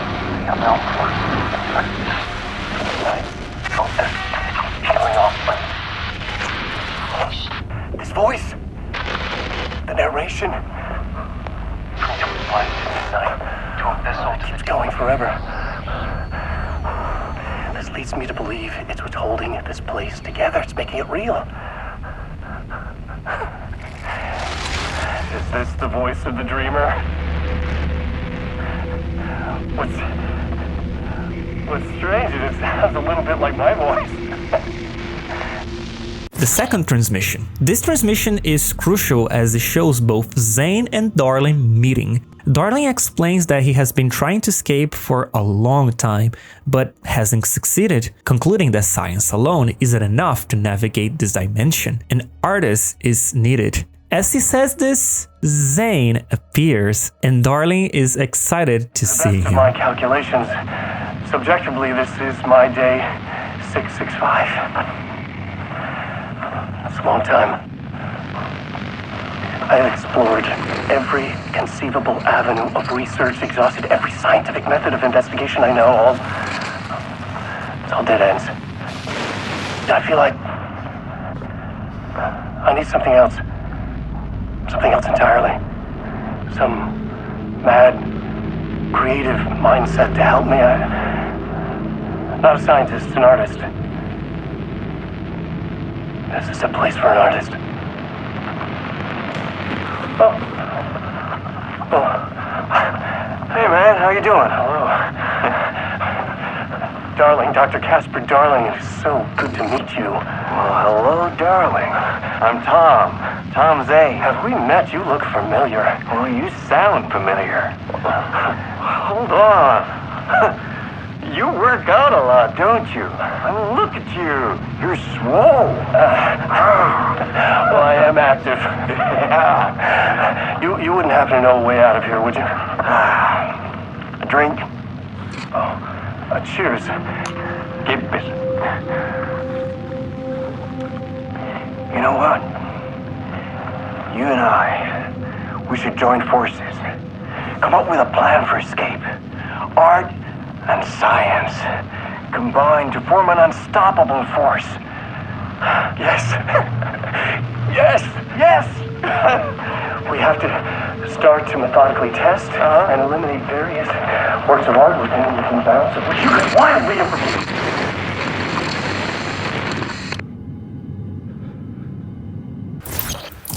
With this information, some people theorize that the Grandmaster might be a fusion of Dr. Darling and Tony Zane, or Darling and Mr. Scratch, or all of the above, or any other combination.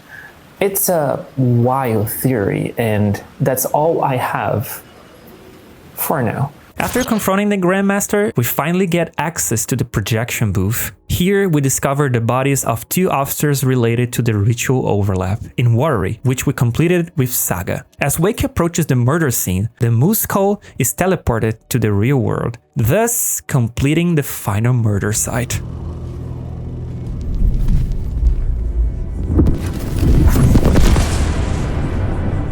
This is how I could help her.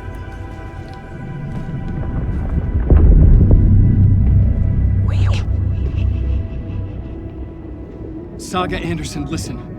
I've been tricked. Scratch wrote returned.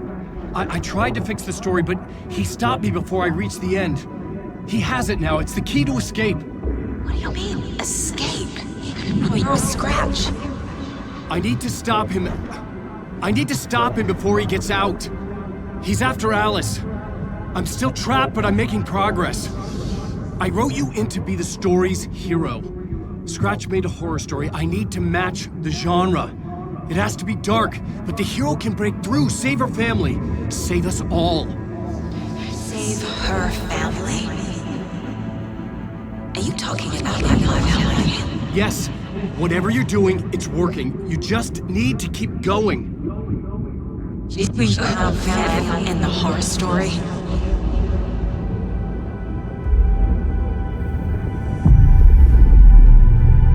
I was closer now. Closer than ever before. But there was no time to lose. Everything was hanging in the balance. I could still lose it all. Parliament Tower. I had to make it work this time. I could stop Scratch, get the manuscript, fix its ending.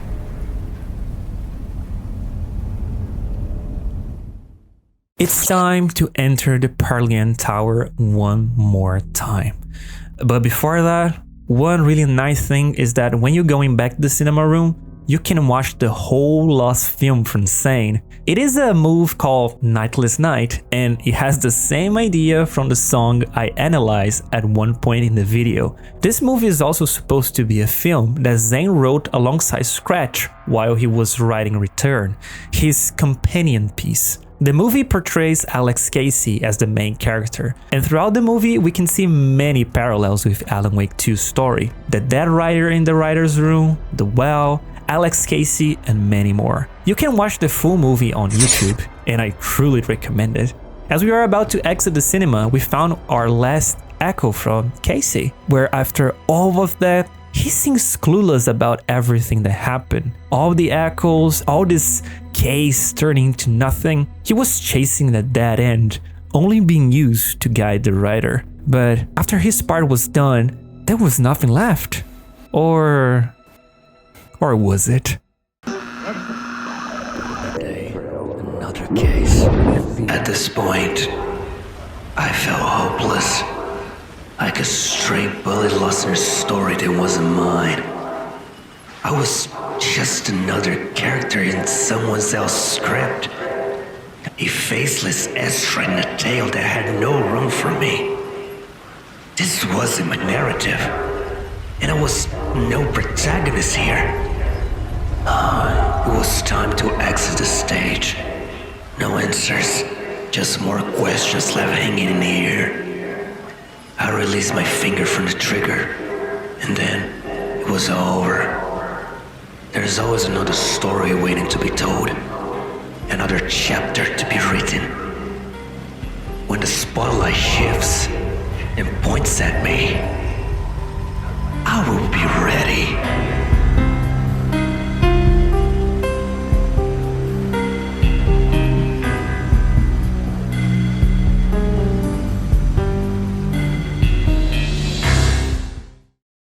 As we approach the tower, the phone rings again. This time, it's not Zane. It's Alan himself. I know it's confusing, but after everything we've seen, astral projection, different planes of existence, this isn't as strange as it seemed at first. I suspect that this Alan is the one we encounter after the ending of the final draft, guiding our current Alan for reasons that are still unclear. The caller instructs us to place the photos we found in the studio basement into the shoebox at the statue in front of the plaza. It is supposed to help everyone in this story, so let's just do it.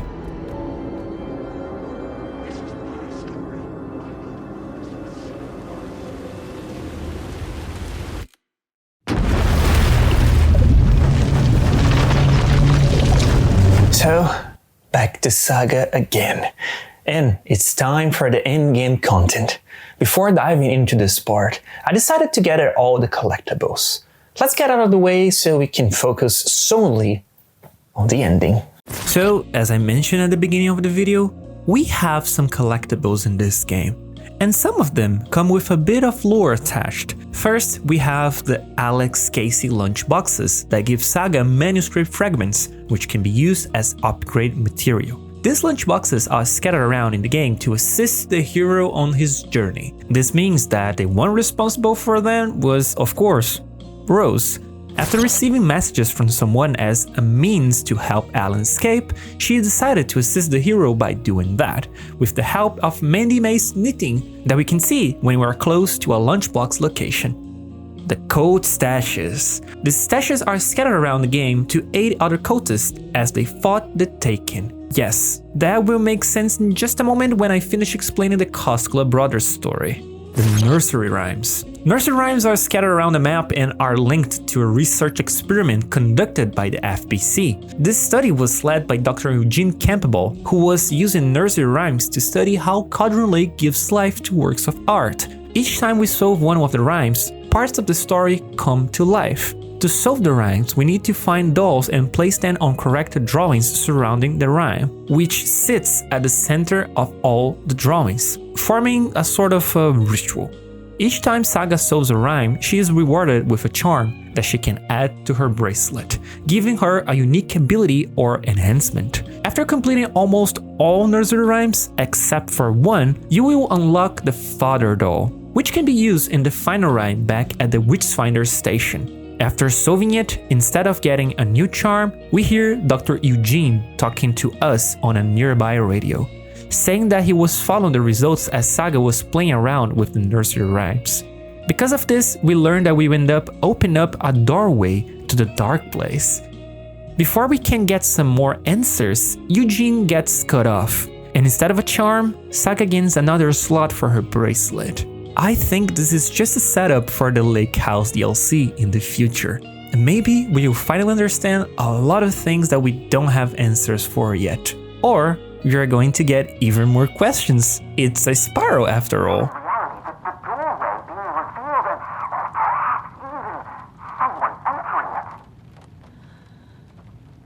Get to the point.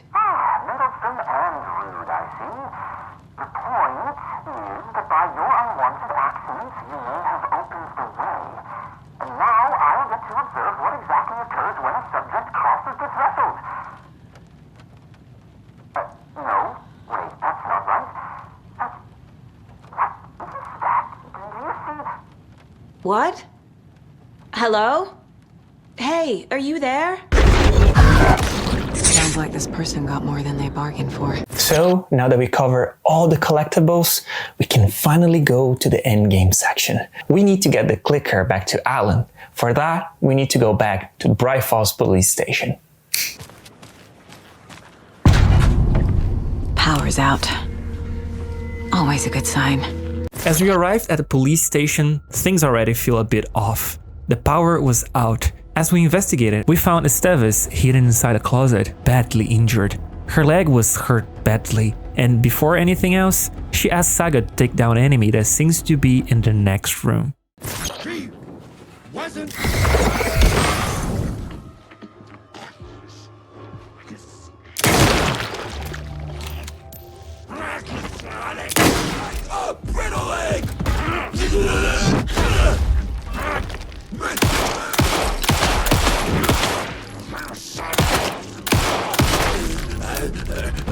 After that, Esteves explained that the FBC was aware of the recent AWE events happening in Cauldron Lake and had been keeping a close watch. They decided to act as soon as they discovered that Alan was back, but they couldn't contain the shadow. They weren't expecting it to be that powerful.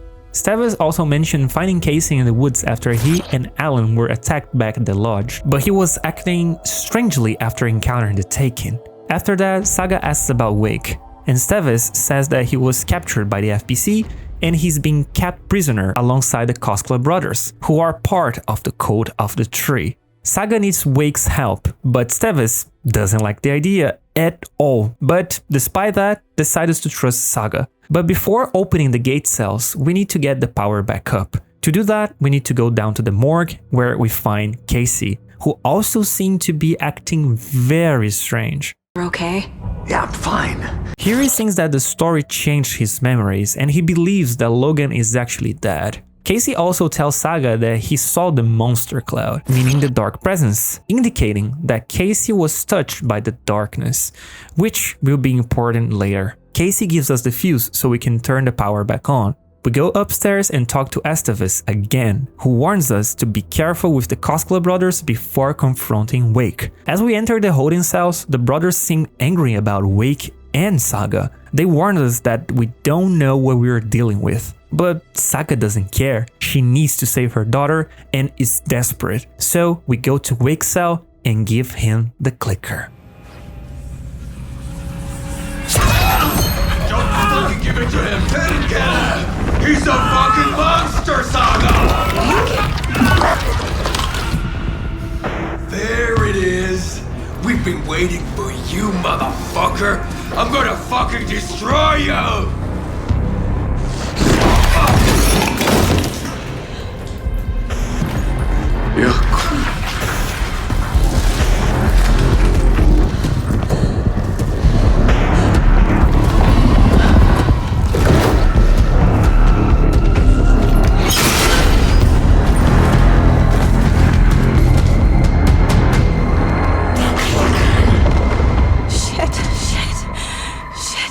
As I mentioned earlier, Wake is Scratch. I had to review this earlier in the video for a better understanding, but now we must confront Scratch, and I must say, it's very disappointing. Scratch is the major villain, and his reveal was great, surprising, with so much build-up, but the fight is too simple. We shoot him until he staggers, then power up box generators to activate an FBC spotlight that can hurt the dark presence. Doing so, Scratch will retreat and vanish.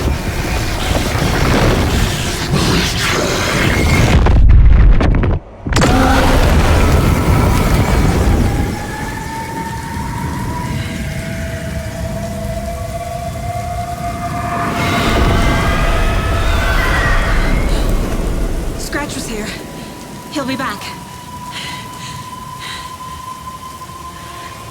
What the fuck do we do now?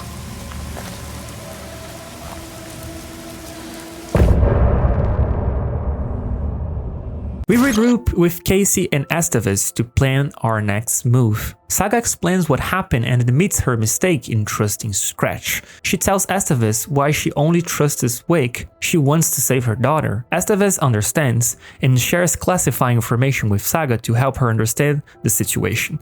The files mostly reiterate what I've discussed in this video. The lake as the portal of the dark place, the clicker, why the code wanted to kill Wake, and details about the dark presence. These files provide heavily lore for fans unfamiliar with Remedy's universe. So, now the saga is catching up on what's been happening, we can start making a plan to capture Scratch. But before that, we find Ilmo here in the corner alongside the body of his dead brother. A truly heartbreaking scene that becomes even more poignant as we uncover the truth about the Code of the Tree.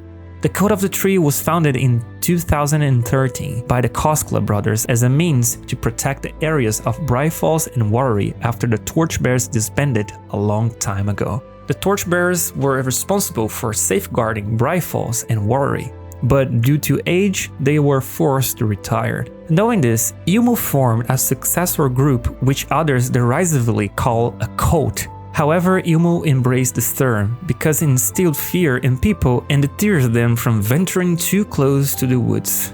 The Code of the Tree's primary goal was to eliminate anything emerging from inside the lake. In the end, the Code's intentions were noble. It aimed to protect Bright Falls and prevent harm to its residents. Learning about this was truly disheartening. You were trying to kill Alan Wake. Why?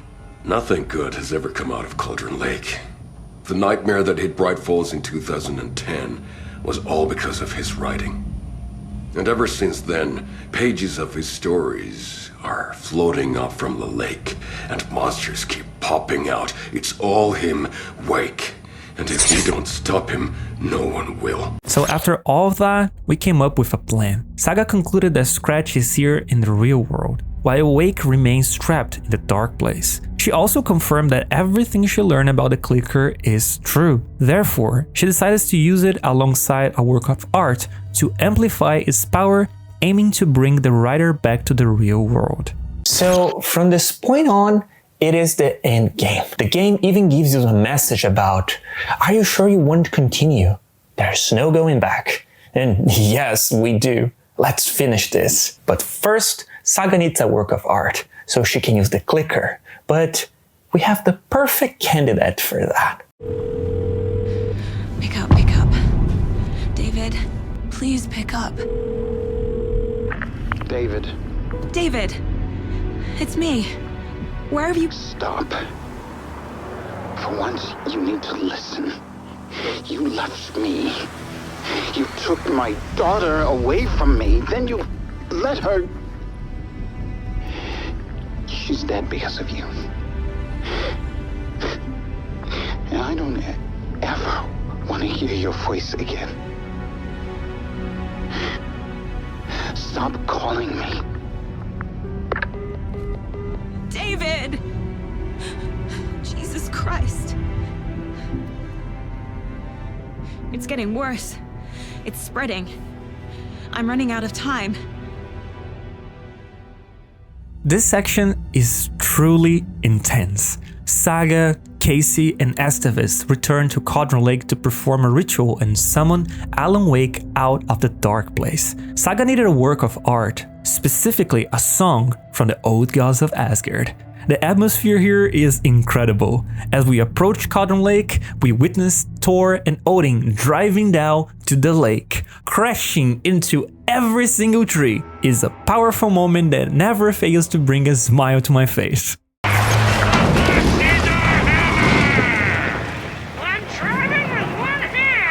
I need you to meet me at the shore. Is the song ready? Almost. Odin's got a killer tree. What tree? There's no tree in the song.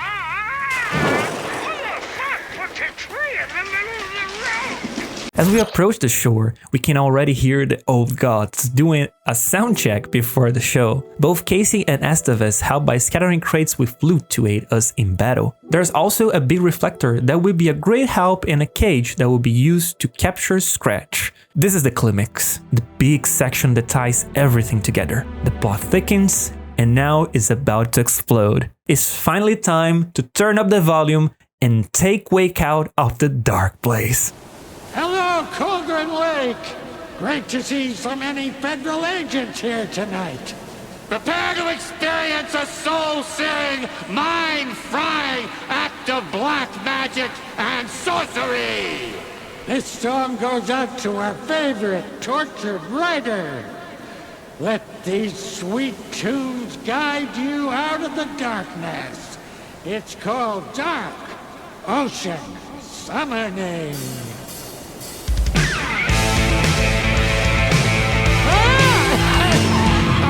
Hey, you're making me look bad in front of Saga, bro.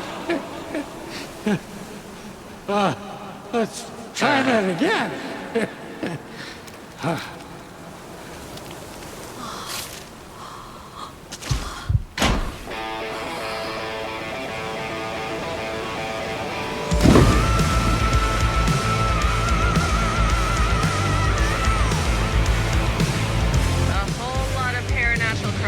This section carries so much emotion.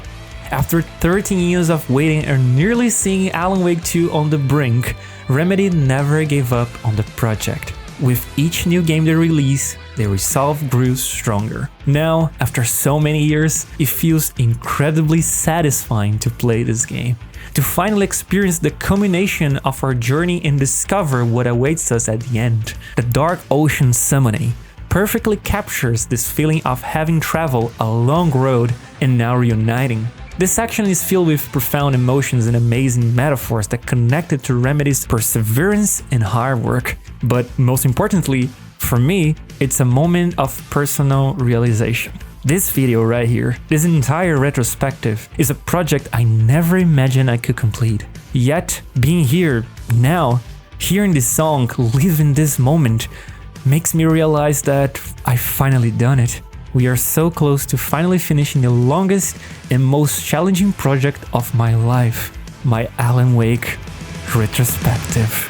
Come save your soul, awake new and whole. By name I will summon him. From the silence of screams, from the city of dreams, it's a dark ocean summoning.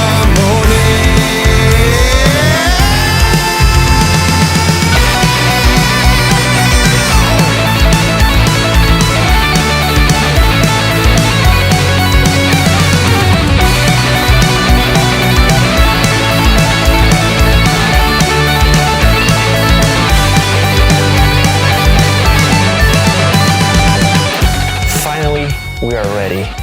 It's time to bring Alan back. But as Saga pushes the button,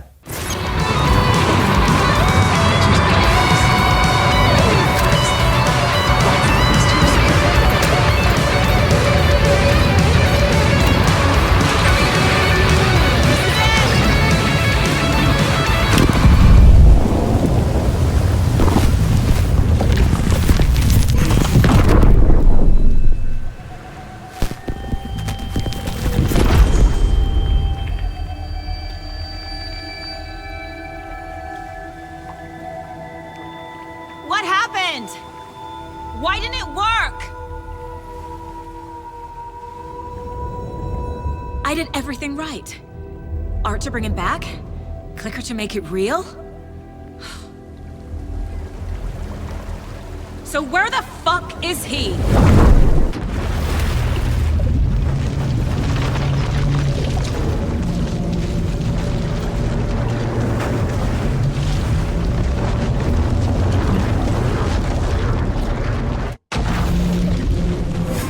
And for the final time, we go to the Parliament Tower. Parliament Tower. It was back.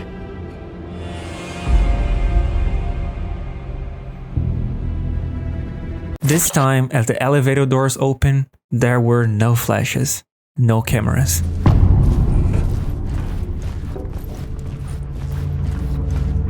Nobody lived. Just a door leading to the writer's room, which was closed, yet we could hear someone from inside. We assumed it was Scratch, but it turned out to be Alan himself. The apartment appeared completely empty. No more pictures adorned the walls, no exhibitions, just a few scattered boxes. It felt hollow. However, there was one thing left. Another projector with Alice's final message. I'm going to play the whole thing because I believe showing it is more important than explaining it. Also, trigger warning. If you are sensitive, please skip ahead to the next timestamp. Thank you so much.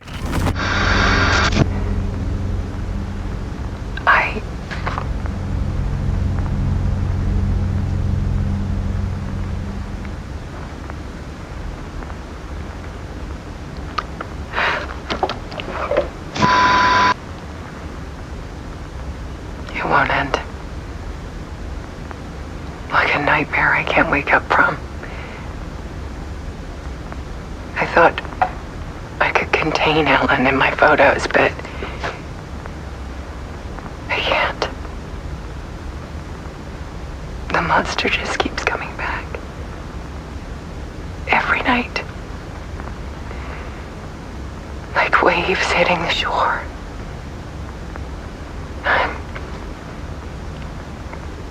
I'm so tired.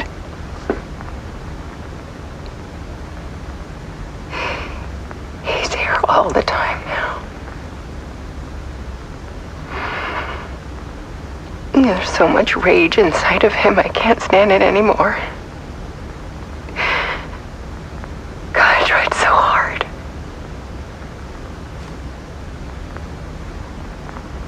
I can't.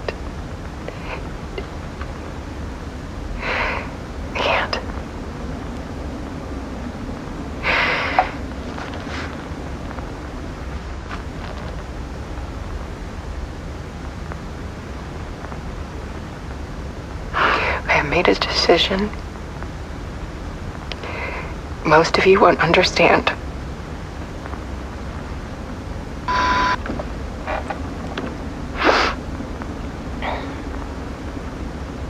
People call me an artist, but I don't care about any of that.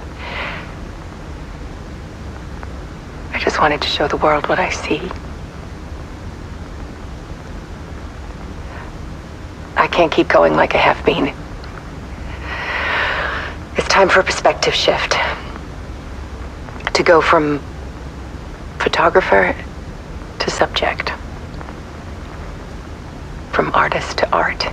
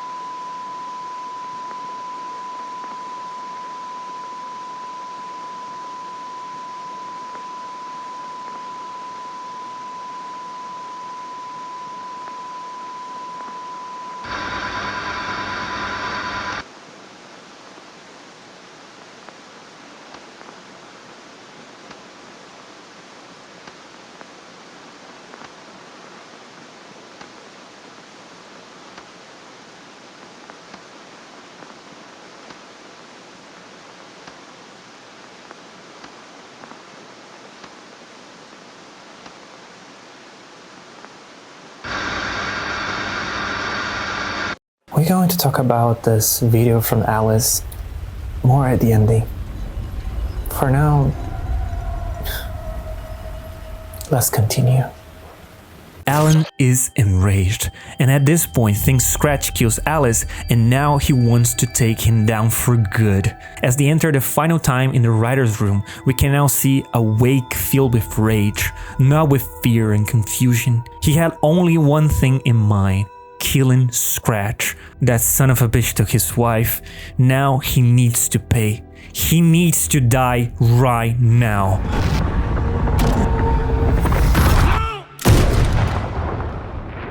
After the cruel realization that Alan was never racing against Scratch but against himself, writing consumed him. He became obsessed, desperate, blinded by the urge to escape.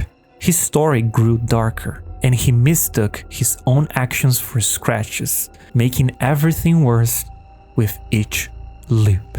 Alan seemed to reach a breakpoint. As he fell to his knees, the dark presence caught up with him, merging, finally transforming him into Mr. Scratch, the version of Alan that emerged into the real world. The manuscript. I was the one haunting Alice. It was always me. I killed her.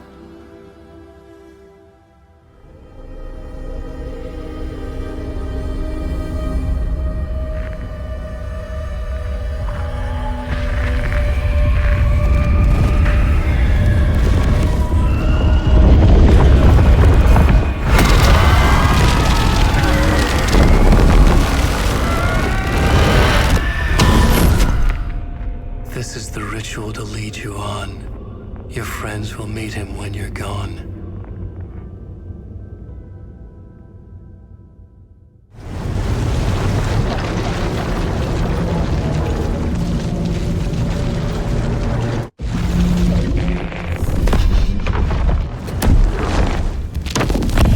We did bring Wake back from the dark place with the song and the clicker. But he didn't end up here now. He landed on the shore after I faced Nightingale in the overlap. Alan doesn't appear in front of Saga. Instead, he appears in another loop, another timeline. The summoning was meant to bring Wake back to reality, but not in the current timeline that was intended. Wake was already in the real world, in the form of Scratch. Once again, we have to fight him, and like the first time, the fight is straightforward. Shoot him a couple times until he staggers, then align the light cannons to target the cage. After positioning both light cannons, you can lure Scratch inside the cage, so Estevez can blast him with a full power light cannon. The cage actually worked and the dark presence was cleansed from Wake, but the dark presence was smart. It had a failsafe.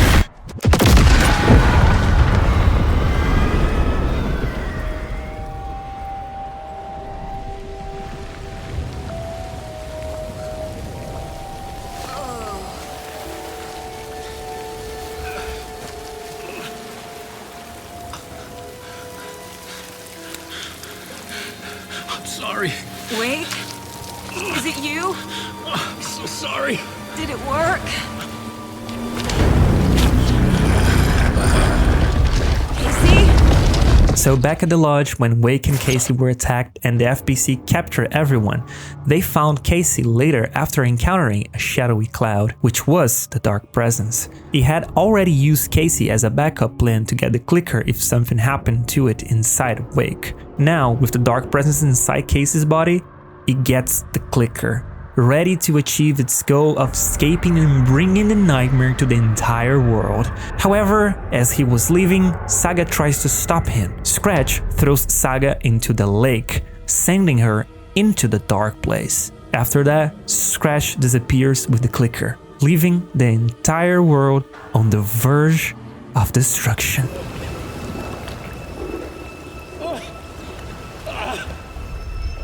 I hate to be the bearer of bad news, folks, but it's official. Deerfest is canceled. Today, Bright Falls feels a little less bright.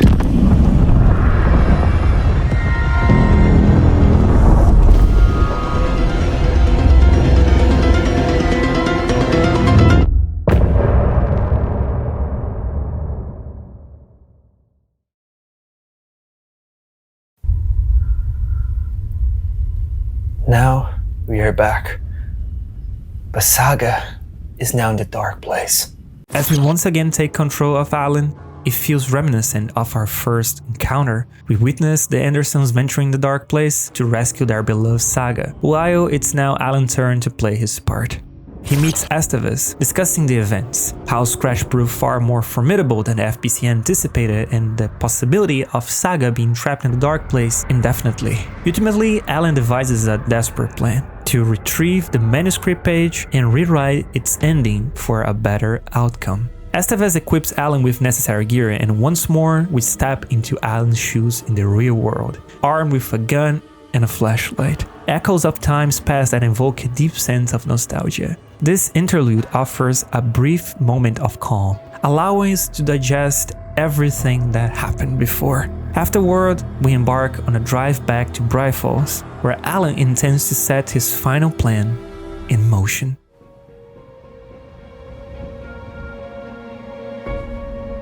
I brought Saga Anderson into this story to help me escape. She succeeded. It cost her everything. I'd used Alex Casey in my writing for years. The real Casey had been drawn here because of that. Now he was a victim too. Saga, Casey, Alice, all this horror originates from me. It's my fault. Scratch had to be stopped. I've driven down this road before. Been driving on it forever.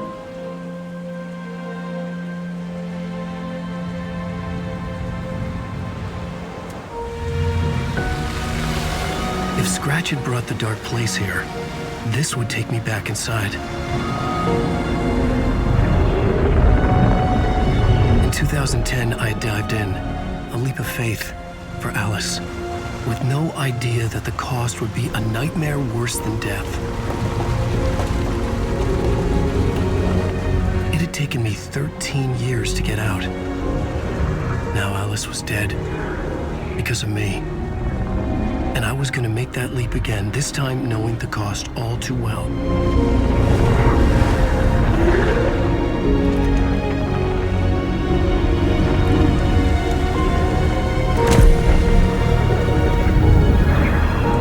Another way to look at it, I had brought the dark place here with me.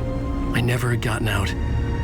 Maybe after this I finally could. It was a fool's hope. I had no choice. I had to do it. That didn't make me any less terrified.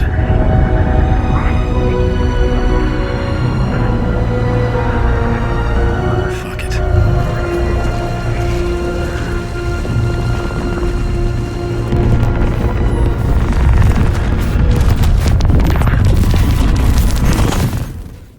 What remains most surprising is Alan's courage. After 13 years trapped in the dark place, to willingly return, driven by a noble goal, to save everyone from the story he once authored. It's a heartfelt moment underscoring Alan's journey of redemption to become the hero.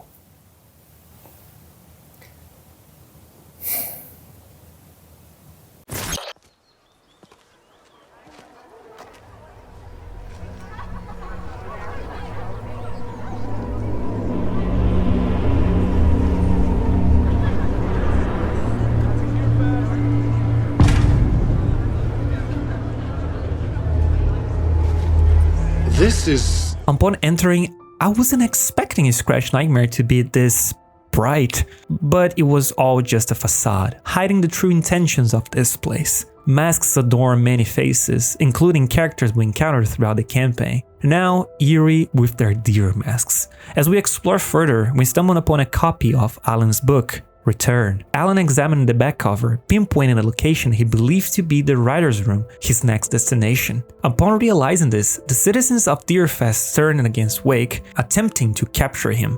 We managed to slip away through the back doors. Wandering through the forest, Alan eventually arrived at Valhalla Nursing Home. Trying the locked back door, he sought another way in, guided by echoes of Alice from within the wellness center, showing him the right path. Following these echoes, we unexpectedly encounter Scratch, who attempted to stop us. Alan ran desperately for an escape route. Just as Rose appears, opening a door to safety. From a distance, Rose motioned Alan inside the nursing room entrance, where he found refuge in a warmly lit room. Alan asked Rose how she was there, and she explained that she had come to save him, guided by the hidden message she had received from Wake over time. Ironically, Alan didn't remember sending any messages to her, a mystery we previously explored back in the nursing home chapter, and one that still lacked a definitive answer, leaving us with only theories. So now we need to go upstairs to the writer's room to finally put an end to the story. When we arrived, our friend Otti was there, guarding the door, waiting to open the spiral door for us. Can you help me find my way? One last time. Now there's a devil in the fist trap. Don't be spooked by it so that shit won't start beating your underpants. Okay, I'll get the door open for you, Tom. There you go. The matter is a stake. There he was, for one last time, the writer's room. The room we saw throughout the campaign many times, endlessly looping until he connected fiction and reality. As Alan tried to formulate the ending he needed to write, he found himself blank, surrounded by countless elements and possibilities. He had to get it right this time. While pondering, an echo appeared inside the writer's room, a fragment from one of the endings in the countless loops Alan had endured. This time echoing from within the dark place. The echo features Saga and Alan discussing how the end should unfold. There had to be a hero, and the hero must pay a heavy price to save not just Logan, but everyone. The ending had to embrace the horror genre, unwieldy in its darkness, and uphold the theme of balancing gains and losses as seen in the first game's ending.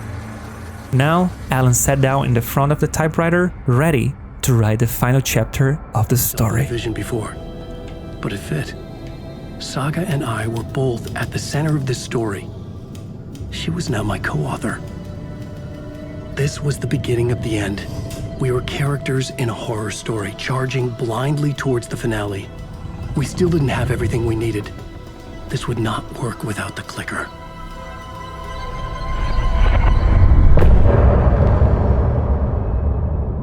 We are almost there. Here we are back playing a Saga, but now we are stuck inside her own mind. Upon closer inspection, everything collected throughout the entire game has vanished. As we investigate, we begin to discover items that appear inside Saga's mind place. Mementos that remind her of past mistakes. These items provide clues that we can pin to our caseboard on the wall. As Saga pins these clues, she becomes increasingly critical of herself, recounting how she failed to protect Casey, failed with her husband, her daughter, and ultimately herself. We delve deeper into this part of Saga where she wrestles with her own inner darkness. Eventually, we start finding other mementos that remind Saga of happier moments. From this point forward, our goal shifts to pinning clues that help Saga recall the positive experiences she had, turning this section into a battle within her own mind. As we piece together the right clues, Saga finally realized how deeply she was sinking and manages to pull herself back up, reclaiming her mind place.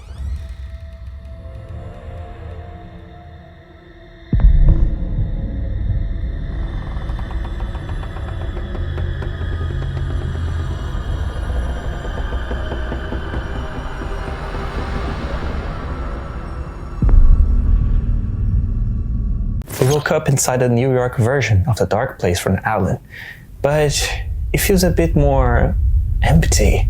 Maybe a version connected more to Saga than Alan. We woke up and not long after, the phone starts to ring.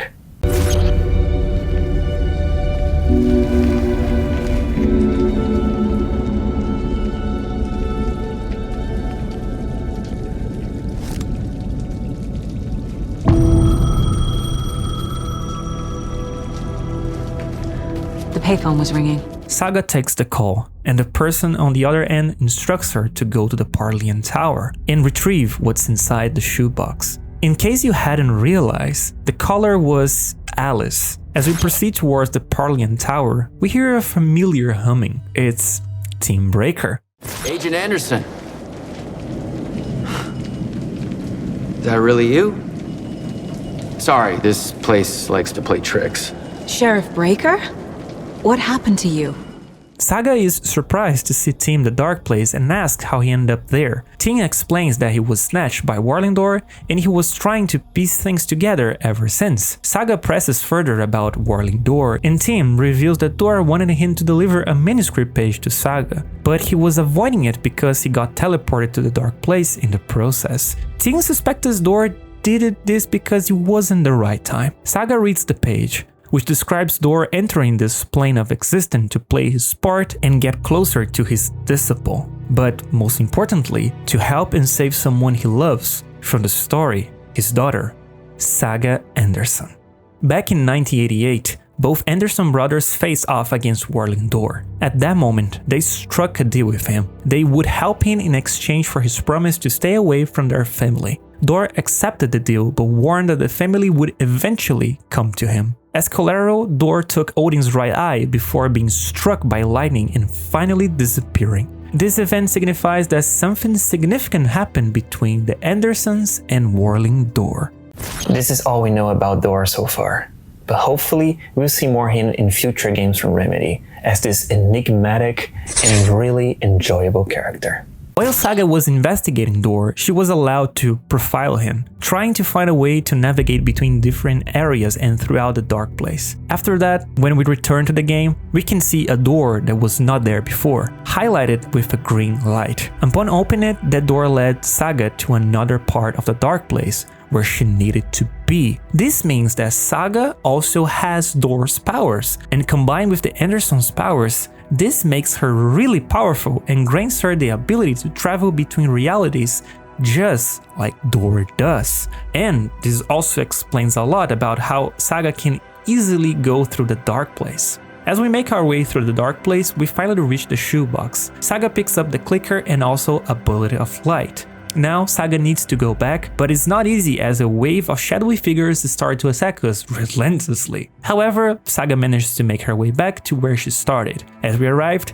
we can hear the payphone ringing in the distance once again, and when we pick it up, we hear Saga's own voice. This suggests that, like Alan talking to himself, it might be related to the ending from the Final Draft New Game Plus, where both Alan and Saga from that ending are somehow trying to guide their other versions to the end, ensuring the conclusion of the loop forever. However, take this with a grain of salt because we don't have confirmation about this yet. It's just my tinfoil hat theory. The caller tells Saga that she needs to help Alan to finish the story. Saga doesn't understand at first, but she will at the right time. So, Saga thinks for a bit and comes up with a plan. Now that she knows how powerful her mind place is, she tries to use it to contact Alan, and it works.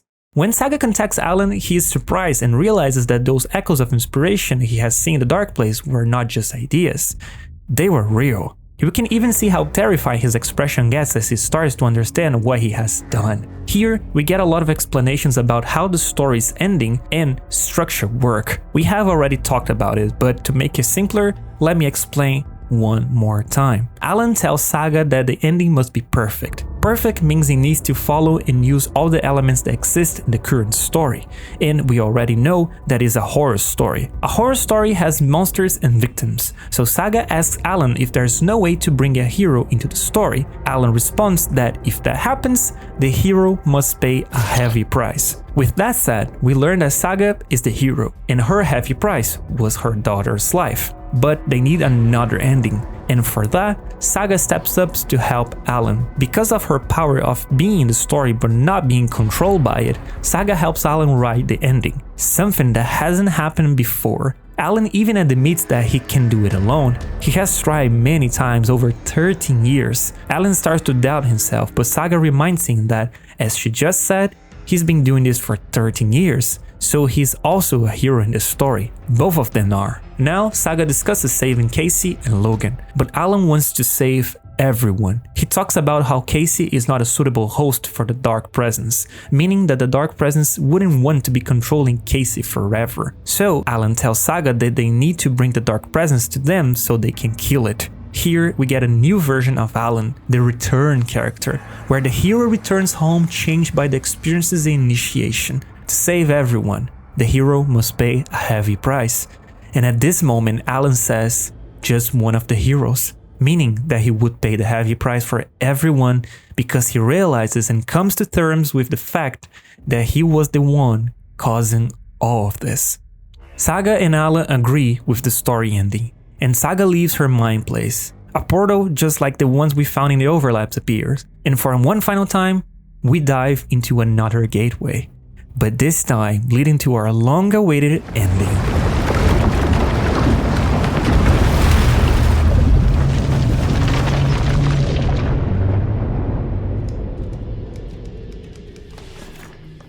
Alan? Saga, I finished it. The ending we talked about. I have the clicker and the bullet of light. Let's do this. I have to be the one to do it. I feel like I've always been on this journey. Okay. It must end here, this darkness. What lies under the surface now shifts. A play of shadows catching my eye, thrusting my face into the water. He's here. It's shockingly cold. Past the mirror of the surface. And I will see. Casey? The end. Scratch! Now!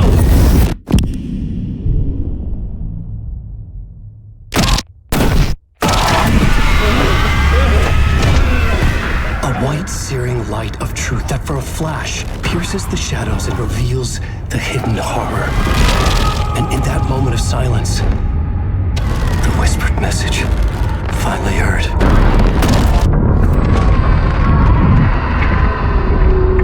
Come on, you motherfucker! Come on! Come on! What if there's nothing waiting to be revealed? The play of shadows fool us all, subterfuge to get our price of admission. Darkness not as a monster, but as emptiness. We're none the wiser. No answers, no truths. The hero turns to look inside, is destroyed by what he sees, and is redeemed. Saga said we're both heroes. I'll pay that price. So will she. We are here to kill the monster. I pray nothing comes after this. Nothing will sleep. This is how we win. Is it too easy? What if this is still the dark place, another dream to wake up from, always coming back to the beginning? The memory of what came before burned away by this terrible realization. Maybe it's a mercy, forgetting. To know nothing when we loop around, back to the...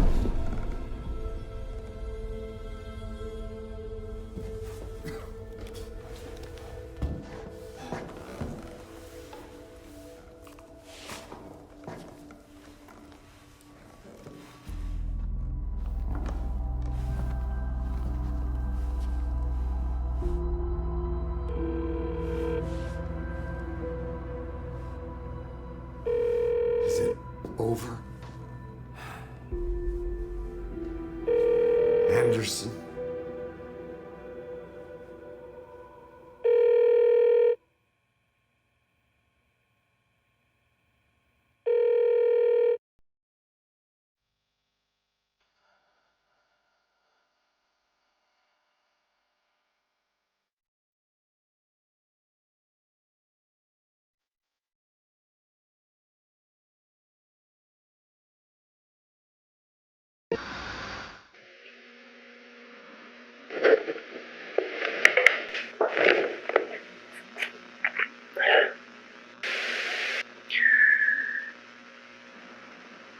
This is my final message.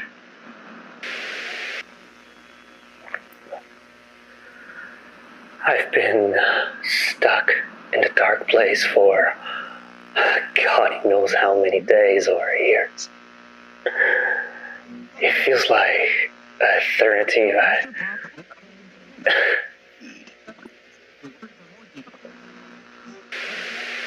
I just want it to be over. I just can't. I've wrote so many scripts, so many videos, trying to figure out all this, the ins and outs, rise, ascension, destruction. Everything led to the same place. I just don't know what to do anymore. I just don't.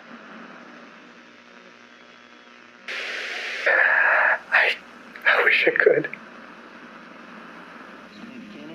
I really wish I could. I just can't. This is my last attempt. I'm going through this loop one more time. I don't know what awaits. I don't know what awaits me there.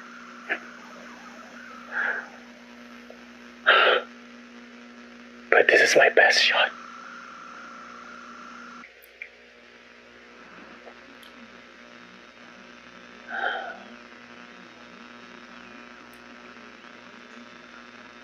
This is my only hope. After the credits, we get a cutscene featuring Alice, explaining how she didn't die. She was actually contacted by the FBC, who explained to her what really happened to Alan. Since then, she has been trying to learn more about the Dark Place, which was why she was using her art. If you pay close attention to the last video from Alice, the photos that she took of herself jumping off the cliff actually show her jumping back into Cauldron Lake. This means that Alice was always inside the Dark Place with Alan, trying to guide him by misleading him into believing she was dead. This way, he could finish his initiation arc, move to the return arc, and complete his hero's journey for the ending to work. Alice also says that we need to go through this loop one final time, but this time she would be showing us important things that we need to see to finally get our true ending. As Alice's message ends, Alan wakes up one final time. It's not a loop. It's a spiral.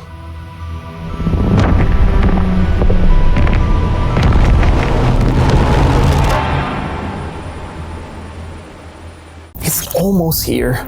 I'm almost finishing the video, but I don't know how to write the ending.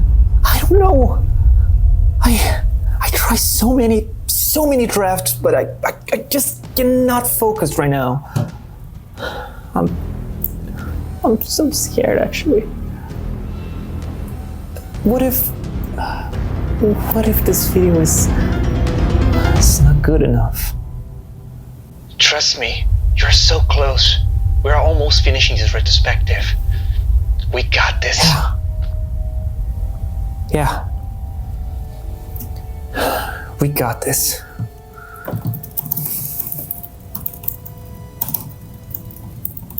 The final draft is basically the same game with small differences, but there's more to it. Playing Alan Wake for the first time is really hard.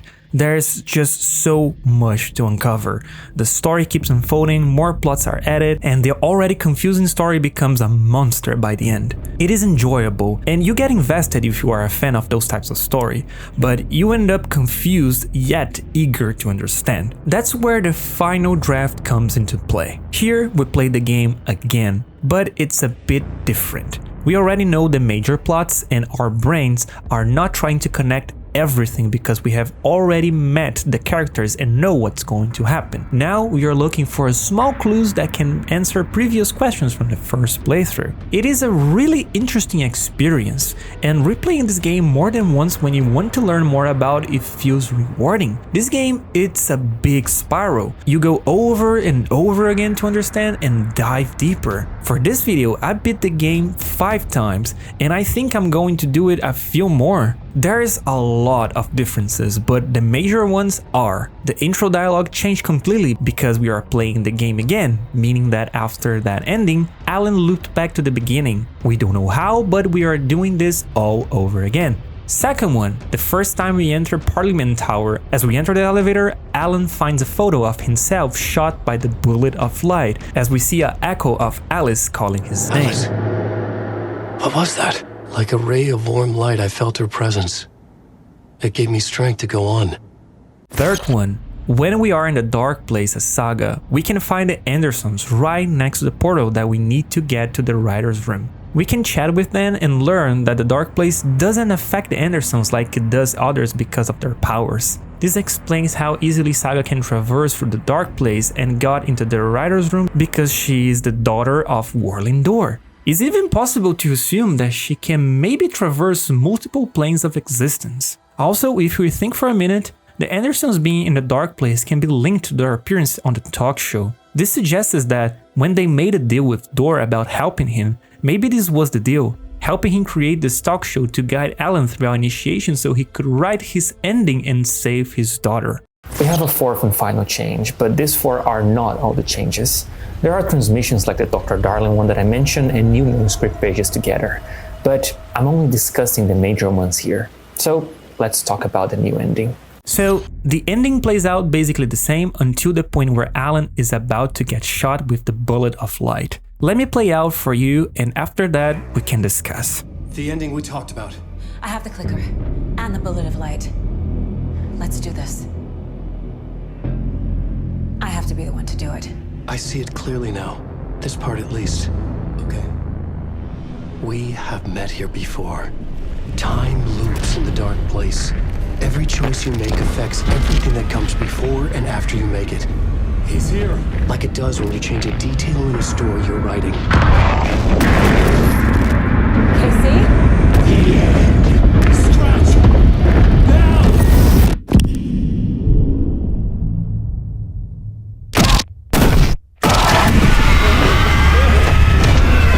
When the bullet of light blew the darkness out of the crater of my skull, the dark presence was born from the remains, feeding on the horror around it to grow.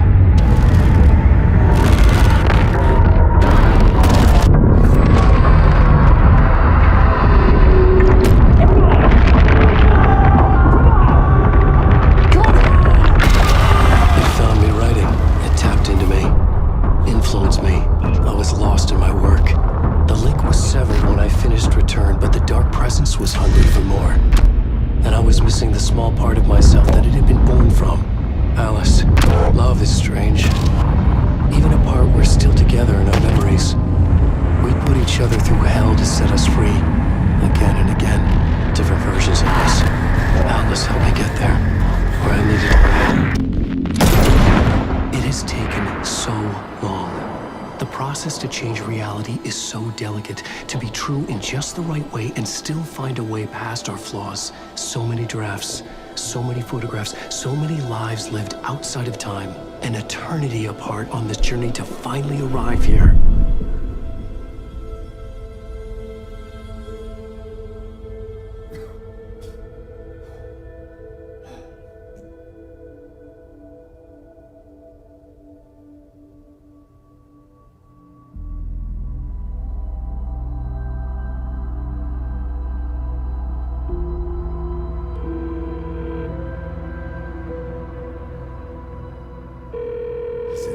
Over.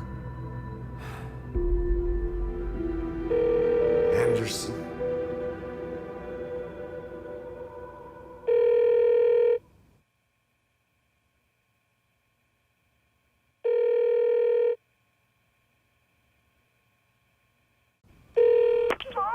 Logan? Logan! Are you alright? I had a terrible nightmare. Can you come home, Mom? Oh, baby. It's over now. You're alright. I'm here. I'm on my way home. I love you. She's alright.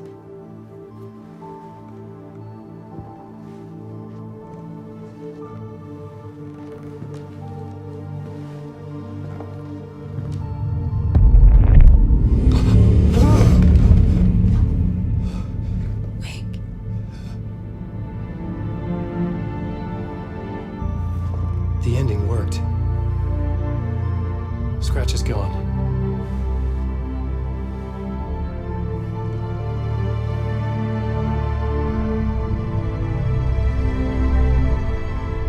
At last. Thank you, my love.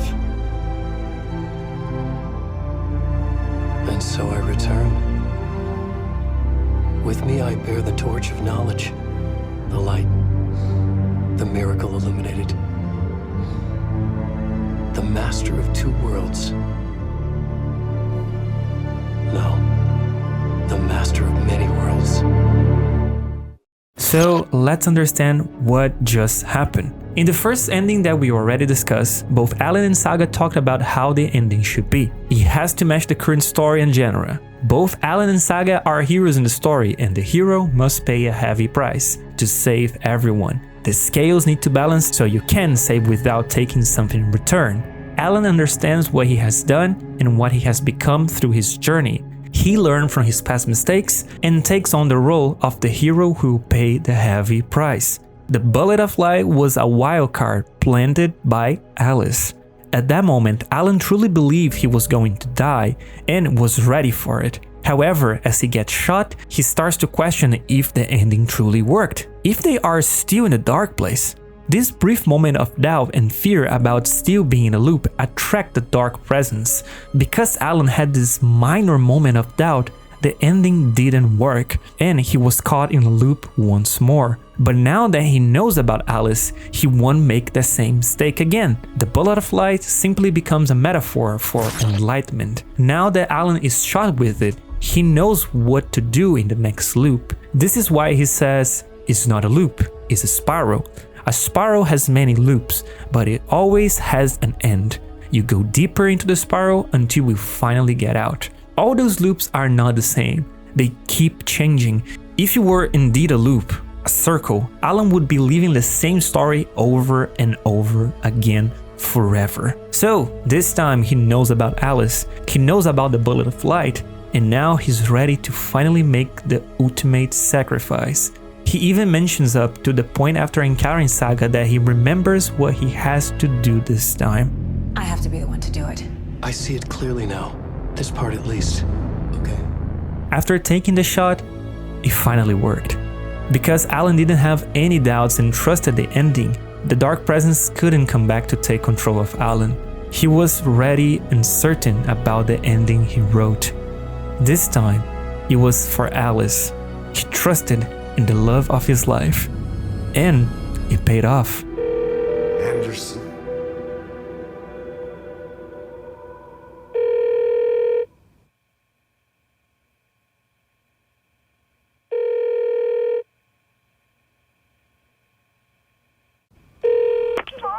Logan?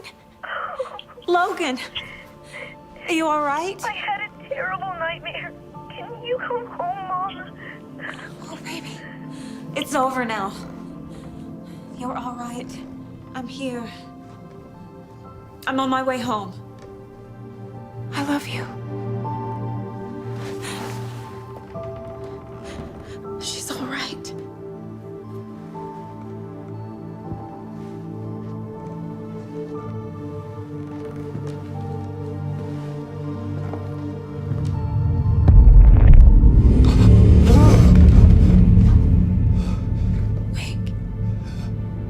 Now that Alan has finally done everything to ensure the ending worked, this time trusting Saga and Alice, allowing them to help him ascend to his enlightenment. In the poignant final scene, Alan acknowledged that he has completed his hero's journey, mastering his craft and his power, becoming the master of many worlds. And so I return. With me I bear the torch of knowledge, the light, the miracle illuminated, the master of two worlds. No, the master of many worlds.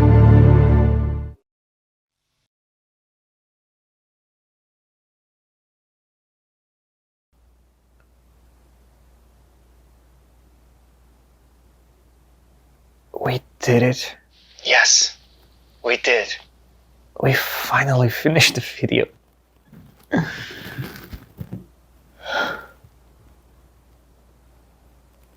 It took me 4 months just this video, 6 months the entire retrospective.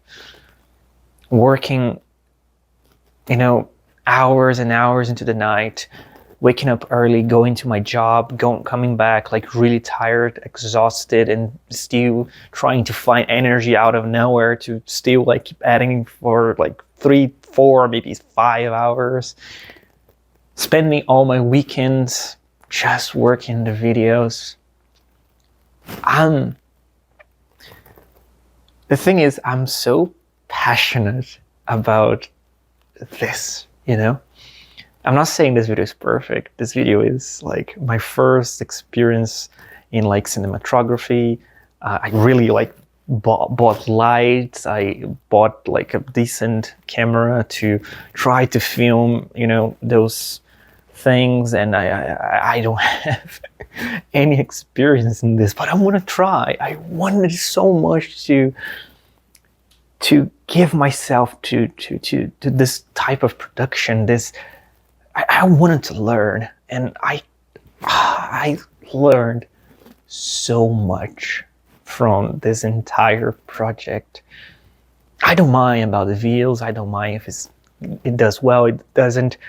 The only thing that I'm really proud is like that I completely like overcame depression and all the other mental struggles that I have just to put this thing out.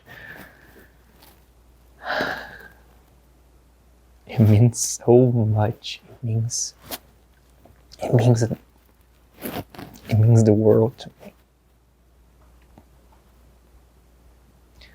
It means the world to me. Being able to battle myself, go to my dark place. This video is something that I will look into in the future as an example to, you know, obviously learn how to produce scenarios better, to use lighting better, to act better, because I don't act, I'm not an actor, so I just struggle with everything, learning on spot. But this is a message to me, and of course it can be for yourself as well, that no matter what happened, no matter how deep you are in the dark place, there's always a way. You know, this is very cliche, I know, but I understand what I've been through to put this out. Those 4 months that it took me to edit this was like of constant work. And, you know, fighting against myself. And now that I know it's finished, it's just wild. So this video is for you, Jules from the future, and for anyone else is watching, that you can do, you know, the thing. You can overcome depression. It's hard. It's not easy. Depression will not like go away, you know, but when you kind of learn how to live with it. And every time that you do some progress, like as little as it is, it just feels so rewarding. And putting this out for me is just like, I'm like, it's showing me how strong I can be actually. So yeah, that's it for today, guys. I want to thank you so much for like watching the whole thing, especially if you watch like from the first video, from the retrospective, the Control video to the Alan Wake ones. That's insane, you know. Even for myself, I have a hard time watching me. So yeah, thank you so much for that. And yeah, I hope you guys are doing great out there. And yeah, just as always, I hope you have an amazing time of your lives. Stay awesome, stay safe, and don't forget, if you are inside the dark place, trapped there, haunted by the Herald of Darkness, just remember and always strive to be the champion of the light. Thank you. For everything.